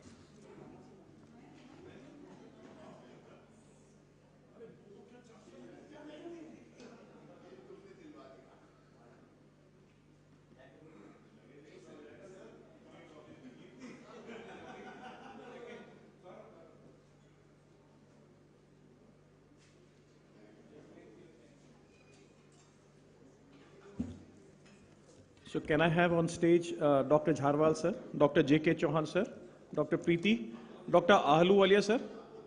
Please be on the stage, sir. So before I invite the Chairman Scientific Committee of the AIOS, I have the pleasure of introducing Dr. Partha Biswas, Dr. Somashila Murthy, and Dr. J.S. Bhalla. And I would now request our President ROS, Dr. Khilnani sir, Secretary ROS, Dr. Ghulam Ali, President JOS, Dr. Mukesh Sharma sir, please be on the stage, sir. Dr. Mayank Agarwal, please come on the stage. Dr. R.K. Sharma sir, Chairman Organizing Committee, please be on the stage, sir. Just like to felicitate our esteemed faculty, since they were not there yesterday. So, Mayank, Dr. R.K. Sharma, sir.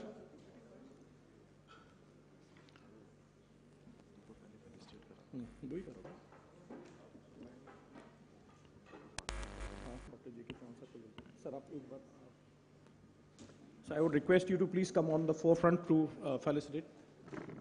So, now I have Dr. Sonai Mukherjee, who will do the proceedings for the felicitation. Yeah. A very good afternoon. We start with a very small felicitation ceremony with all the stalwarts who were not there yesterday. Dr. Partha Biswas. Can I have the slide, please?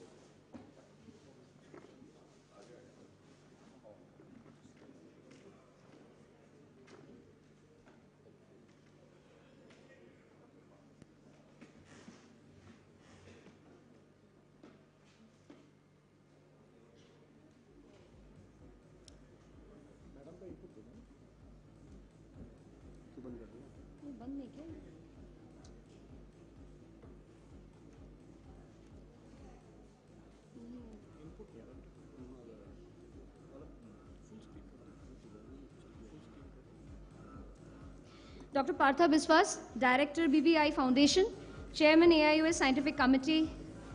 He has been working relentlessly for his patients. He believes to give the newest clinical and the scientific advancements with highest degree of professional services, many awards, recognitions and accolades under his name. Dr. Partha Biswas with Dunes Achievement Award. Can we have some clap, please?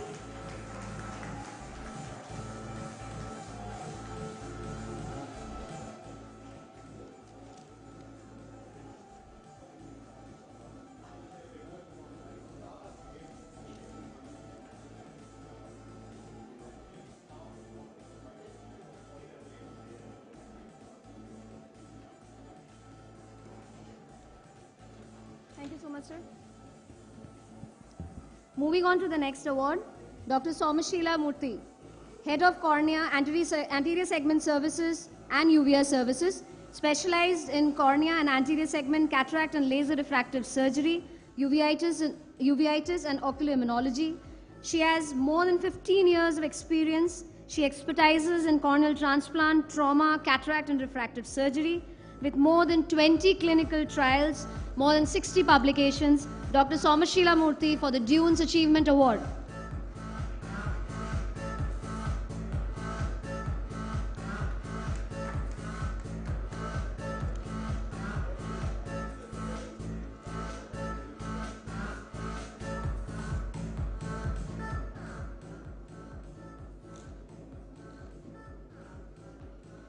Thank you so much, ma'am. Dr. Jatinder Singh Bhalla, Secretary, Delhi Ophthalmological Society, Head of the Department of Ophthalmology of Deen Dayal Upadhyay Hospital, Delhi, part of Asha's referral system, with the Dunes Achievement Award, Dr. Jatinder Singh Bhalla. We are proud to have him amongst us. Please, some clap for him, please.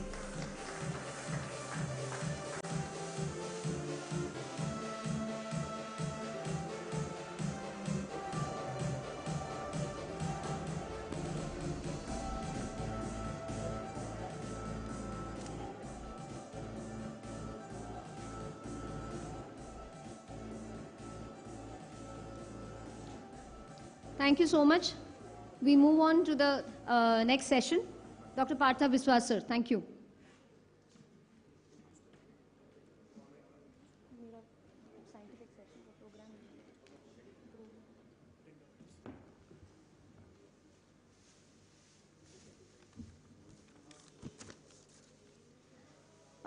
Dr. Partha Biswas, he will be speaking Care for Tender Eyes, Masterclass. And on the panelists, we have Dr. Pavan Shure, Dr. Kamlesh, Dr. Preeti. Okay. We continue with the session. Thank you very much. And it's really a pleasure to be here. And it is true that both Tejas and myself and Dr. Somshila and Dr. Bhalla, we traveled from Jharkhand to Jaipur from yesterday to today. So it was breakfast at Jaipur, but lunch at Jharkhand. So it's been a very, very nice journey, and at the end of the road, so much of pleasure of being a part of this wonderful program that Sonu has organized for each one of us. And the warmth, the love, and the affection makes it up for all the travel difficulties that we had on the way. It's really very nice of Sonu to have such an elaborate program with such glittering faculty, and all the who is who of ophthalmology of national level are all here. With this, I would also like to extend my very, very warm welcome to each one of you who are going to be a part of Cochin, the AIOC Cochin. Please do come, each one of you, and be a part of it. I hope the commitments for the sessions, for instructions, courses, everything is going to go out next week.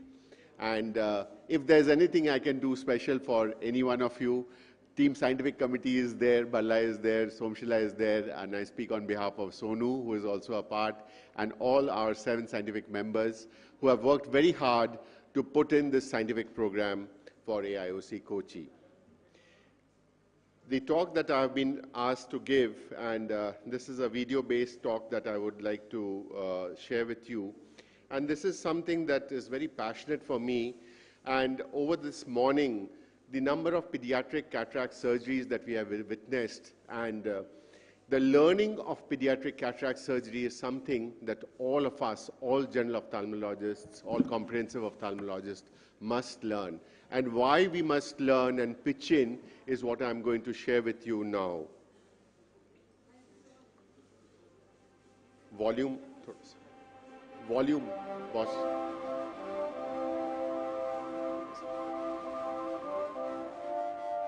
So it's all about these tender eyes, these patients who come from usually very remote areas, who have bilateral cataracts, who have pediatric cataracts which have been uncared for, which have blinding, all these very, very poor souls.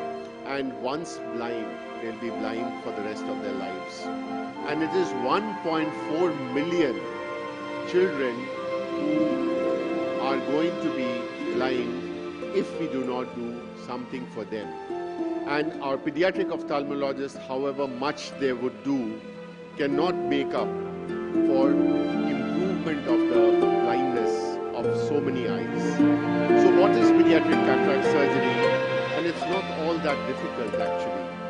So let me first initiate you, and those of you who do not do pediatric cataract surgery, it's not all that difficult. The two parts that are difficult is the anterior capsular rhexis and the posterior capsular rhexis. But it can be learnt. And in this child, we are doing off a posterior anterior capsular rhexis, initiating it with the cystotome and then carrying it forward with the micro forceps. These are important tools that we have to have in our armamentarium. Taking off the nucleus and the cortex is quite simple, but again, what is important is the posterior capsular rhexis, and that is an art that has to be learnt.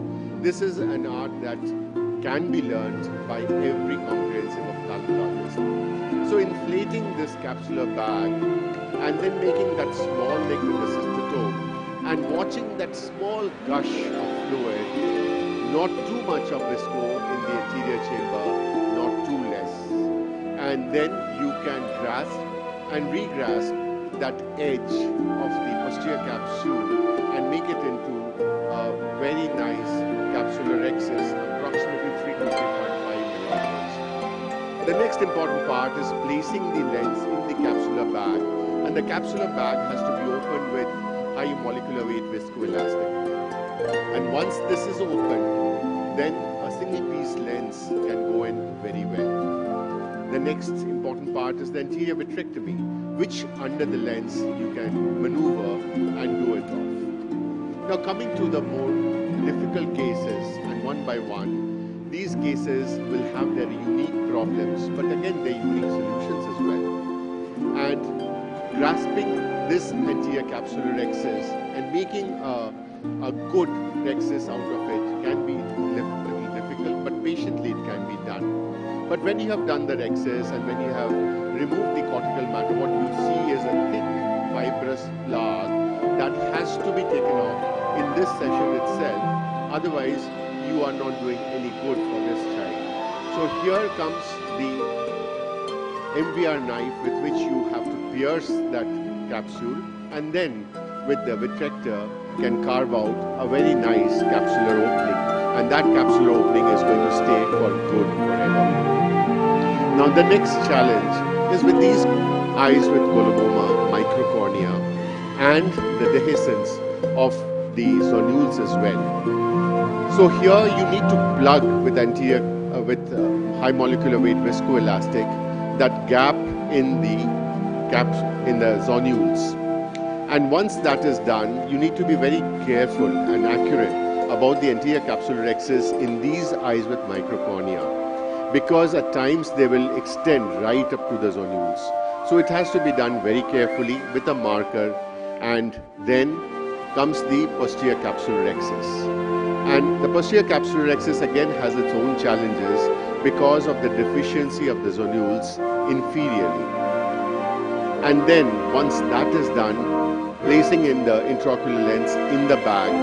But this bag is not centered, and it has to be centered, and it is at this point of time that you need to put the CTR. And once the CTR is placed in the bag, and then the lens centration becomes complete, after which comes in the anterior vitrectomy. So each of these steps have to be tailored to the problem that you would see. And of course in these eyes where you have a hypermature cataract and the milky fluid will come off. Otherwise, elastic anterior capsule of a child will be even more elastic, and it needs to be debulked. The intralenticular pressure needs to be decreased with the fluid removal. And of course, the anterior capsular rhexis has to be as accurate as possible. And once the clearing of the cortex is done, what you will find at times is the posterior capsule, again in this case, is quite good, and we are able to put in the intraocular lens. But here we have an eccentric capsule, and this capsule has to be tailored to being a concentric capsular rhexis overlapping the edge of the intraocular lens. And then only is the surgery complete. So placing This again is one of a difficult case in which there is a possibility of a posterior capsular dehiscence. It is a posterior lenticonus, and every lenticonus case is a possible dehiscence of the posterior pole. So here we are not doing hydrodissection or a hydrodelamination even, but separating out manually the anterior capsule from the cortical matter. Removal of the cortex, and at each step I'm feeling that possibly the dehiscence will give way, but we are safe there because there's a plaque sitting on the dehiscence. But that also means that the posterior capsular rhexis that has to be carved is going to be a little more complex than it usually is, because the plaque has to come within the posterior capsular rhexis. So that done, and here what we do is to eat up the rhexis, the posterior capsular rhexis and the plaque with the vitrector and place the intraocular lens in the bag. So what are the pearls of pediatric cataract management for a comprehensive ophthalmologist? And these are pearls that I have learned over the time from Dr. Vasavada, Dr. Jagatram, and so many of our wonderful teachers. So the posterior capsular rhexis, the anterior capsular rhexis, the intraocular lens in the bag, the anterior vitrectomy that has to be made, the post-operative inflammation control, and the post-operative myopia, amblyopia management. And it's a lifetime of follow-up for all these tender eyes that we need to do. And let's remember the burden that we have in the Indian subcontinent, where we are underserving the rural population. And these children usually come from the rural population. Let us put in their best efforts. Let us do our best for these tender eyes. Thank you very much.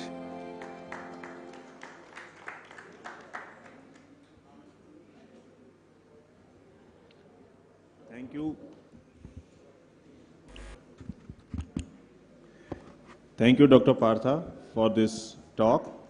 It is really heartening to listen every single time to you. We really learn a lot of things from you. You have learned from some of your teachers, and we are being double blessed that we are learning from you as well as your teachers. So it was really great to have you here. With this, I would like to move forward and start the next session, that is the advanced IELTS session. I would like to thank all the dignitaries on the dais. For the next session, I would like to ask Dr. J.K. Chauhan sir to stay here only because he is the panelist in the next session. I will request Dr. Jharwal sir also to stay here. I'll invite Dr. Partha Viswas to come and chair this session. And like to ask Dr. Purnima Dunn to moderate this session. The first talk in this session is by Dr. Viren Agarwal. This is CRV IOL My Choice.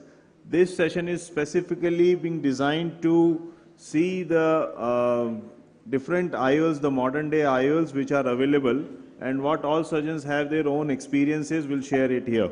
So it's all up to you, Purnima. So first talk is by CRV IOL My Choice by Dr. Virendra Agarwal sir. Please welcome.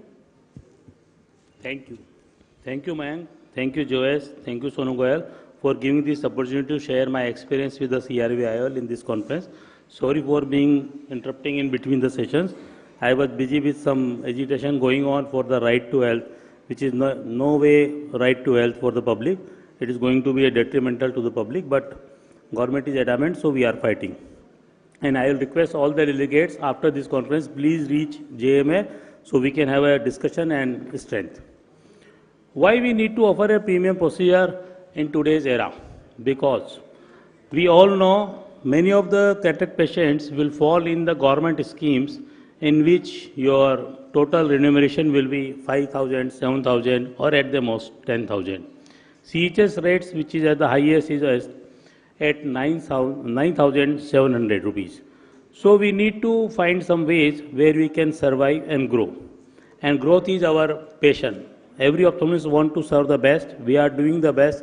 And everybody is still growing despite all the challenges. And the demands and the lifestyle of the patient is also changing.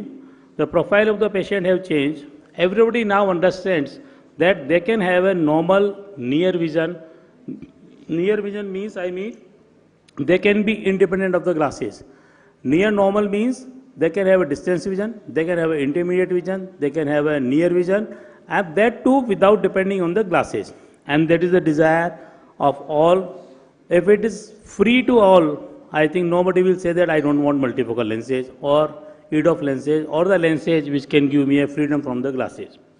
At the same time, inflation is increasing and government is keeping their prices for their IOLs. Fortunately, till now it is a monofocal IOL, but because of the inflation, our expenditures at the hospital for running it is increasing like anything. Salaries are increasing, but doctors' fees and remuneration are decreasing, and people want it, government want it because of vote. So how can we survive? The one way to survive is that we should increase something by which we can charge. And luckily we have a premium products which deliver the difference, and because of this difference, patients are accepting. And day by day, I am happy to say that majority of the patients are now shifting for premium lenses, be it the advanced monofocal like IONs, or the lenses which can give more freedom from the glasses like EDOF or continuous range of vision. I am very happy that my multifocal patients are now not complaining that what they were used to complain about glare and halos, because there are enough number of patients done by the fraternity in the field, and multifocal is now not an unknown name, it is a known name.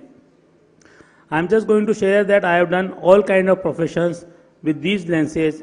I was using the same multifocal lenses in the same, but with the synergy, the confidence level has increased dramatically. But there is a word of caution, word of warning, that before doing and choosing and selecting these patients, we need to do a thorough workup, which includes the corneal surface, corneal topography, pentacam, optical biometry.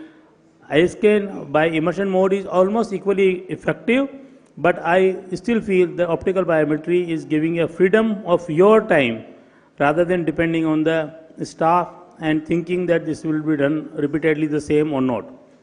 Eye trace is a big help in some situations, but OCT is a must whenever you want to promise something superior than the normal case, because if something is later on diagnosed in macula, your all words will go wrong and patient will feel that you have done some cheating. He will never ever believe that something was in the macula and you have not done it just for saving the cost. Now my routine package is that I do all these tests and I made a cataract screening package. And with this, my revenue has also increased, which was done almost free before. So I now earn through these investigations also in some way, because these tests were not done and they were going free. I have experienced almost all kind of multifocal lenses. I am lucky that companies also come and say that please evaluate our lenses for this purpose. And there is no financial reason that to select Synergy as the top. The reason is that my patients are more happy. I have more confidence in offering these kind of things, because the basic difference what I feel and has happened is because of this, the Technics platform is a known thing. Continuous range of vision is a requirement. Chrome line technology and violet light filtration have decreased the complaints which were related with the contrast, and day and night or dim light problems are also have disappeared. So these are the different graphs by which you can understand that when you see this kind of defocus curve, this defocus curves give you that what will happen to the patient and where all he can see actually. Can I have a pointer?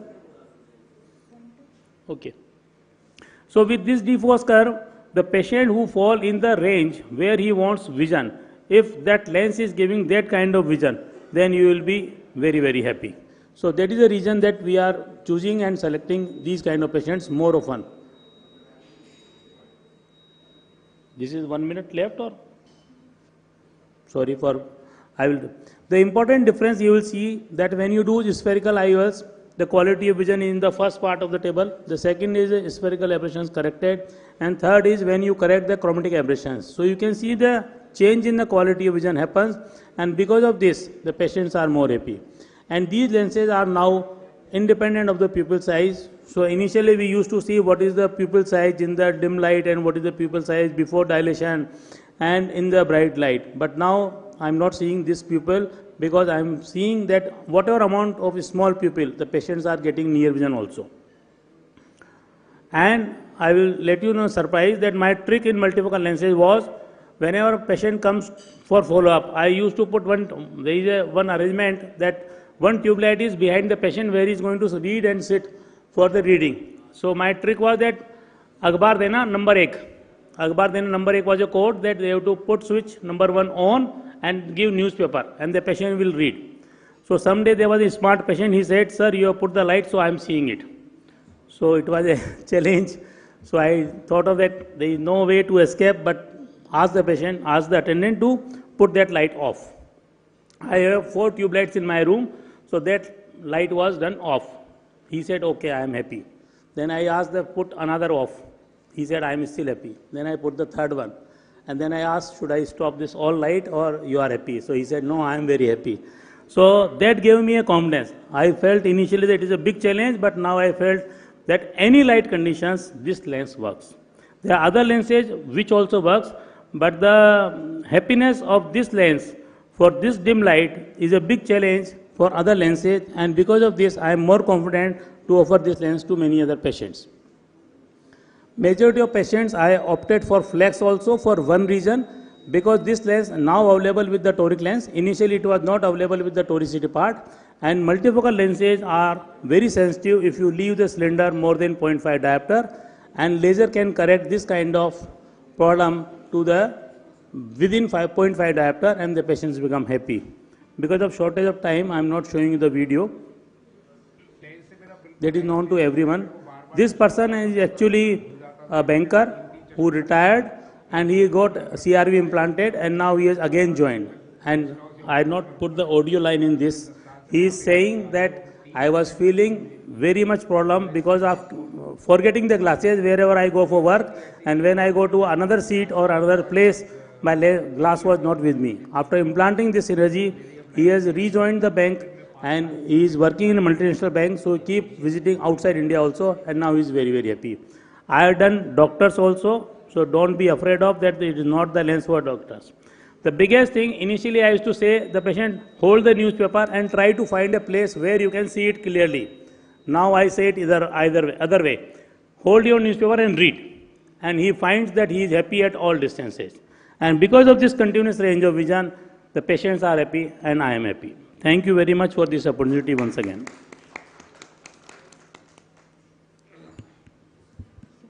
That's wonderful talk by Dr. Virendra sir. Question and answers, anything you want to ask? Or we can do it at the end of the session.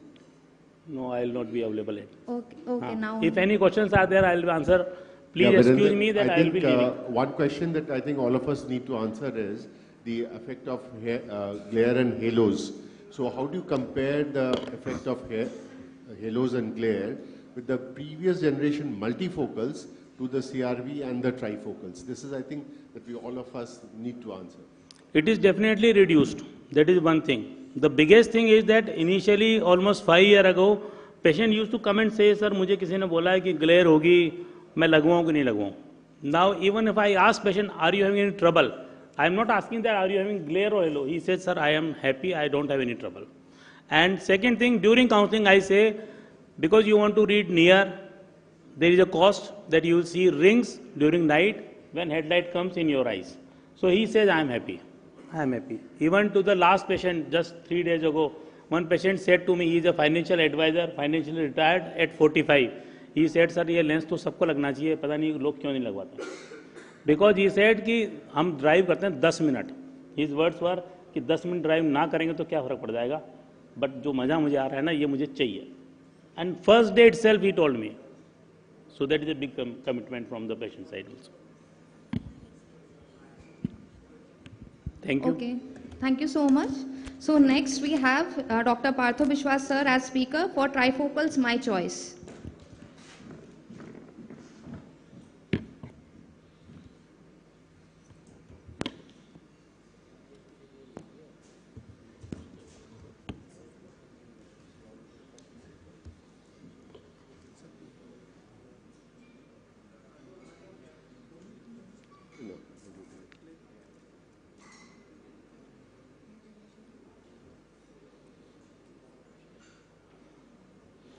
Thank you very much. Sonu has asked me to talk about my choice of the multifocals or the trifocals, and my choice has shifted. And just as, you know, we have ladies who are there in our lives from our teenage to our adult age, and then as we grow old, so choices keep on shifting. Yes, Lisa is not my girlfriend of today, but yes, Lisa is the lens of today. So all of us have seen through our days of refractive multifocals, then the diffractive multifocals, and then the CRV, the EDOF lenses, and we have a wide array as of today of the different lenses. While Virendra was giving his talk, I have deleted some of my slides which would be complementary to what he has already shown as the preoperative evaluation. So without going into the preoperative evaluation for all these trifocals, it is very important that the preoperative evaluation has to be as accurate and as pertinent as possible to what we are going to give. The second thing that is very, very important is the amount of chair time that you need to spend with your patient. It's not a monofocal that you say कि दूर वाला अच्छा हो जाएगा and पास के लिए आपको चश्मा पहनना पड़ेगा. You do have to tell him a little about what you are going to give and what you cannot give. So if you have told him this, even if there is an initial period of glare and halos, he will accept, doctor, you had told me this, yes, fine, but it's not as much as. So the patient is prepared in his mind and in his heart, and thereby you have a happy patient despite the problem of a glare or halo. So here we come to the Lisa family, in which it's a combination of diffractive and refractive optic, and the light hits the surface and is distributed to this multiple foci. And the diffraction and the refraction, the powers are distributed to the far vision. The first order diffraction distributes the power to the near vision. And these multiple additive diffractive structures simultaneously give you the far, the intermediate, and the near. So the trifocal technology with the AT Lisa has a very mature and a very strong technology. And there is also the trifocal, which is on the toric platform as well. And I would suffice it to say, at times, for a monofocal, we do not give a toric not before 1 diopter of cylinder. But it's very important, and Virendra also said so, that over 0.5, that is if 0.75 of cylinder is there, you need to correct that for a trifocal if you're giving. So this is what gives you the perfect fit for each patient, and the advanced technology, the advanced price that you are going to charge for the patient is something that the patient will accept. And it's an excellent clinical long-term result that the patient is going to have, and especially the elderly, where it becomes increasingly difficult to use glasses for distance or middle or near for their different course, and with the debility of old age coming on, more and more elderlies and their children are accepting the trifocal technology for their parents. So the patient satisfaction and the spectacle independence is actually a reality. And here we have, not only with the Lisa trifocals, that there is also a 360-degree barrier, and the PCO rates are quite minimal. The add power for the reading is 3.33, and the add power is for the intermediate is 1.66. So these are important things that have evolved over time, over many generations of these trifocals, and over a huge number of research. So this is what gives the far, intermediate, and the near. And the design, the light distributed is asymmetrically between the distance and the near focus, and improved intermediate vision. And the reduction of glare and halos are very much there. So with this and the aberration correcting, the optimized aspheric optic is again for better contrast, depth of vision, and a very sharp vision. So for the meaning to the patient and what we need to drive home to the patient is no light loss, no light reflexes, no light scattering, and no refraction errors. Yes, we need to be very accurate in our surgical technique, in our biometry, and thereby an optical biometer is 100% necessary whenever we are doing these high-end lenses. The glare reduction is actually, again, the optical phenomena, and it is recognized as this, the halo is a light corona around the image, and it's important to tell about the halos and the glare that the patient might see. So based on this proven technology, and it gives a reliable stability and an ease of implantation through a 1.8 millimeters incision as well. I will, one aspect that has always come in, and that aspect is something that we all need to understand. Is it difficult to put in these plate haptic lenses? At one time we were putting in these plate haptic lenses. Is it really that difficult? Not really. And I'd like to show you in this short video. I'll come only to the part where we are placing in the lens. It's quite a hard cataract that we are dealing with. And again, we need to be very careful that we do not have wound burns and to create unnecessary astigmatic errors by the surgical aspect. When we are placing the lens, see, this is going in through, and this plate haptic usually opens up extremely well. And the hole that there is has to go onto your left and to the up. And once it opens up, you need to place it, the leading haptics, inside the bag, and then the trailing haptic can be just tucked in a capsule. Anterior capsular rhexis has to be very, very accurate, and thereby the tuck-in is important. Once this is in, the patient is really in for a very good post-operative recovery. And with this, I would really like to give you a message that it's not that the AT LISA is the best, or the Synergy is the best, or the PanOptix is the best. Do go into the literature for each one of you. And why I'm telling you this is the requirement of the trifocals or the EDOF. We as doctors, as surgeons, we are underplaying to our patients for two reasons. One is the chair time that we need to give. We don't have enough chair time, and we give it to the counselor. But let us please remember, if we are going to give a difference to this patient's eye, and this is once in a lifetime, we need to play on the chair time and give and answer all those questions that he or she has to understand. The next part is, we need to understand this technology, and I need to talk to myself and ask myself, can I put this new trifocal or this new EDOF in my mother's eye? If I can answer that from my heart, then this is what I will give with conviction to my patient, and my patient is going to be happy. Thank you very much.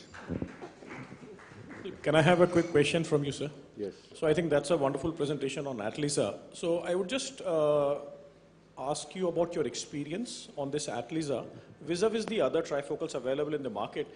Do you feel that the incidence of glare and halos or the photic phenomena as compared to the other trifocals is slightly less, and this is a little forgiving lens? I do not know about your experience. I mean, yeah, actually, see, just as both Sonu, myself, and so many of you would have gone through all the multifocals, the refractive, where we had to tell them there'll be glare, halo, etc. Right now, with either it is the PanOptix or the Synergy or the AT LISA, we do not expect so much of glare and halo at all. And in this particular lens, definitely the amount of glare and halo that patients understand is definitely less than their counterparts. But it is variable, definitely variable. And the importance of doing a good surgery also has its importance. It has to be a clean and uneventful surgery. so any incidence of PCO that you correlate with? PCO actually over my AT LISA of about 3 years now. So the amount of PCO is definitely less, and the plate haptic does not actually have a PCO incidence because it has that the circle of in which the PCO is possibly much less than what it is. Thirdly, I actually burnt my fingers when, the pupil goes down, then it's really difficult to nudge these plate haptics inside the bag. Yes. So one patient, actually one haptic went inside the bag, the other still remained the sulcus. So we have had a cylindrical induction. Right. And some amount of higher order aberrations as well. So any quick pearl that you would like to give for small pupils and when they are not, resistant to phenocaine and... Absolutely. So, Sonu, again, a very important and a practical point. We have to have the haptics nicely in place in the bag. So the Y hook is a very important tool, or even the ball dial is an important tool to check the integrity of the rexus over the intraocular lens. And if it has slipped out, and if it is in the sulcus one part, it definitely needs to go in. Let us not leave these patients with one in the sulcus and one in the bag, because that is going to place even centration problems as well as the eccentricity of the capsular opacification that's going to take place over the years. Thank you so much, sir. Now, next we have by Dr. Arun Chetrapal, sir, about EDA of my choice.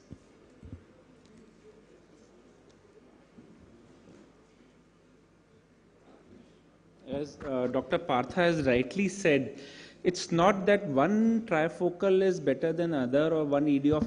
We should know where we need a trifocal, where we need to go for EDOF. So that is the question, and that is what we are going. We should decide before we counsel the patient. So for me, which is an EDOF of choice, well, with the advancement in the lifestyles and demands for uncorrected visual acuity for all distances, for the far, for intermediate and near, the extended depth of focus IOL provides better quality of vision, better contrast and better nighttime vision, and they offer better intermediate performance and less scatter of light as compared to the IOLs with the rings, whether the diffractive rings. So basically there are two types of EDOFs. One is a pure EDOF IOLs, wherein a spherical abrasion is added onto the surface of the IOL, and the Technis iHands is a typical example of that. And the EDOFs utilizing the pinhole effect. Then there are hybrid multifocals or EDOF IOLs. There can be a hybrid multifocal diffractive with an EDOF, such as Technis Symphony. Then there can be a hybrid multifocal refractive with an EDOF, such as Lucidis. And then can be a hybrid multifocal refractive diffractive EDOF IOL, such as Synergy. So what I'll be talking about is the Lucidis. So EDOF with rings may have halos and glare. However, the next generation EDOFs are without ring. They reduce the halos and glare. And the first generation was iHands, and the second generation is now Lucidis. So EDOF, the property of extended depth of focus was given to an IOL by either altering the spherical abrasion or giving a secondary astigmatism or a coma. And the maximum a pure EDOF can impart is about 1 to 1.5 diopter of add without significantly affecting the quality of the vision. However, the hybrid EDOFs, they aim to supplement the function of extended depth of focus and extending the vision spectrum to give a good near vision. So Lucidis, it achieves good distance vision. It achieves a constant near to intermediate vision regardless of the pupil size. I'll tell you why. And it takes care of limitations of multifocal IOLs such as glare, reduced contrast sensitivity and dysphotopsia. Since there's no ring, so there are no chances of dysphotopsia or photic phenomenon. And it achieves a greater degree of spectacle independence for near and intermediate. Never ever promise your patient independence from the glasses, but we tell them that you will be, to a greater extent, you will be independent from your glasses, but not 100% free from the glasses. Never over promise, always under promise and over deliver. And it has a better distance vision as compared to refractive diffractive EDOFs. So Lucidis is basically a new kid on the block, and it is a single piece foldable IOL available from +5 to +30 diopters. Optically, it has a multi-zone. So it has a one zone which is about 1 millimeter, In size, it is an aspheric surface where the sphericity of the IOL has been increased, giving a near to intermediate vision, and the rest of the IOL is a refractive surface which gives you distance vision. And it is a hydrophilic acrylic IOL with 26% water content. Now this is a catch. We all know that the hydrophilic IOLs tend to have a more PCO rate. With my limited experience, I don't know how much PCO is going to cause, because I've been implanting them for just last 6 months only, and I don't have much of an experience. But yes, PCO could be a problem in this. But however, this lens has a 360-degree square edge, which again prevents PCO. So we really don't know right now. I don't have much of experience in that. And it has a closed loop haptics with no angulations.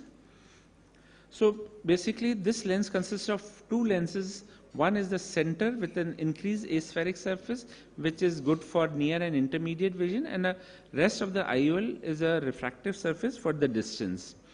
So this is a cross section of the lens where you can see a bump in the center of the IOL. This is the increased asphericity, which gives you a pseudo non-diffractive beam, which is responsible for near and the intermediate vision, and the rest of the lens gives you for the distance. Looking at the light distribution at 3 millimeter pupil size, it is the most appropriate and gives the most balanced light distribution, 52% for the distant vision and 25% for intermediate and 23% for the near vision. As the pupil go down, the distribution of the light, if you can appreciate, is decreasing for the distance. So for smaller pupils, that is less than 3 millimeters, the distant vision may be affected. However, in low light, when the pupil is dilated, there's more energy, more light distribution for the distance vision. So it may be a good lens for nighttime driving. So visual outcomes which were achieved, most of the patients achieved excellent visual acuity for all distances, that is for far, intermediate and near. And those who had uncorrected distant visual acuity of around 6/9 improved to 6/6 with -0.5. And the design blend for distance and near and intermediate zone is so smooth that none of the patients complain of glare and halos, and there's no problem of nighttime driving in these patients. There's a binocular summation effect. Those people who were implanted bilaterally, the effect was prominent at all the three, far, intermediate and near. In conclusion, I'd like to say that to see clearly at all distances, this is the lens. It causes no photopsia, tolerant to high angle alpha and angle kappa because of the 1 millimeter aspheric zone. Ability to work in low light, as good contrast sensitivity and light distribution is there. And it is ideal for cataract patient post corneal refractive surgery, and it needs less chair time. You need less time to explain to the patient regarding the glares and halos, because there is no glares and halos with this lens. Thank you very much for your kind attention.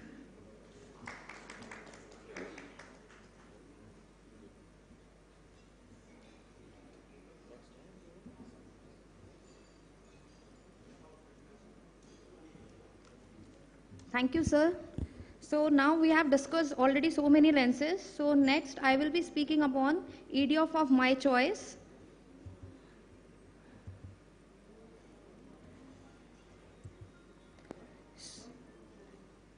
उधर है इस पे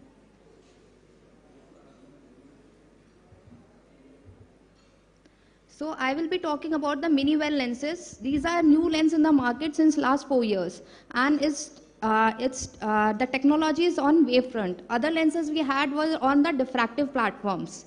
So the optic IOL of this design, it has got 3 optical zones. Otherwise, in trifocals and multifocals, we had multiple concentric rings. But in this, we have 3 zones. That is, the center zone is 2 millimeter, and the intermediate zone is 1 millimeter, which is for the intermediate vision. And the peripheral 3 millimeter zone is for it works as a monofocal for the distance vision. And in this, the central part, it covers the positive and the negative spherical aberrations, in which the lights coming from the central rays are focused first in the central zone is focused in the back of the peripheral light, and the intermediate zone, the lights are focused in front of the peripheral rays. So we address light transmission in these lenses. So light transmission is more than 94.8%, just like monofocals. It has good contrast sensitivity and better night vision. So the problem of no rings on the optics, so it gives negligible halos and glares, so good for driving. And as you can see in the chart, we have compared with the other lenses. So at LISA, it allows light transmission of about 85.7%, at LARA 86%, and accuracy of 88%. They recommend we can recommend these lenses to glaucoma and diabetic patients also, depending upon the needs. So this is the chart where you can see that progressive EDOF lens has reduced glare and halos during the night driving as compared to the other lenses. This is a defocus curves. What it addresses is that there's very little sharp dips or gaps in between the intermediate vision, and the transition between the distance, intermediate and near vision is very smooth.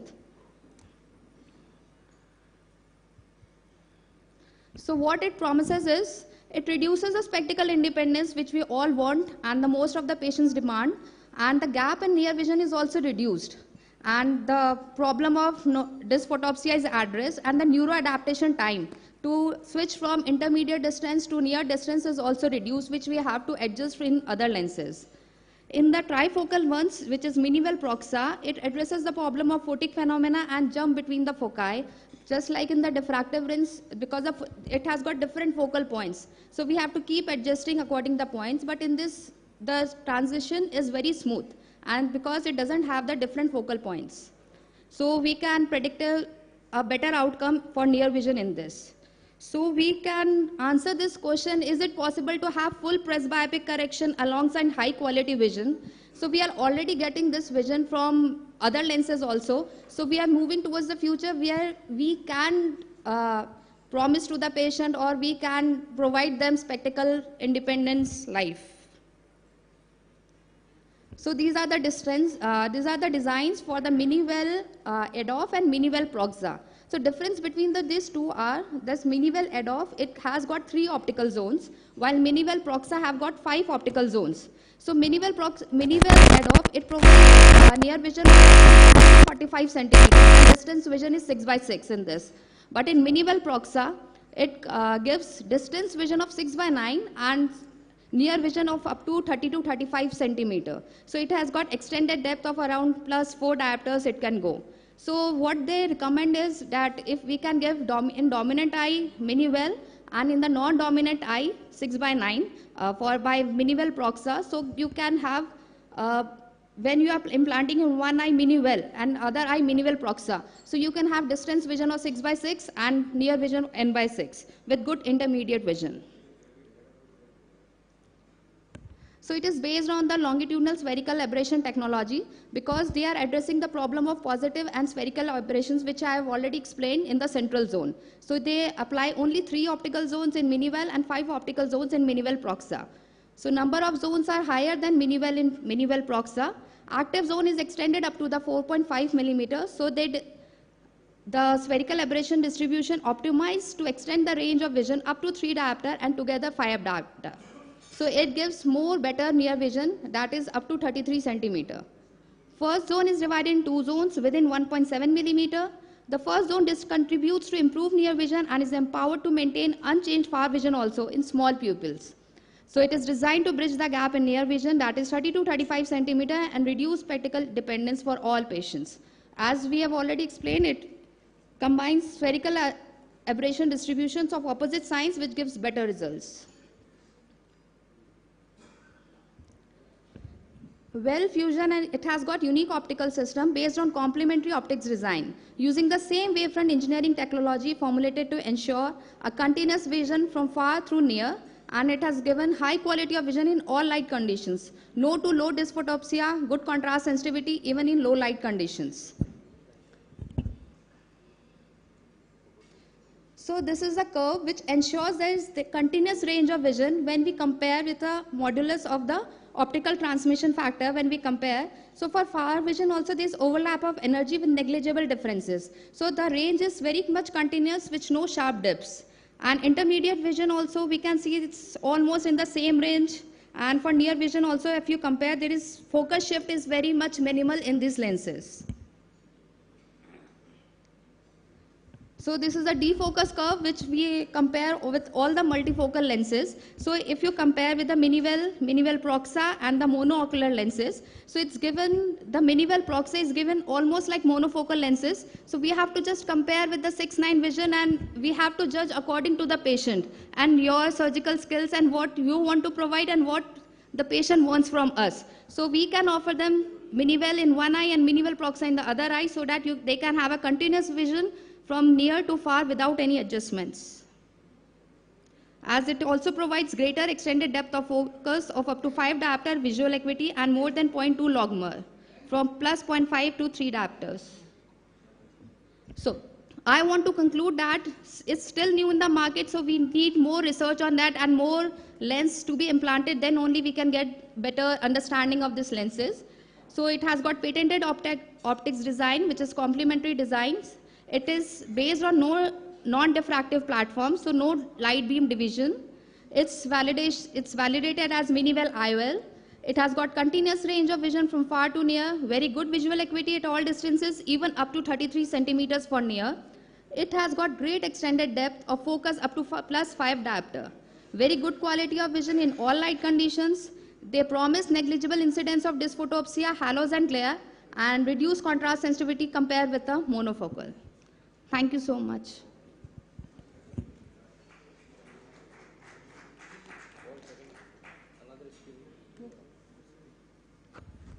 Now next, we would like to invite Dr. Mukesh Sharma sir, who will be speaking on advanced monofocal lenses, my choice. Thank you. And also I must compliment you for the nice presentation, but I have got two reservations with these IOLs, mini-well IOLs. One is with the overall diameter. Overall diameter of IOL is quite less, 10.75 I think. So there has to be some warp shrink effect and after cataract has to be there. There is no answer for it. Also there are some issues with the technology itself. Of you. Yeah. All right. So with this, I come to my own talk.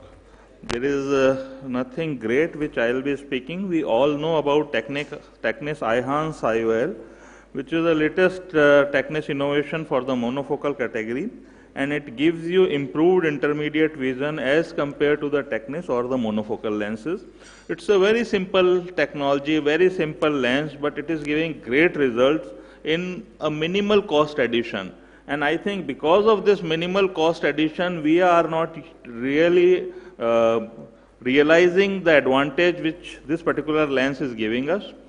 So it has got a kind of monofocal lens, no rings. It is based on continuous higher order aspheric surface. There are no zones, and virtually it is indistinguishable from a monofocal lenses. So what it gives is that power changes gradually from periphery to center in a very minimal fraction, and it gives you improved intermediate vision if you compare it with the aspheric lens. And also the distant vision is similar to the aspheric lenses. Also there are no disadvantages of multifocal or trifocal lenses like dysphotopsia, etc. And also it reduces aberrations to almost zero. So it is not based on a zonal designs, which we have seen just now. We have heard about them in previous talks. It is not also based on spherical aberration based design, as there are some other IOLs which may create some optical problems. So what is Technis Eyhance? It is morphologically almost a monofocal lens with all the advantages of a monofocal lens, and with useful intermediate vision and none of the disadvantage of multifocal or trifocal lens. So I believe it's a wonderful technology. So as I said, monofocal distant vision is similar to the monofocal lens. This photopsia profile is similar to the monofocal lens, but it has got intermediate vision, good intermediate vision at 66 centimeter. And this intermediate vision is very useful in our day-to-day task, like walking on uneven surfaces like this. It is much better than a monofocal lens and also than multifocal lens. And our most day-to-day activity, they involve intermediate vision, like doing handicraft work or kitchen work, or also involved in some activity or hobby which we are interested in. So, compare with monofocal lens, these patients, they gain from improved intermediate vision. Also, they have got 6x6 distant vision, no question of 6/9 or 6/6 part, and similar dysphotopsia profile as of monofocal lenses. It provides much better contrast sensitivity than its other competitor lenses. So it has got very good contrast sensitivity also. And also you can implant this lens, and you can definitely go for these lenses in difficult situation wherein you may have some amount of pupillary abnormality later on in post-operative period, or in pre-existent PCRs like this, where you are not sure about the about the intraoperative capsular condition. So you cannot really choose for trifocal or multifocal lenses in these conditions. So in this particular patient, there was this elliptical pre-op PC defect, but we were confident that we should be able to implant Eyehan's lens with no problem. So fortunately, this PC dehiscence did not enlarge, and there was no vitreous gap also. And with sheer confidence, you can implant this particular lens with good result. Similarly, in patients wherein you are utilizing pupillary expansion devices, we all know that in post-operative period, there may be some crenation of pupillary margin, some enlargement of your post-op pupil. So obviously, if you are using multifocal lenses here, there will be some optical problem, etc., because of enlarged pupil. But with this particular lens, which is almost like monofocal, you cannot distinguish it from a monofocal lens. The change in sphericity is so gradual that it is virtually indistinguishable. So you can see there is some enlargement of pupil here, but this will not create any optical problem to the patient. So with this, I conclude that this particular option is a great option, and we can use it in all subset of patients. Thank you. Thank you, sir. So next we have on stage Dr. Gaurav Luthra, sir. He will be speaking on new generation preloaded IOLs, my choice.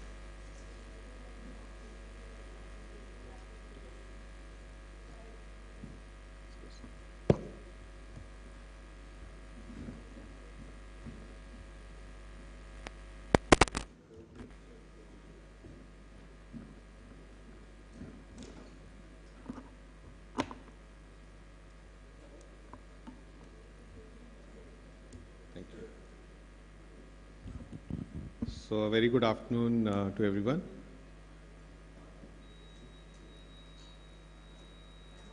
Okay, so I was asked to speak on my preferences for trifocal lenses, and I do use most of the trifocals which are currently available, including the Zeiss 80 Lisa and the Panoptics and the Synergy, and I've had good experience with all three of them. Here I wanted to share my experiences with the Zeiss 80 Lisa, which I've been using in good numbers for the last few years and been quite happy with it. So frankly, today I think this whole session is because we understand that our patients' preferences have changed so much over the years that today most patients are actually demanding spectacles independence at all distances, and that's the key to what we have. So the demand for these lenses has gone up, and the patient's expectations have gone up, and more and more patients, the quality of vision that they look for has also gone up. So we have to address all these needs. And of course, there have been a lot of advancements have been seen over the last 2-3 days in ILPAR calculation, in biometries, understanding what is right and what is wrong for use of multifocal lenses, as well as the quality of surgery with femto-assisted surgery and torics and everything. So everything put together, I think, is improving the patient experience. What we do also see is that the intermediate needs are more common today in addition to the near needs. So in the past, when the multifocal lenses were launched, we used to have, the very high ads like the Restore Plus 4 and all, where patients had to actually hold things very close, and then we went to lower ads, and then, we went to maybe the Plus 3, and even I remember the 2.5, which was more for the intermediate, but frankly, we had not yet got the perfect solution to all the needs of the patient, which means reading, intermediate, and distance. So the needs have actually gone up, and today patients want all three distances. They want good, intermediate, and near as well, in addition to the good quality distance vision. And also, we have seen a major improvement over the years in the incidence of glare and halos because of improvements in designs of all the lens technologies, so that today with multifocals, we are less worried about patients coming back with very bad glare and halos. Of course, case selection remains a very, very important thing, and a small discussion about this is also very important with the patient to ensure that they understand that they will occasionally have these phenomena, and of course to rule out those patients who may be night drivers, especially for highway driving. Professional night drivers is what I like to call them. So for the lens in concern which we are talking about, we've also gone through, like when I started doing multifocals, would have been somewhere in the year like 2000 or something, and we used to use the Acry Lisa, which was not owned by Zeiss at that time. It used to come as a twin set silicon lens with 30-70 distribution for near and distance, and the two eyes used to receive different kinds of lenses. One had near distance dominant and the other had near dominant. Those were amazing lenses, and some of those patients come back to me after 20-25 years today, and I still see them doing extremely well and very happy. So the technology has been developing. We used to have refractive multifocal lenses, then we gradually went on totally to diffractive, and today I think many of the lenses are a hybrid of the diffractive and the refractive, making best use of both the things. So the diffraction basically depends on the steps, and the step width determines the power of the ad, which can be anywhere from +3, +4, or +3.75. So the shorter the steps, the higher the addition, and the wider the steps, more energy for the near vision. And then the apodization, which came about with some of the lenses about more than 10-15 years back, it also helps in distributing the appropriate amount of light to the near and distant focal points. So the 80 Lisa family, which we are talking about, it combines both the diffractive and diffractive optic, and that is how the light is distributed into the three areas. And they basically have both the platforms, the toric one and the spherical lens, and both of them work extremely well. And for me, a toric lens is used in about 70 to 80% of my patients. So for me, it's very important for a lens to have a toric version available. Going on, I'll finish within 30 seconds to 1 minute. So the 80 Lisa Tri family has basically the something known as the SMP technology, which decreases the glare and the halos which come with it. And the design is good because the transmission of light is almost 85.7%. So patients don't complain of having to work in low light, and they are not uncomfortable. And it does cause asymmetric light distribution, which seems good: 50% for distance, 20% for intermediate, and 30% for near. And it gives great intermediate vision performance even in average or poor light conditions, so patients are generally happy. So what stands out for this lens is that the distance from 40 to 80 centimeters works extremely well, and our patients have been very happy in that range, and this is ideally suited for the Indian arm length and for their comfort zones of reading. And I'll go on to my experience, because there are two things which I really love about this lens. One is the excellent preloaded injector system, which ensures that you have a very predictable injection straight into the bag and goes in from a 2.2 millimeter incision very nicely, and is well fitted for the MICS. And the low PCO rates. When I started using this lens about 4-5 years back, I was very concerned about a hydrophilic lens having high PCOs. But I'll go on to what my experience is because of the 360 degrees anti-PCO barrier. We've used about 300 odd 80 Lisa trifocals. This is the last slide, including many torics over the last 4 years. We've had only 5 YAG capsulotomies. We've actually went back and took out the data. We've had only 5 patients undergo YAG capsulotomy, so the PCO rates are very, very good. They are very low, and the rotational stability is excellent, so patient satisfaction is good. And the complaints of glare and halos are occasional, but not disturbing to the patient. So I think with that, I would like to stop here. Thank you so much.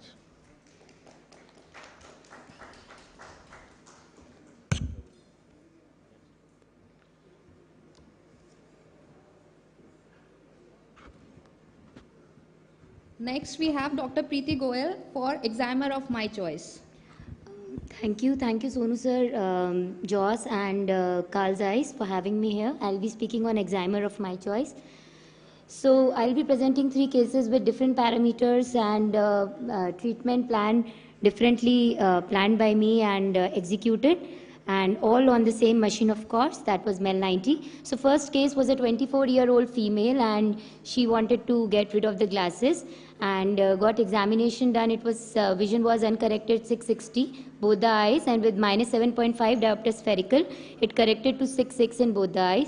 So I thought it will go for I should plan for an IPCL, and I got all the investigations done. Everything was within normal limits, and no vitreoretinal intervention was required in the case. So got a pentacam done, and to my surprise, the pachymetry came out to be 572, and with the regular keratometry readings and good pupillary diameter and progression index low. So then again, my plan of action changed, and I thought I'll go for a LASIK.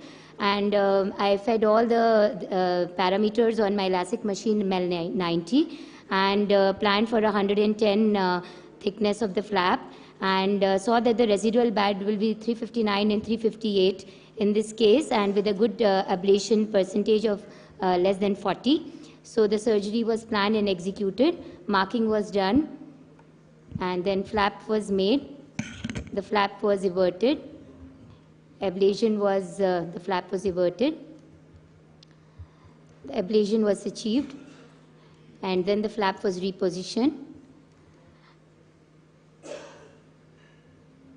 And then the patient, this was the first post-op day picture of both the eyes, and the patient was 6 by 6 on the first post-op day and after 40 days. So then the second case came, and it was a 22-year-old female, and she was a BA student, and she was also planning to go for an government examination for some police. So all the history was taken, systemic ocular history came out to be normal. It was 618 and 624 in both the eyes without glasses, and 6.6 with 2.25 spherical in right eye with 0.5 cylinder, and 2.75 in the left eye with 0.25 cylinder. Again, going with all the ABCs in each case, I did all my slit lamp examination, fundus, shrimmers, and IOP. He had a good tear film, and pentacam was done, which showed regular anterior and posterior curvatures, and good CTSPs and PTI, low progression index. But the pachymetry was a little bit marginal of 496 and 504, and also keeping in mind that the patient will be going for some government examination, I planned for a trans-PRK, or what you call as a blateless LASIK in this case, and keeping an ablation depth of 55 micrometers, diameter of 6.5. I did my PRK, in this case, trans-PRK. So the cornea is moistened and all the parameters are checked, and with the 55 micrometers of ablation depth at 250 hertz in my machine, it is a flex sequence with both 500 micrometer and 250 micrometers. This is how ablation is achieved. And it is very uniform, and the studies have also shown that trans-PRK causes less pain in relatively as compared to the PRK, and then it is cleaned up, all the debris is cleaned up, and then the excimer is done accordingly.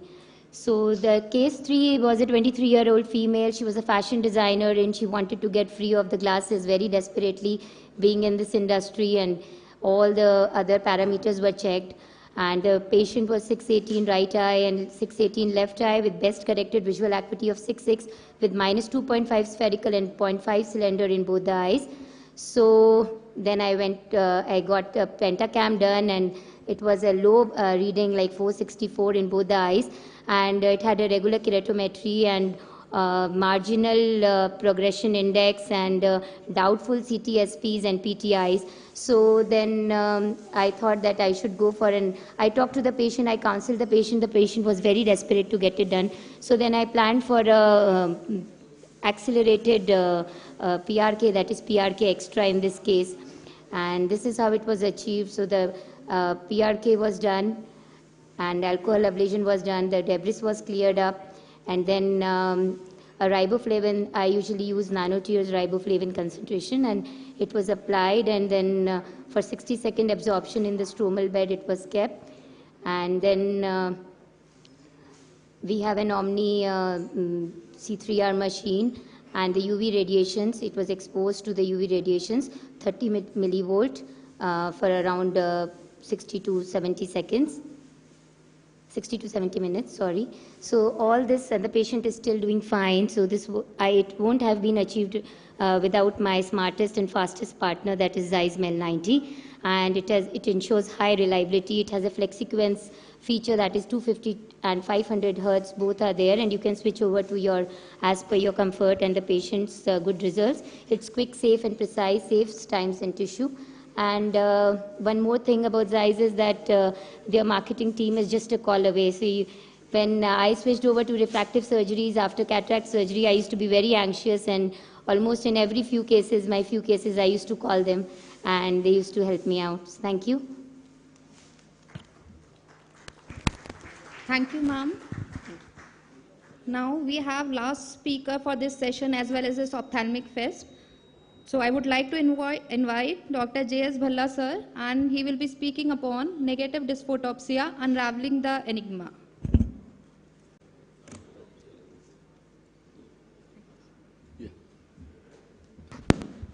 Thank you, everyone. At the outset, I'm thankful to Dr. Sonu Goel for giving me this opportunity. The topic was briefly touched upon by Dr. Ramamurthy in the OPL, and I'll just explain what exactly is this negative dysphotopsia, because it's a very important phenomena.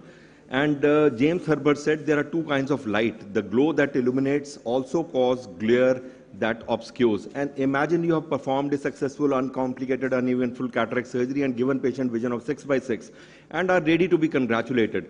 But instead your patient says, "Doc, I hate these unwanted images that you have given me." Of course, this is not what you wanted to hear. So what is dysphotopsia?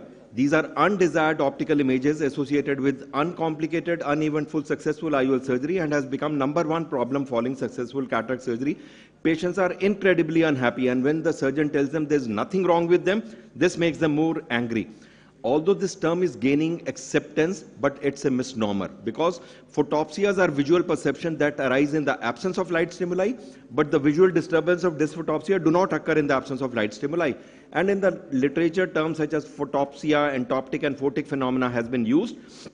So it's a Churchill's proverbial riddle wrapped in a mystery inside an enigma, because both surgeon and patients are frustrated, and when the surgeon tells the patient that it will go away with time, it does not always turn out to be true. And some of these patients are so upset that some have filed lawsuits against ophthalmologists and lens manufacturers.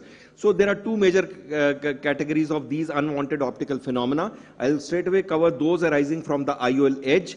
Edge reflections are called positive dysphotopsia, and edge scotomas are called negative dysphotopsia. We wanted some desirable traits in foldable lenses that have led to undesirable optical phenomena. We wanted thin lens to go through small incision, it acts like a mirror. We wanted square edges to reduce PCO, it causes internal reflections. Hydrophobic IOLs, which cause less PCO, but they cause more photopsia because of higher refractive index. Truncation, bitruncation, all cause undesirable optical phenomena. So what negative dysphotopsia was first reported in 2000 by James Davison, and who likened these to temporal darkness to horse blinders.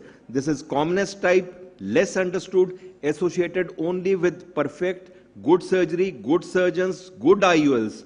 And it's an enigmatic penumbra. It's a sickle-shaped dark shadow in the temporal periphery of the patient's vision. Why does it occur? Imagine these are temporal rays of light which strike against the truncated square edge nasally of the IOL optic. So this is reflected back. And this is simplistic explanation. Since there are no light rays to be refracted, it causes edge scotoma, which is labeled as negative dysphotopsia. Holliday said there are 3 types of shadows, type 1, type 2 and type 3. There is difference. There is a scotoma between the light rays which are refracted from the posterior surface and the posterior edge, and this is 2 to 5.5 degrees in the temporal periphery, and this causes negative dysphotopsia. So what are the causes? One is light from the temporal field can miss the IOL, so there is light ray which is grazing the interior IOL surface and light rays which are refracted. So this is the dark shadow between these two, grazing and refracted ray. And second is the ring scotoma of the previous years of phakic IOL, thick lenses. So it is manifested by a dark crescent, And these are ray tracing diagrams which have been shown. I won't bore you with the technical physics of this. So what are the optical factors required for negative dysphotopsia? They have been classified as primary and secondary factors. Primary factors are small pupil, more distance behind the pupil, and it has been calculated mathematically that if this distance is 0.06 to 1.2 for acrylic and 0.06 to 0.62 millimeter for silicon. Why this occurs is because the normal human crystalline lens is about 4 millimeter in diameter, and these IOLs are less than 1 millimeter. So there is more distance between the iris and the IOL surface. And when this distance is this much for acrylic, it causes negative dysphotopsia. And functional nasal retina, which extends anterior to the shadow. Secondary factors are short axial length, high IOL power, high index of refraction like 1.55 for some of the lenses, large angle alpha, nasal location of the pupil, transparent state of the peripheral nasal capsule, and also surprisingly, although both eyes may have similar anatomic features, negative dysphotopsia may not occur bilaterally. Why this dark shadow occurs only temporally? Because light rays coming in nasally is tempered by the nose, eyebrow and cheek. And second factor is that the nasal retina may extend further anteriorly than the temporal retina. So these are some of the diagrams which have been drawn by the patients, and they have clearly shown that this is just like a temporal ring type of shadow, crescentic shadow, which is likened to horse blinders. And what is the incidence? In the early post-operative period, it is as high as 20%, but with passage of time, within 6 to 2 years, it decreases to 2.4%, and incidentally, it occurs more commonly in the left eye and more commonly in the woman.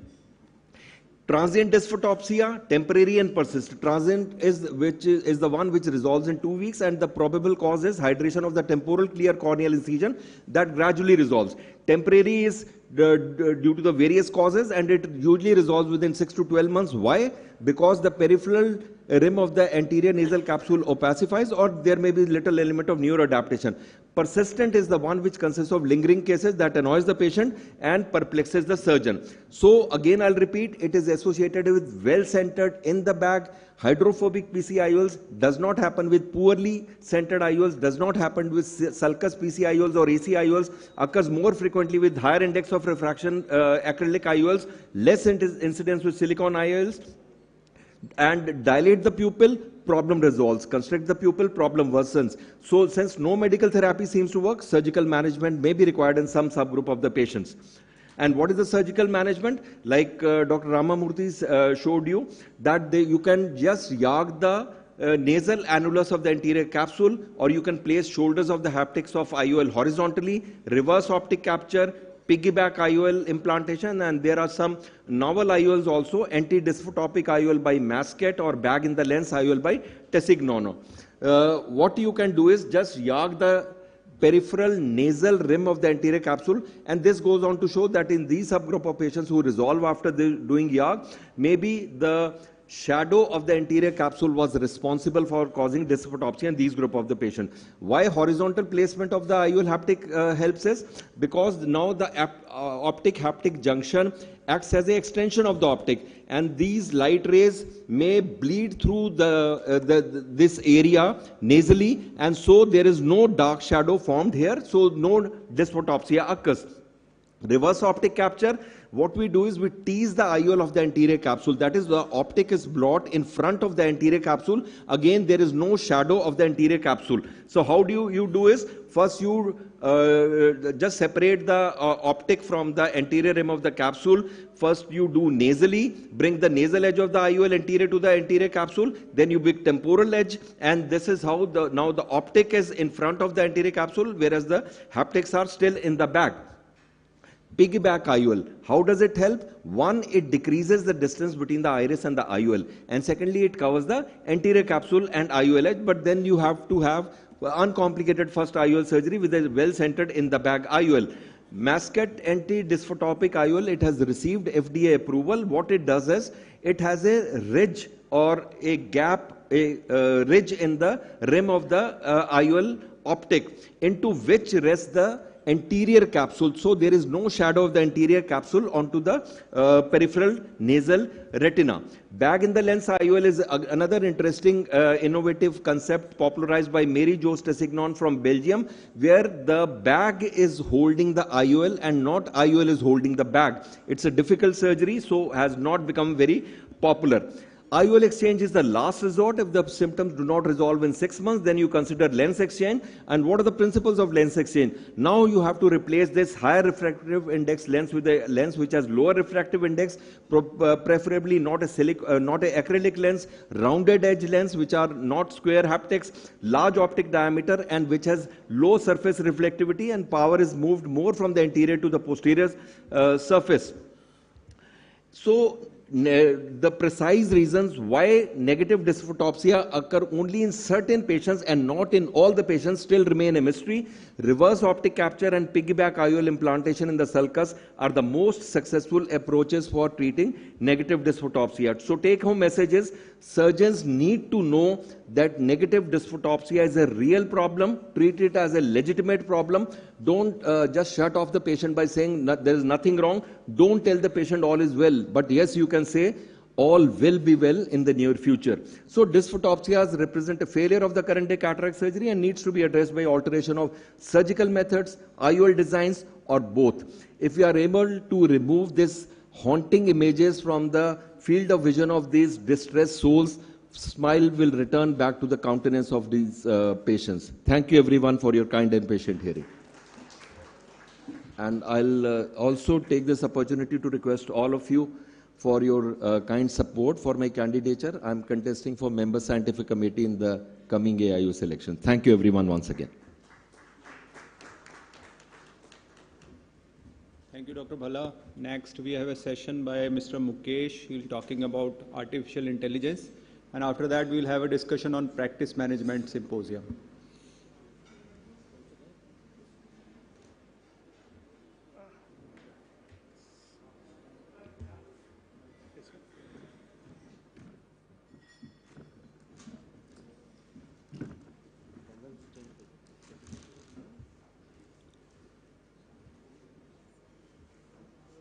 So, hello, good afternoon, everyone.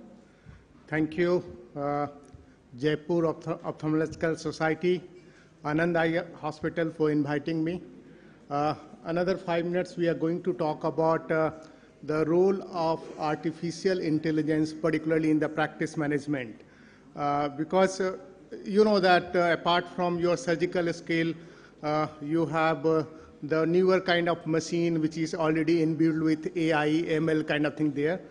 But how this is going to help you in the practice. So we are talking about the conversational AI, which basically how to connect to your patient.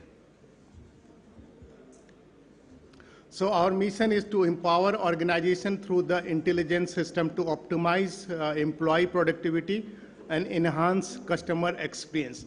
So you are going to save time and same time patient satisfaction, how you can remain connected with the patient 24/7. So we have developed some sort of virtual assistant for the practice management.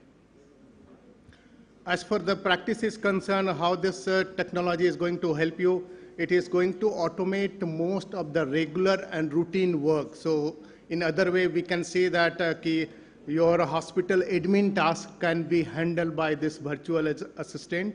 In fact, the product name is Tina. So it is available 24/7. It is multilingual, depend upon the language choice. Somebody talking in Hindi, somebody is in English, somebody regional languages like Tamil, Gujarati. So Tina can answer in 80 languages that include India as well as the global languages. Patient, many times you know that you are busy with your practice, surgery and OPDs, but patient wanted to connect. So how the patient can get the instant approved information, that can be done through that.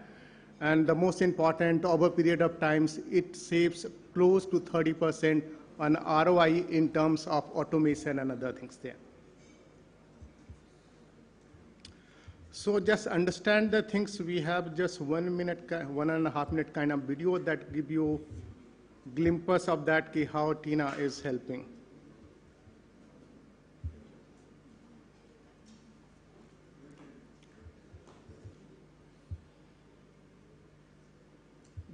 is not.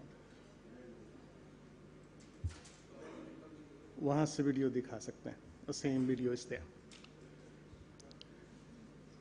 So video will give you the glimpse like how this Tina is helping to the practice management. Just example, Tina can help you in terms of appointment booking.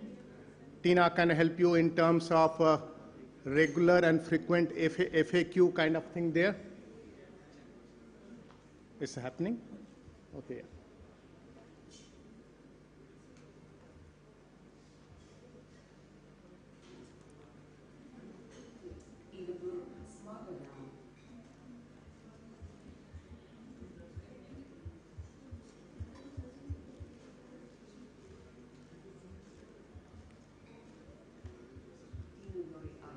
Ophthalmology assistant is even more smarter now. She is growing into an end-to-end hospital management and patient engagement platform, empowered with Anand robotic process automation. She now remembers the patient names throughout the session. She can converse in 80+ global languages about most conditions, symptoms, and frequently asked questions by patients. Tina is now equipped with intelligent appointment management, reflect changes in timings, cancel, reschedule, disappearing past appointments. Worried about deflecting leads, she will store them all at one place and help you contact them. Manage patient flow with intelligent notifications, an advanced Google review and feedback management system.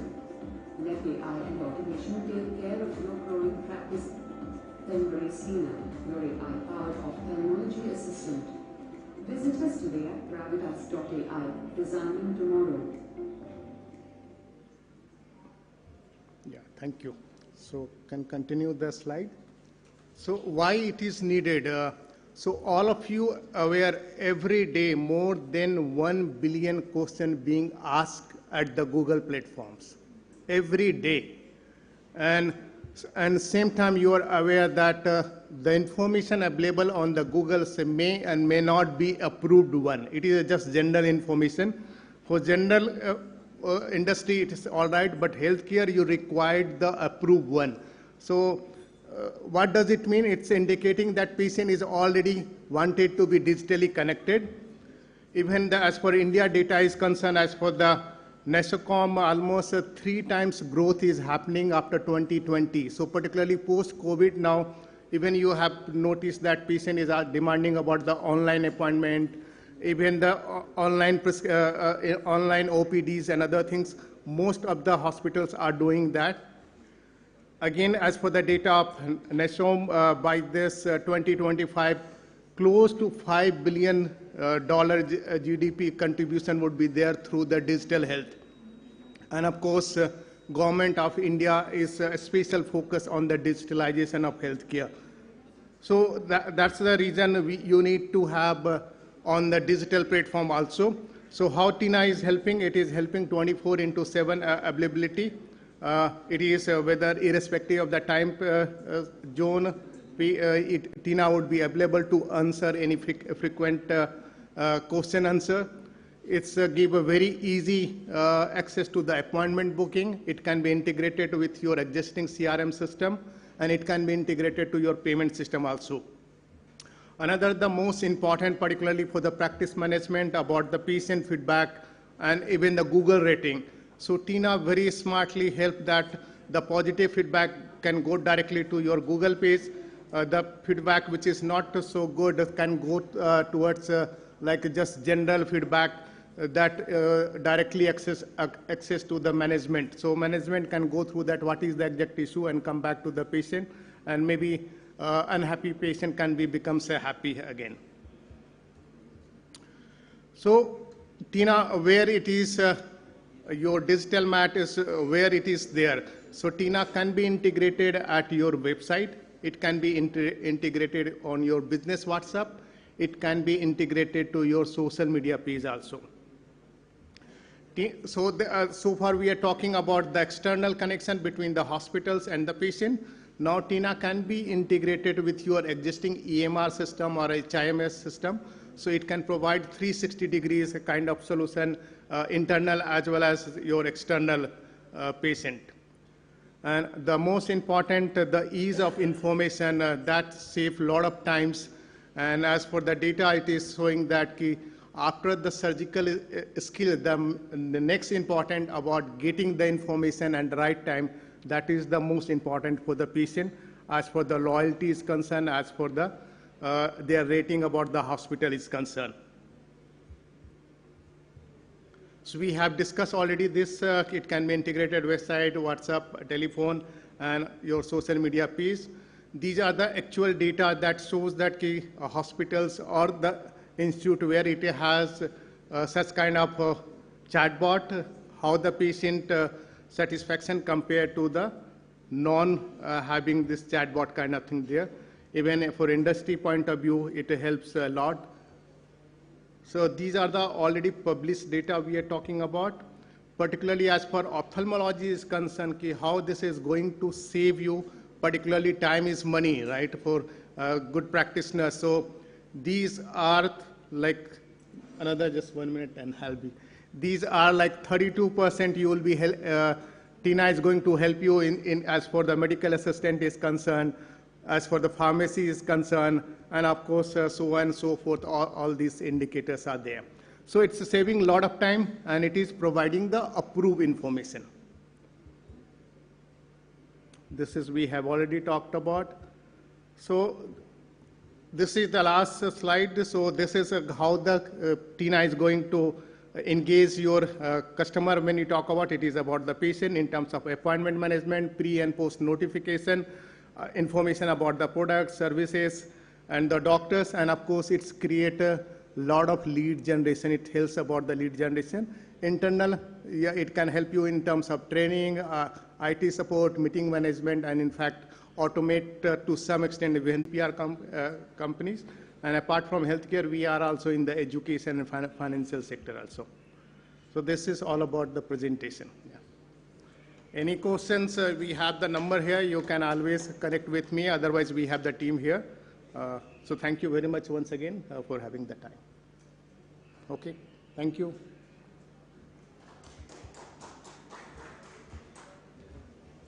Thank you, Mr. Mukesh, for such a wonderful talk. Next, I would like to invite Dr. R.B. Goyal on the chair for Practice Management Symposium, and Dr. J.P. Kabra, Dr. Arvind Chauhan, Dr. Murli Manohar, Dr. R.K. Verma.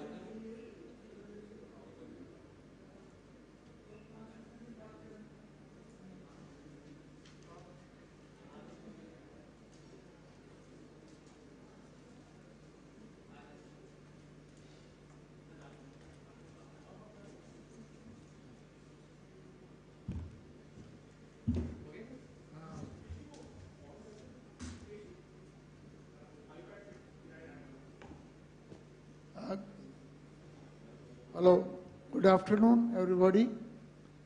Though everybody has gone, ये light बंद कर दो यार, ये सामने पड़ रही. तो yes, ठीक है.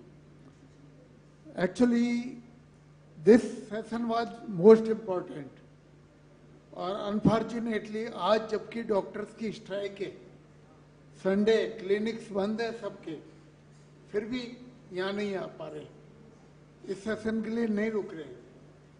देखिए, बहुत इम्पोर्टेंट है ये, beside your medical income you should have one parallel income.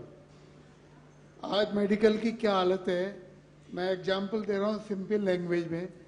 300 रुपये आपको पेशेंट देता है ओपीडी में, और वो दूसरे दिन भी आके बैठ जाता है और फोन करेगा, माथा खाएगा.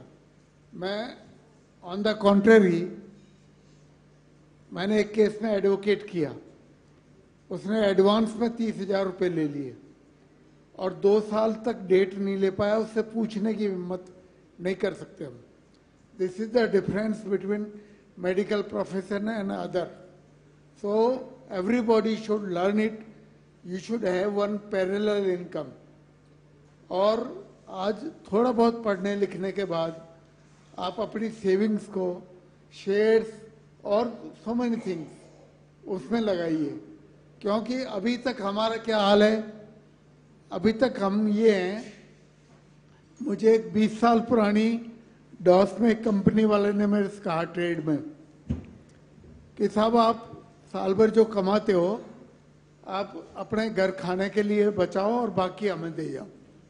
मैं नहीं भूला हूँ, उसने मजाक में कहा, लेकिन ये बहुत बड़ी हकीकत है कि हम कमा रहे हैं उसी में लगा रहे हैं, और कंपनी वाले क्या कर रहे हैं, एनुअल मेंटेनेंस और अब तो सर्जरी में भी वो हर एक में वो लेने लगे। तो आप अपनी सेविंग्स का इंटेलिजेंट इन्वेस्टमेंट करो। हालांकि अब सुनने वाले नहीं है ये बात मैं, और बड़ा दुख की बात है कि आज स्ट्राइक है, सबके क्लिनिक बंद हैं और फिर भी लोग ऐसी बात सुनने के लिए नहीं है। नाउ डॉक्टर, मैं तो शॉर्ट में जो बात कहनी थी कह चुका। Doctor R.K. Verma, doctor Virendra Agarwal का एक जो टॉपिक था उस पर ब्रीफ में बोलेंगे, और फिर doctor Sonu Goyal end of the session करेंगे। Good afternoon, everyone. Thank you for giving me the opportunity. सबसे पहले मैं आपको एक इन्फॉर्मेशन देना चाहूँगा कि राइट टू हेल्थ बिल अभी विधानसभा में आज शायद कल मंडे को टेबल हो रहा है। ये है क्या, सबको पता होना चाहिए, नेट पे अवेलेबल है और आपके जो ग्रुप में भी पोस्ट किया जा चुका है। कृपया करके प्लीज़ इसको रीड करें, एक एक लाइन। और कुछ बातें हैं जो कि it is meant for medical practitioner, कुछ बातें हैं meant for general public and guidelines for patients. उनको प्लीज़ उनको रीड करें। फिर ये नहीं, आपका बहाना नहीं चलेगा कि हमें ये चीज़ पता नहीं थी। सेलिएंट फीचर उसके यही हैं कि कोई भी मरीज आएगा उससे आप पैसे नहीं मांग सकते। क्यों? प्राइवेट प्रैक्टिस में ऐसा क्यों? अब बाद में वो दे या ना दे ये उसकी मर्जी है। हाँ, और ये दूसरा क्या है कि आपके पास कोई भी इमरजेंसी आ जाती है तो उसको आपको डील करना है, और अगर आप नहीं डील कर सकते, आपके पास फैसिलिटी नहीं है, तो आपको खुद उसको ट्रांसपोर्ट करना पड़ेगा ऐसी जगह पे जहाँ पे उसका इलाज हो सकता है। वो आप पे अपने लेवल पे, सरकार उसको कोई पे नहीं करेगी। इन केस अगर उसको कुछ हो जाता है, ऑन द वे सेटल करके भेजना है आपको। अगर रास्ते में पेशेंट की डेथ हो जाती है तो आपके ऊपर चार्ज लगेगा। पहली बार 10,000 रुपये, दूसरी बार 25,000 रुपये, उसके बाद आपको जेल भी हो सकती है। ये उसमें क्लियर कट लाइन लिखी हुई है, आपको ये चीज़ें पता होनी चाहिए। बीइंग ए डॉक्टर, क्योंकि आप जनरल कॉमन मैन नहीं हो, आप हो डॉक्टर, वो भी सोसाइटी के बेस्ट एंटरप्रेन्योर। आपका बहुत बड़ा नाम होता है, एज ए डॉक्टर आपकी रिस्पॉन्सिबिलिटी बनती है। अगर आपको ये छोटी छोटी चीज़ें पता नहीं है तो ये आपकी गलती मानी जाएगी, सरकार का इसमें कोई रोल नहीं होगा। एक बार अगर ये पास हो गया, क्योंकि ये पास हो जाएगा, क्योंकि इसकी एक कमेटी बनी थी, उसमें 17 मेंबर थे, 3 बीजेपी के थे, बाकी लोग कांग्रेस के थे, तो वो कमेटी ने तो पास कर दिया है। और अब की बार जो विधानसभा में जाते ही ये पास भी हो जाएगा क्योंकि मेजोरिटी है। उसके बाद आप कहीं के नहीं रहेंगे क्योंकि ये लॉ बन जाएगा। अगर आप इसमें कोई चेंज करना चाहोगे तो विधानसभा में ही वो पास होके दोबारा से इसमें चेंज हो सकता है, बाद में चेंज नहीं हो सकता है। आप ये देखिए आप कितनी बड़ी मुसीबत में फंसने वाले हो सभी लोग। तो इसलिए प्लीज़ जो आरटीएस का जो मूवमेंट चल रहा है उसको आप साथ दीजिए, उसका समर्थन कीजिएगा, और जो भी आपके लीडरशिप कहे तो उस पर विश्वास करिए और उसको फॉलो करिएगा। क्योंकि पास होने के बाद हर एक कोई भी मीटिंग होएगी, जलसा होएगा, सरकार अपनी बातें काम जनता के सामने रखेगी, प्रेस एक क्लियर कट लैंग्वेज में ये लिख देगी कि कहीं भी जाइए इलाज कराओ, पैसा वो नहीं मांग सकते। और फिर जनता का एक जनरल परसेप्शन होता है, वो पता नहीं किस वे में इस चीज़ को लेती है, तो आप इसको डिफेंड नहीं कर सकते। तो प्लीज़ इसको एक बार रीड करिएगा, आपके व्हाट्सएप ग्रुप में ये है, और एक एक लाइन को आप पढ़ें, और अगर कोई डाउट है तो अपने किसी सीनियर जो भी इसके जानकार उनसे आप पूछिएगा। दूसरी बात, हम आ रहे थे स्मार्ट प्रैक्टिस के ऊपर।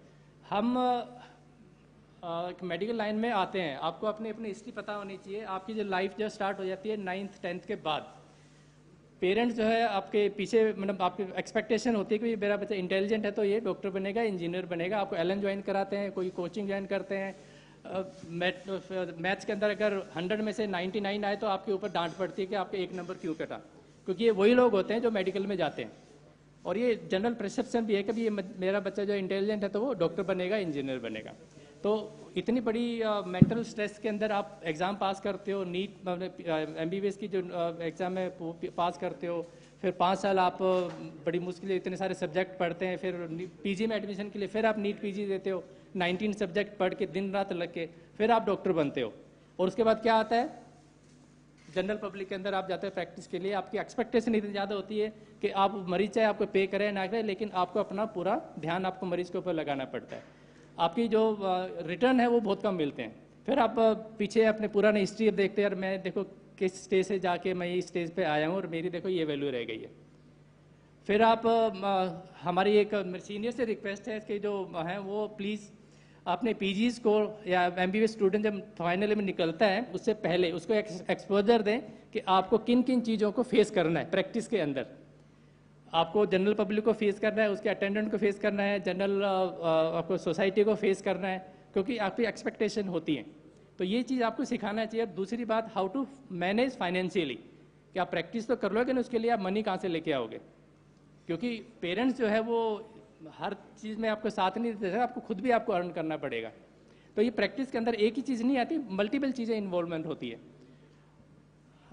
हम अब देखते हैं भी हम सीखेंगे कैसे, तो हम क्या है, अगर आप थोड़ा एक्सपोजर अगर CMA के थ्रू या कोई कोर्स के थ्रू अगर नहीं मिलता तो हम गलत चीज़ें एक दूसरे को देख के सीखते हैं कि नहीं देखो उनकी प्रैक्टिस ऐसी चल रही है, हो सकता है वो कुछ काम कर रहे हो तो चलो हम भी कुछ करते हैं। तो आप गलत एक परसेप्शन लेके अपनी प्रैक्टिस में उस चीज़ को इन्वॉल्व करते हो, ये चीज़ नहीं होनी चाहिए। सबसे हमारा मेन ध्यान रहता है कि how to deal with the patient, how to take care of the patient. अगर आपने पेशेंट को अपने मन से अगर ढंग से क्लीन ट्रीट कर दिया तो that will return to you in 10 times. Patient से पेशेंट जो आपका जो पब्लिसिटी होती है दैट विल बी गुड, और आपका पूरा ध्यान आपकी प्रैक्टिस पे मतलब पेशेंट केयर पे होना चाहिए। सेकेंडरी एवरीथिंग विल कम, आपके money will come, your prestige will come, your publicity will come. Main focus should be how to take care of the patient with care. और सबसे जरूरी इसके साथ आता है फाइनेंशियल मैनेजमेंट। हम देखेंगे वीरेंद्र अग्रवाल, डॉक्टर सोनू गोयल हमारे जेंट पर्सन, लेकिन अब इनसे पूछिए इनका फाइनेंशियल मैनेजमेंट कैसा है। ये कहेंगे नहीं हमने सारा पैसा इन्वेस्ट कर रखा है मशीन के अंदर, हम एक पैसा थोड़ा बहुत कमाते हैं, अगली मशीन फिर ले आते हैं। इनके लिए अपने लिए क्या किया इन्होंने, इनके पास क्या है खुद के लिए। मान लो कल को वाला कोई प्रॉब्लम हो जाती है तो ये हाउ टू पे फाइन, हाउ टू पे taxes and AMC all that, क्योंकि कई चीज़ होती हैं जो टैक्स और आपका जो इंटरेस्ट ये तो आपको पे करना ही पड़ेगा, चाहे कुछ भी हो जाए। आप नहीं तो आपके पीछे आपकी जनरेशन पे करेंगी। क्या आपने इस तरफ ध्यान दिया है? तो ये चीज़ होती है एक फाइनेंशियल मैनेजमेंट जो आपको पहली when you start your practice ये आपको आनी चाहिए। और जब आप PG कर रहे हो तो आपके पास बहुत अच्छा, आजकल तो ठीक है बहुत अच्छा आपका स्टाइपेंड मिलता है, तो कम से कम आपको 50% जो है आपको या तो PPF में या म्यूचुअल फंड में या शेयर मार्केट में इन्वेस्ट करना चाहिए, so that 5 years later on या 10 years later on you will get a sufficient amount of money so that you can purchase Zeiss microscope or phaco machine or your femto laser with your cash. You will not have to take a loan from the bank. तो अगर आप अभी से smart investment करेंगे तो you will have a lump sum money after 10 years when you need them. तो तभी होगा जब आप डिसिप्लिन वे में अपनी इन्वेस्टमेंट करेंगे। तो ये डिटेल है, ये चलते चलते अब ये नहीं हो पाएगी, इसके लिए एक सेपरेट सेशन मैं रिक्वेस्ट करूंगा कि ROC लेवल पे आजकल होती है। Sandeep Vijay is fine person for this, तो आजकल ये हम करते हैं। दूसरी बात है कि how to do good practice. Practice में क्या आप पेशेंट देखते तो हो, लेकिन क्या आप अपनी स्किल उसमें यूज़ करते हैं? स्किल के अलावा भी उसमें यूज़ करनी होती है कि you have to listen to the patient. सबसे पहले जब भी कोई पेशेंट आता है तो पहले टॉर्च मार के एकदम से मारते बोलो आपकी तकलीफ क्या है, लेकिन पेशेंट क्या है वो आपको अपना दुखड़ा सुनाने आया है, वो अपनी जो प्रॉब्लम को रिलीव करने आया है। तो आपका एक फ़र्ज बनता है कि पेशेंट को सुने। सबसे पहले अपने हाथ पे धर के ऐसे बैठ जाए, बोलो कि पेशेंट के आपको क्या प्रॉब्लम है, क्योंकि वो आप आँखों में डाल के उनसे सारी बातें पूछेंगे तो एक एक चीज़ वो आपको बताएगा। साइमल्टेनियसली आपको जो पेशेंट के साथ जो अटेंडेंट होता है उसके साथ भी जो उसकी तरफ भी मुखातिब की तरफ पूछना चाहिए कि हाँ बोलो इसका क्या प्रॉब्लम है। कहाँ से आए हो, कैसे आए हो, कोई प्रॉब्लम तो नहीं है, और इस प्रॉब्लम का कितना ड्यूरेशन है, ये सब चीज़ अगर पेशेंट के साथ अगर टाइम बिताएंगे, थोड़ा 2 मिनट लगेंगे केवल इसमें, लेकिन you will earn a trust from the patient. और अरविंद उसमें एक लाइन लिखी हुई है, it is the trust that page that cures. तो ये एक ऐसे नहीं लिखी हुई, इसका एक पर्पज़ है, क्योंकि हमारे मेडिकल लैंग्वेज होते हैं प्लेसिबो इफेक्ट. वो क्या है, मतलब अगर पेशेंट का अगर आपने ढंग से सुन भी लिया और आप उसे ट्रीटमेंट भी कर रहे, चाहे कुछ भी दे दो, लेकिन आप उसे मीठा बोलिए, उसकी बात सुनिए, फिर चाहे जो भी ट्रीटमेंट देंगे वो जो ट्रस्ट के साथ जो लेगा वो काम करती है ये चीज़. चाहे हेडेक को पेशेंट को जब कोई प्रॉब्लम, अगर आप उसको खाली क्रोसिन भी लिख के दे देंगे तो that will work to the patient. और सिंपल जेंटामाइसिन ड्रॉप भी ले गए तो भी it work like moxifloxacin. So it is the trust that will win your prestige that. So कुछ बातें थी जो जनरल जो हम ये बात कर रहे थे, और मेरे को लगा कि ये मैसेज जो हम आपको देना चाहिए, जो मेरे पास नॉलेज थी, that I have shared with you. And we thank Dr. Sonu Goyal for organizing such a good conference. Single-handedly he has managed, and Dr. Mayank Agarwal, he has earned the experience with that. And thank you very much, everyone. सिर्फ 1 minute में मैं ख़त्म करता हूँ. ये session हमने बहुत brief कर लिया, लेकिन it should be in detail, और पेशेंट को कैसे हैंडल करना है. सॉरी मैं आपको क्रॉस कर रहा हूँ, वो सब कर रहे हैं, लेकिन पेशेंट की एक्सपेक्टेशन जितना आप सॉफ्ट बोलोगे बढ़ती जाएगी. वो there should be a balance between it and increase your parallel income. कोई न कोई दूसरा इन्वेस्टमेंट का साधन जरूर करें. एक ही लाइन में मैं, आपने सोशल मीडिया पर अपने एक डॉक्टर ने इस अपने जो बिल आ रहा है उसके बारे में कहा, भाई गवर्नमेंट राइट टू हेल्थ दे रही है तो राइट टू सर्वाइव भी देना. एक भूखा आया, राजपूताना में आ गया, मैं तो खाना खाऊंगा, पैसे नहीं दूंगा, तो प्राइवेट हॉस्पिटल में कैसे मैनेज करेंगे हम? सर इसका मैं एक चीज बोलना चाहता हूँ कि इन्होंने WHO की जो डेफिनेशन ली है right to health, so right to health का मतलब राइट टू हेल्थ नहीं है, राइट टू लिविंग है. तो राइट टू लिविंग में ये भी है ना, कपड़े वाले को फ्री में खाना, फ्री में होटल में लॉजिंग, फ्री में कपड़े, सो everything is this. आपके यहाँ तो आगे पेट दुख रहा, मेरे इमरजेंसी है. So I think it's a long debate and very valid points taken from Dr. R.K. Verma sir and Dr. R.B. Goyal sir, and thank you for sparing so much time. And I think this session should be included in every conference as one of the basic, as he said, rightly said, practice management. So I think we should all be smart. So it is called smart practice. So thank you very much, sir. And now I will like to invite Dr. R.K. Sharma, sir, Dr. Mayank, and Dr. Ghulam Ali to please be on the stage. I'd like to thank my esteemed faculty for joining us from all over India, North, East, West, South. They have been so nice and so kind. My industry partners, all the members of the Jaipur Ophthalmological Society and Rajasthan Ophthalmological Society for being with us. And I'll fail in my duty if I don't thank my own team from Anand Eye Hospital. They've been working with me for the last 7 days, day and night. And Mayank and Dr. Ghulam was saying that for the last 2 days, they've seen that they haven't even sat for a minute. So I'm really grateful. And actually, this comes from the core of my heart, the dedication and the devotion that this team has given to me. I think, believe me, if you say I haven't worked, I haven't done any job, I just I gave all the responsibilities to them, and they actually nurtured us in such a nice manner, and what you have at this point of time. So, Dr. Ratnesh Sharma has been the man behind the show. I think the beautifully crafted scientific program with, the trimmings and everything. So, Ratnesh, can you please join on the stage? And I'll request Dr. Mukesh Sharma, sir, Dr. Rajkumar Sharma, sir, Dr. Ghulam Ali, and Dr. R.K. Verma, R.B. Goyal, sir, please be on the stage and just encourage my team, sir.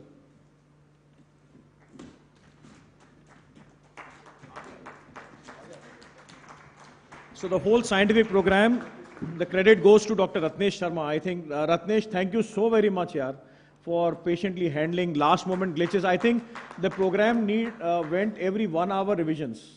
Thank you, thank you. Yeah. So the next in senior is Dr. Vaishali Mathur. Vaishali, thank you for, taking care both on the hospital and the conference part. Thank you so much.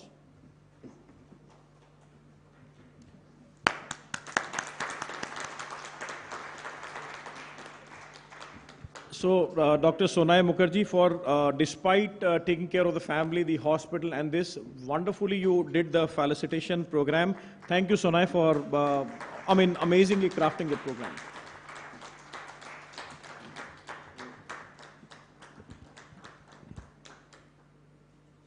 Dr. Purnima, I think for the last 2 days, this girl has been on her toes.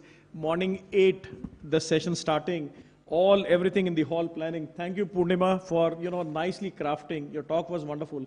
Thank you for everything.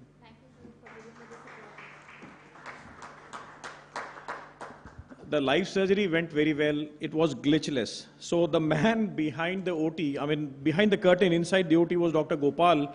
And Gopal, wonderfully, you did so nicely, everything organized. Thank you, Gopal.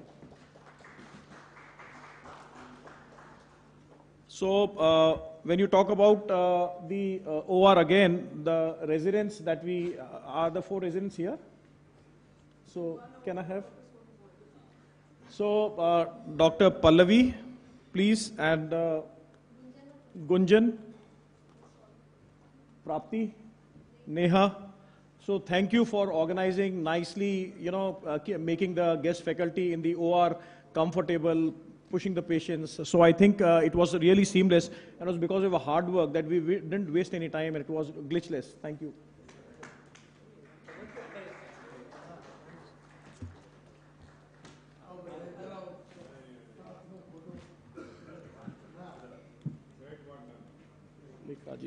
For the refractive front, Namrata deserves full marks because she was managing the Visumax 800, and for the refractive team was Zeiss. Thank you, Namrata, for arranging so nicely and so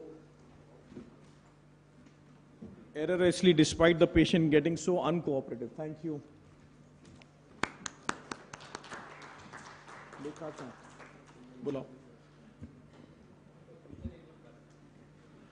The man for 48 hours who was toiling hard and taking care of arrivals, departures, room check-in, room check-outs, certificates, printing, AV, so media. So can I have Lekhraj?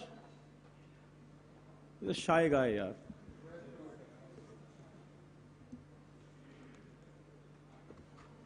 Lekhraj.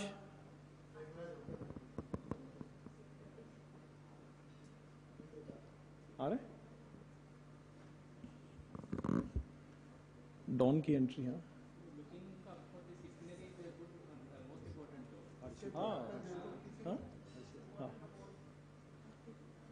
So Lekhraj, so by the time he comes, Harshita has been the key person who has been dealing with all the female faculty. She'll be taking care, make them comfortable. Thank you, Harshita, for so nicely organizing and arranging every stuff. So please.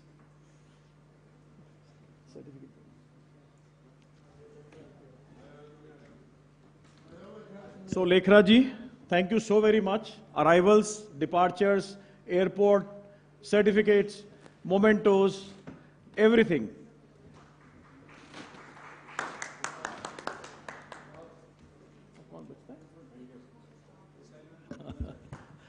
So still there are 50 odd people behind the scene in the OR, still not, they couldn't make it, but I think everything, every small thing, 2 people sitting on the gen set from 2 buildings, 2 people sitting on the gen set here. I think the whole program was to make it glitchless because the meteorological, the department had said that there would be thunder showers tomorrow between 3:30 to 5:30. So they just ensured that the cable doesn't go wrong, and thanks to my AV from the Grover team, thank you so very much for having glitchless, though there were small glitches, but still it's pardonable. So thank you very much. I would like to thank my industry partners from Hoya, from Zeiss, Star, Biotech, J&J, and each one of you for making this program a grand success. Mukesh ji from Gravitas, I think, made it a great success. And the hotel, I think Mr. Rana is there. The GM, personally, he was connecting so nicely. So ITC has been a next home to us, doing all our small meetings here. And Mr. Rana was always whatever we wanted. I mean, he was so nice to give his lunch or breakfast area for the hall, the scientific hall that I requested him. So thank you to Rajputana people if they're here. And the last but not the least, our event manager, Mr. Rohan Sangi. Is Rohan here? So he has always been a younger brother for me last 20 years. All my travel itineraries and everything, he does it so nicely. For 2 days, this guy did not sleep, did not go to his home. He's a high profile event guy, but because it was my event, I think he was always here, finely tuning everything. So Rohan, if you're not here, but still you can hear us on YouTube. So thank you very much. Rohan, please, please, a loud.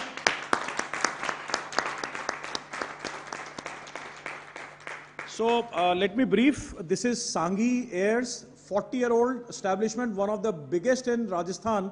Sangi Airs, his father. Rohan, please, Hey, come on, Sangi Air. And this is Rohan Sangi. And this he has been, the man behind the whole show. So man events ka pura come up,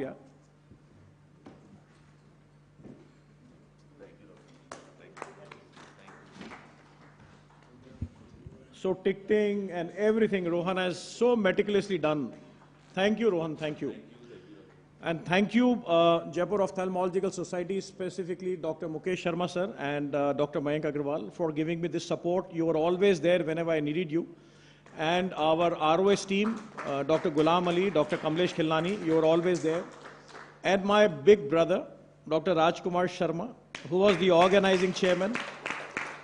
Such a positive, always understanding and always helping me in all those hours. Dr. R.B. Goel sir, who came all the way from Udaipur, came at 7:30 and he was always with us.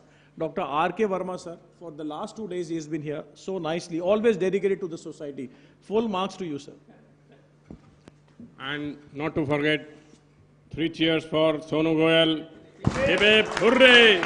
Hip hip hooray! Hip hip hooray!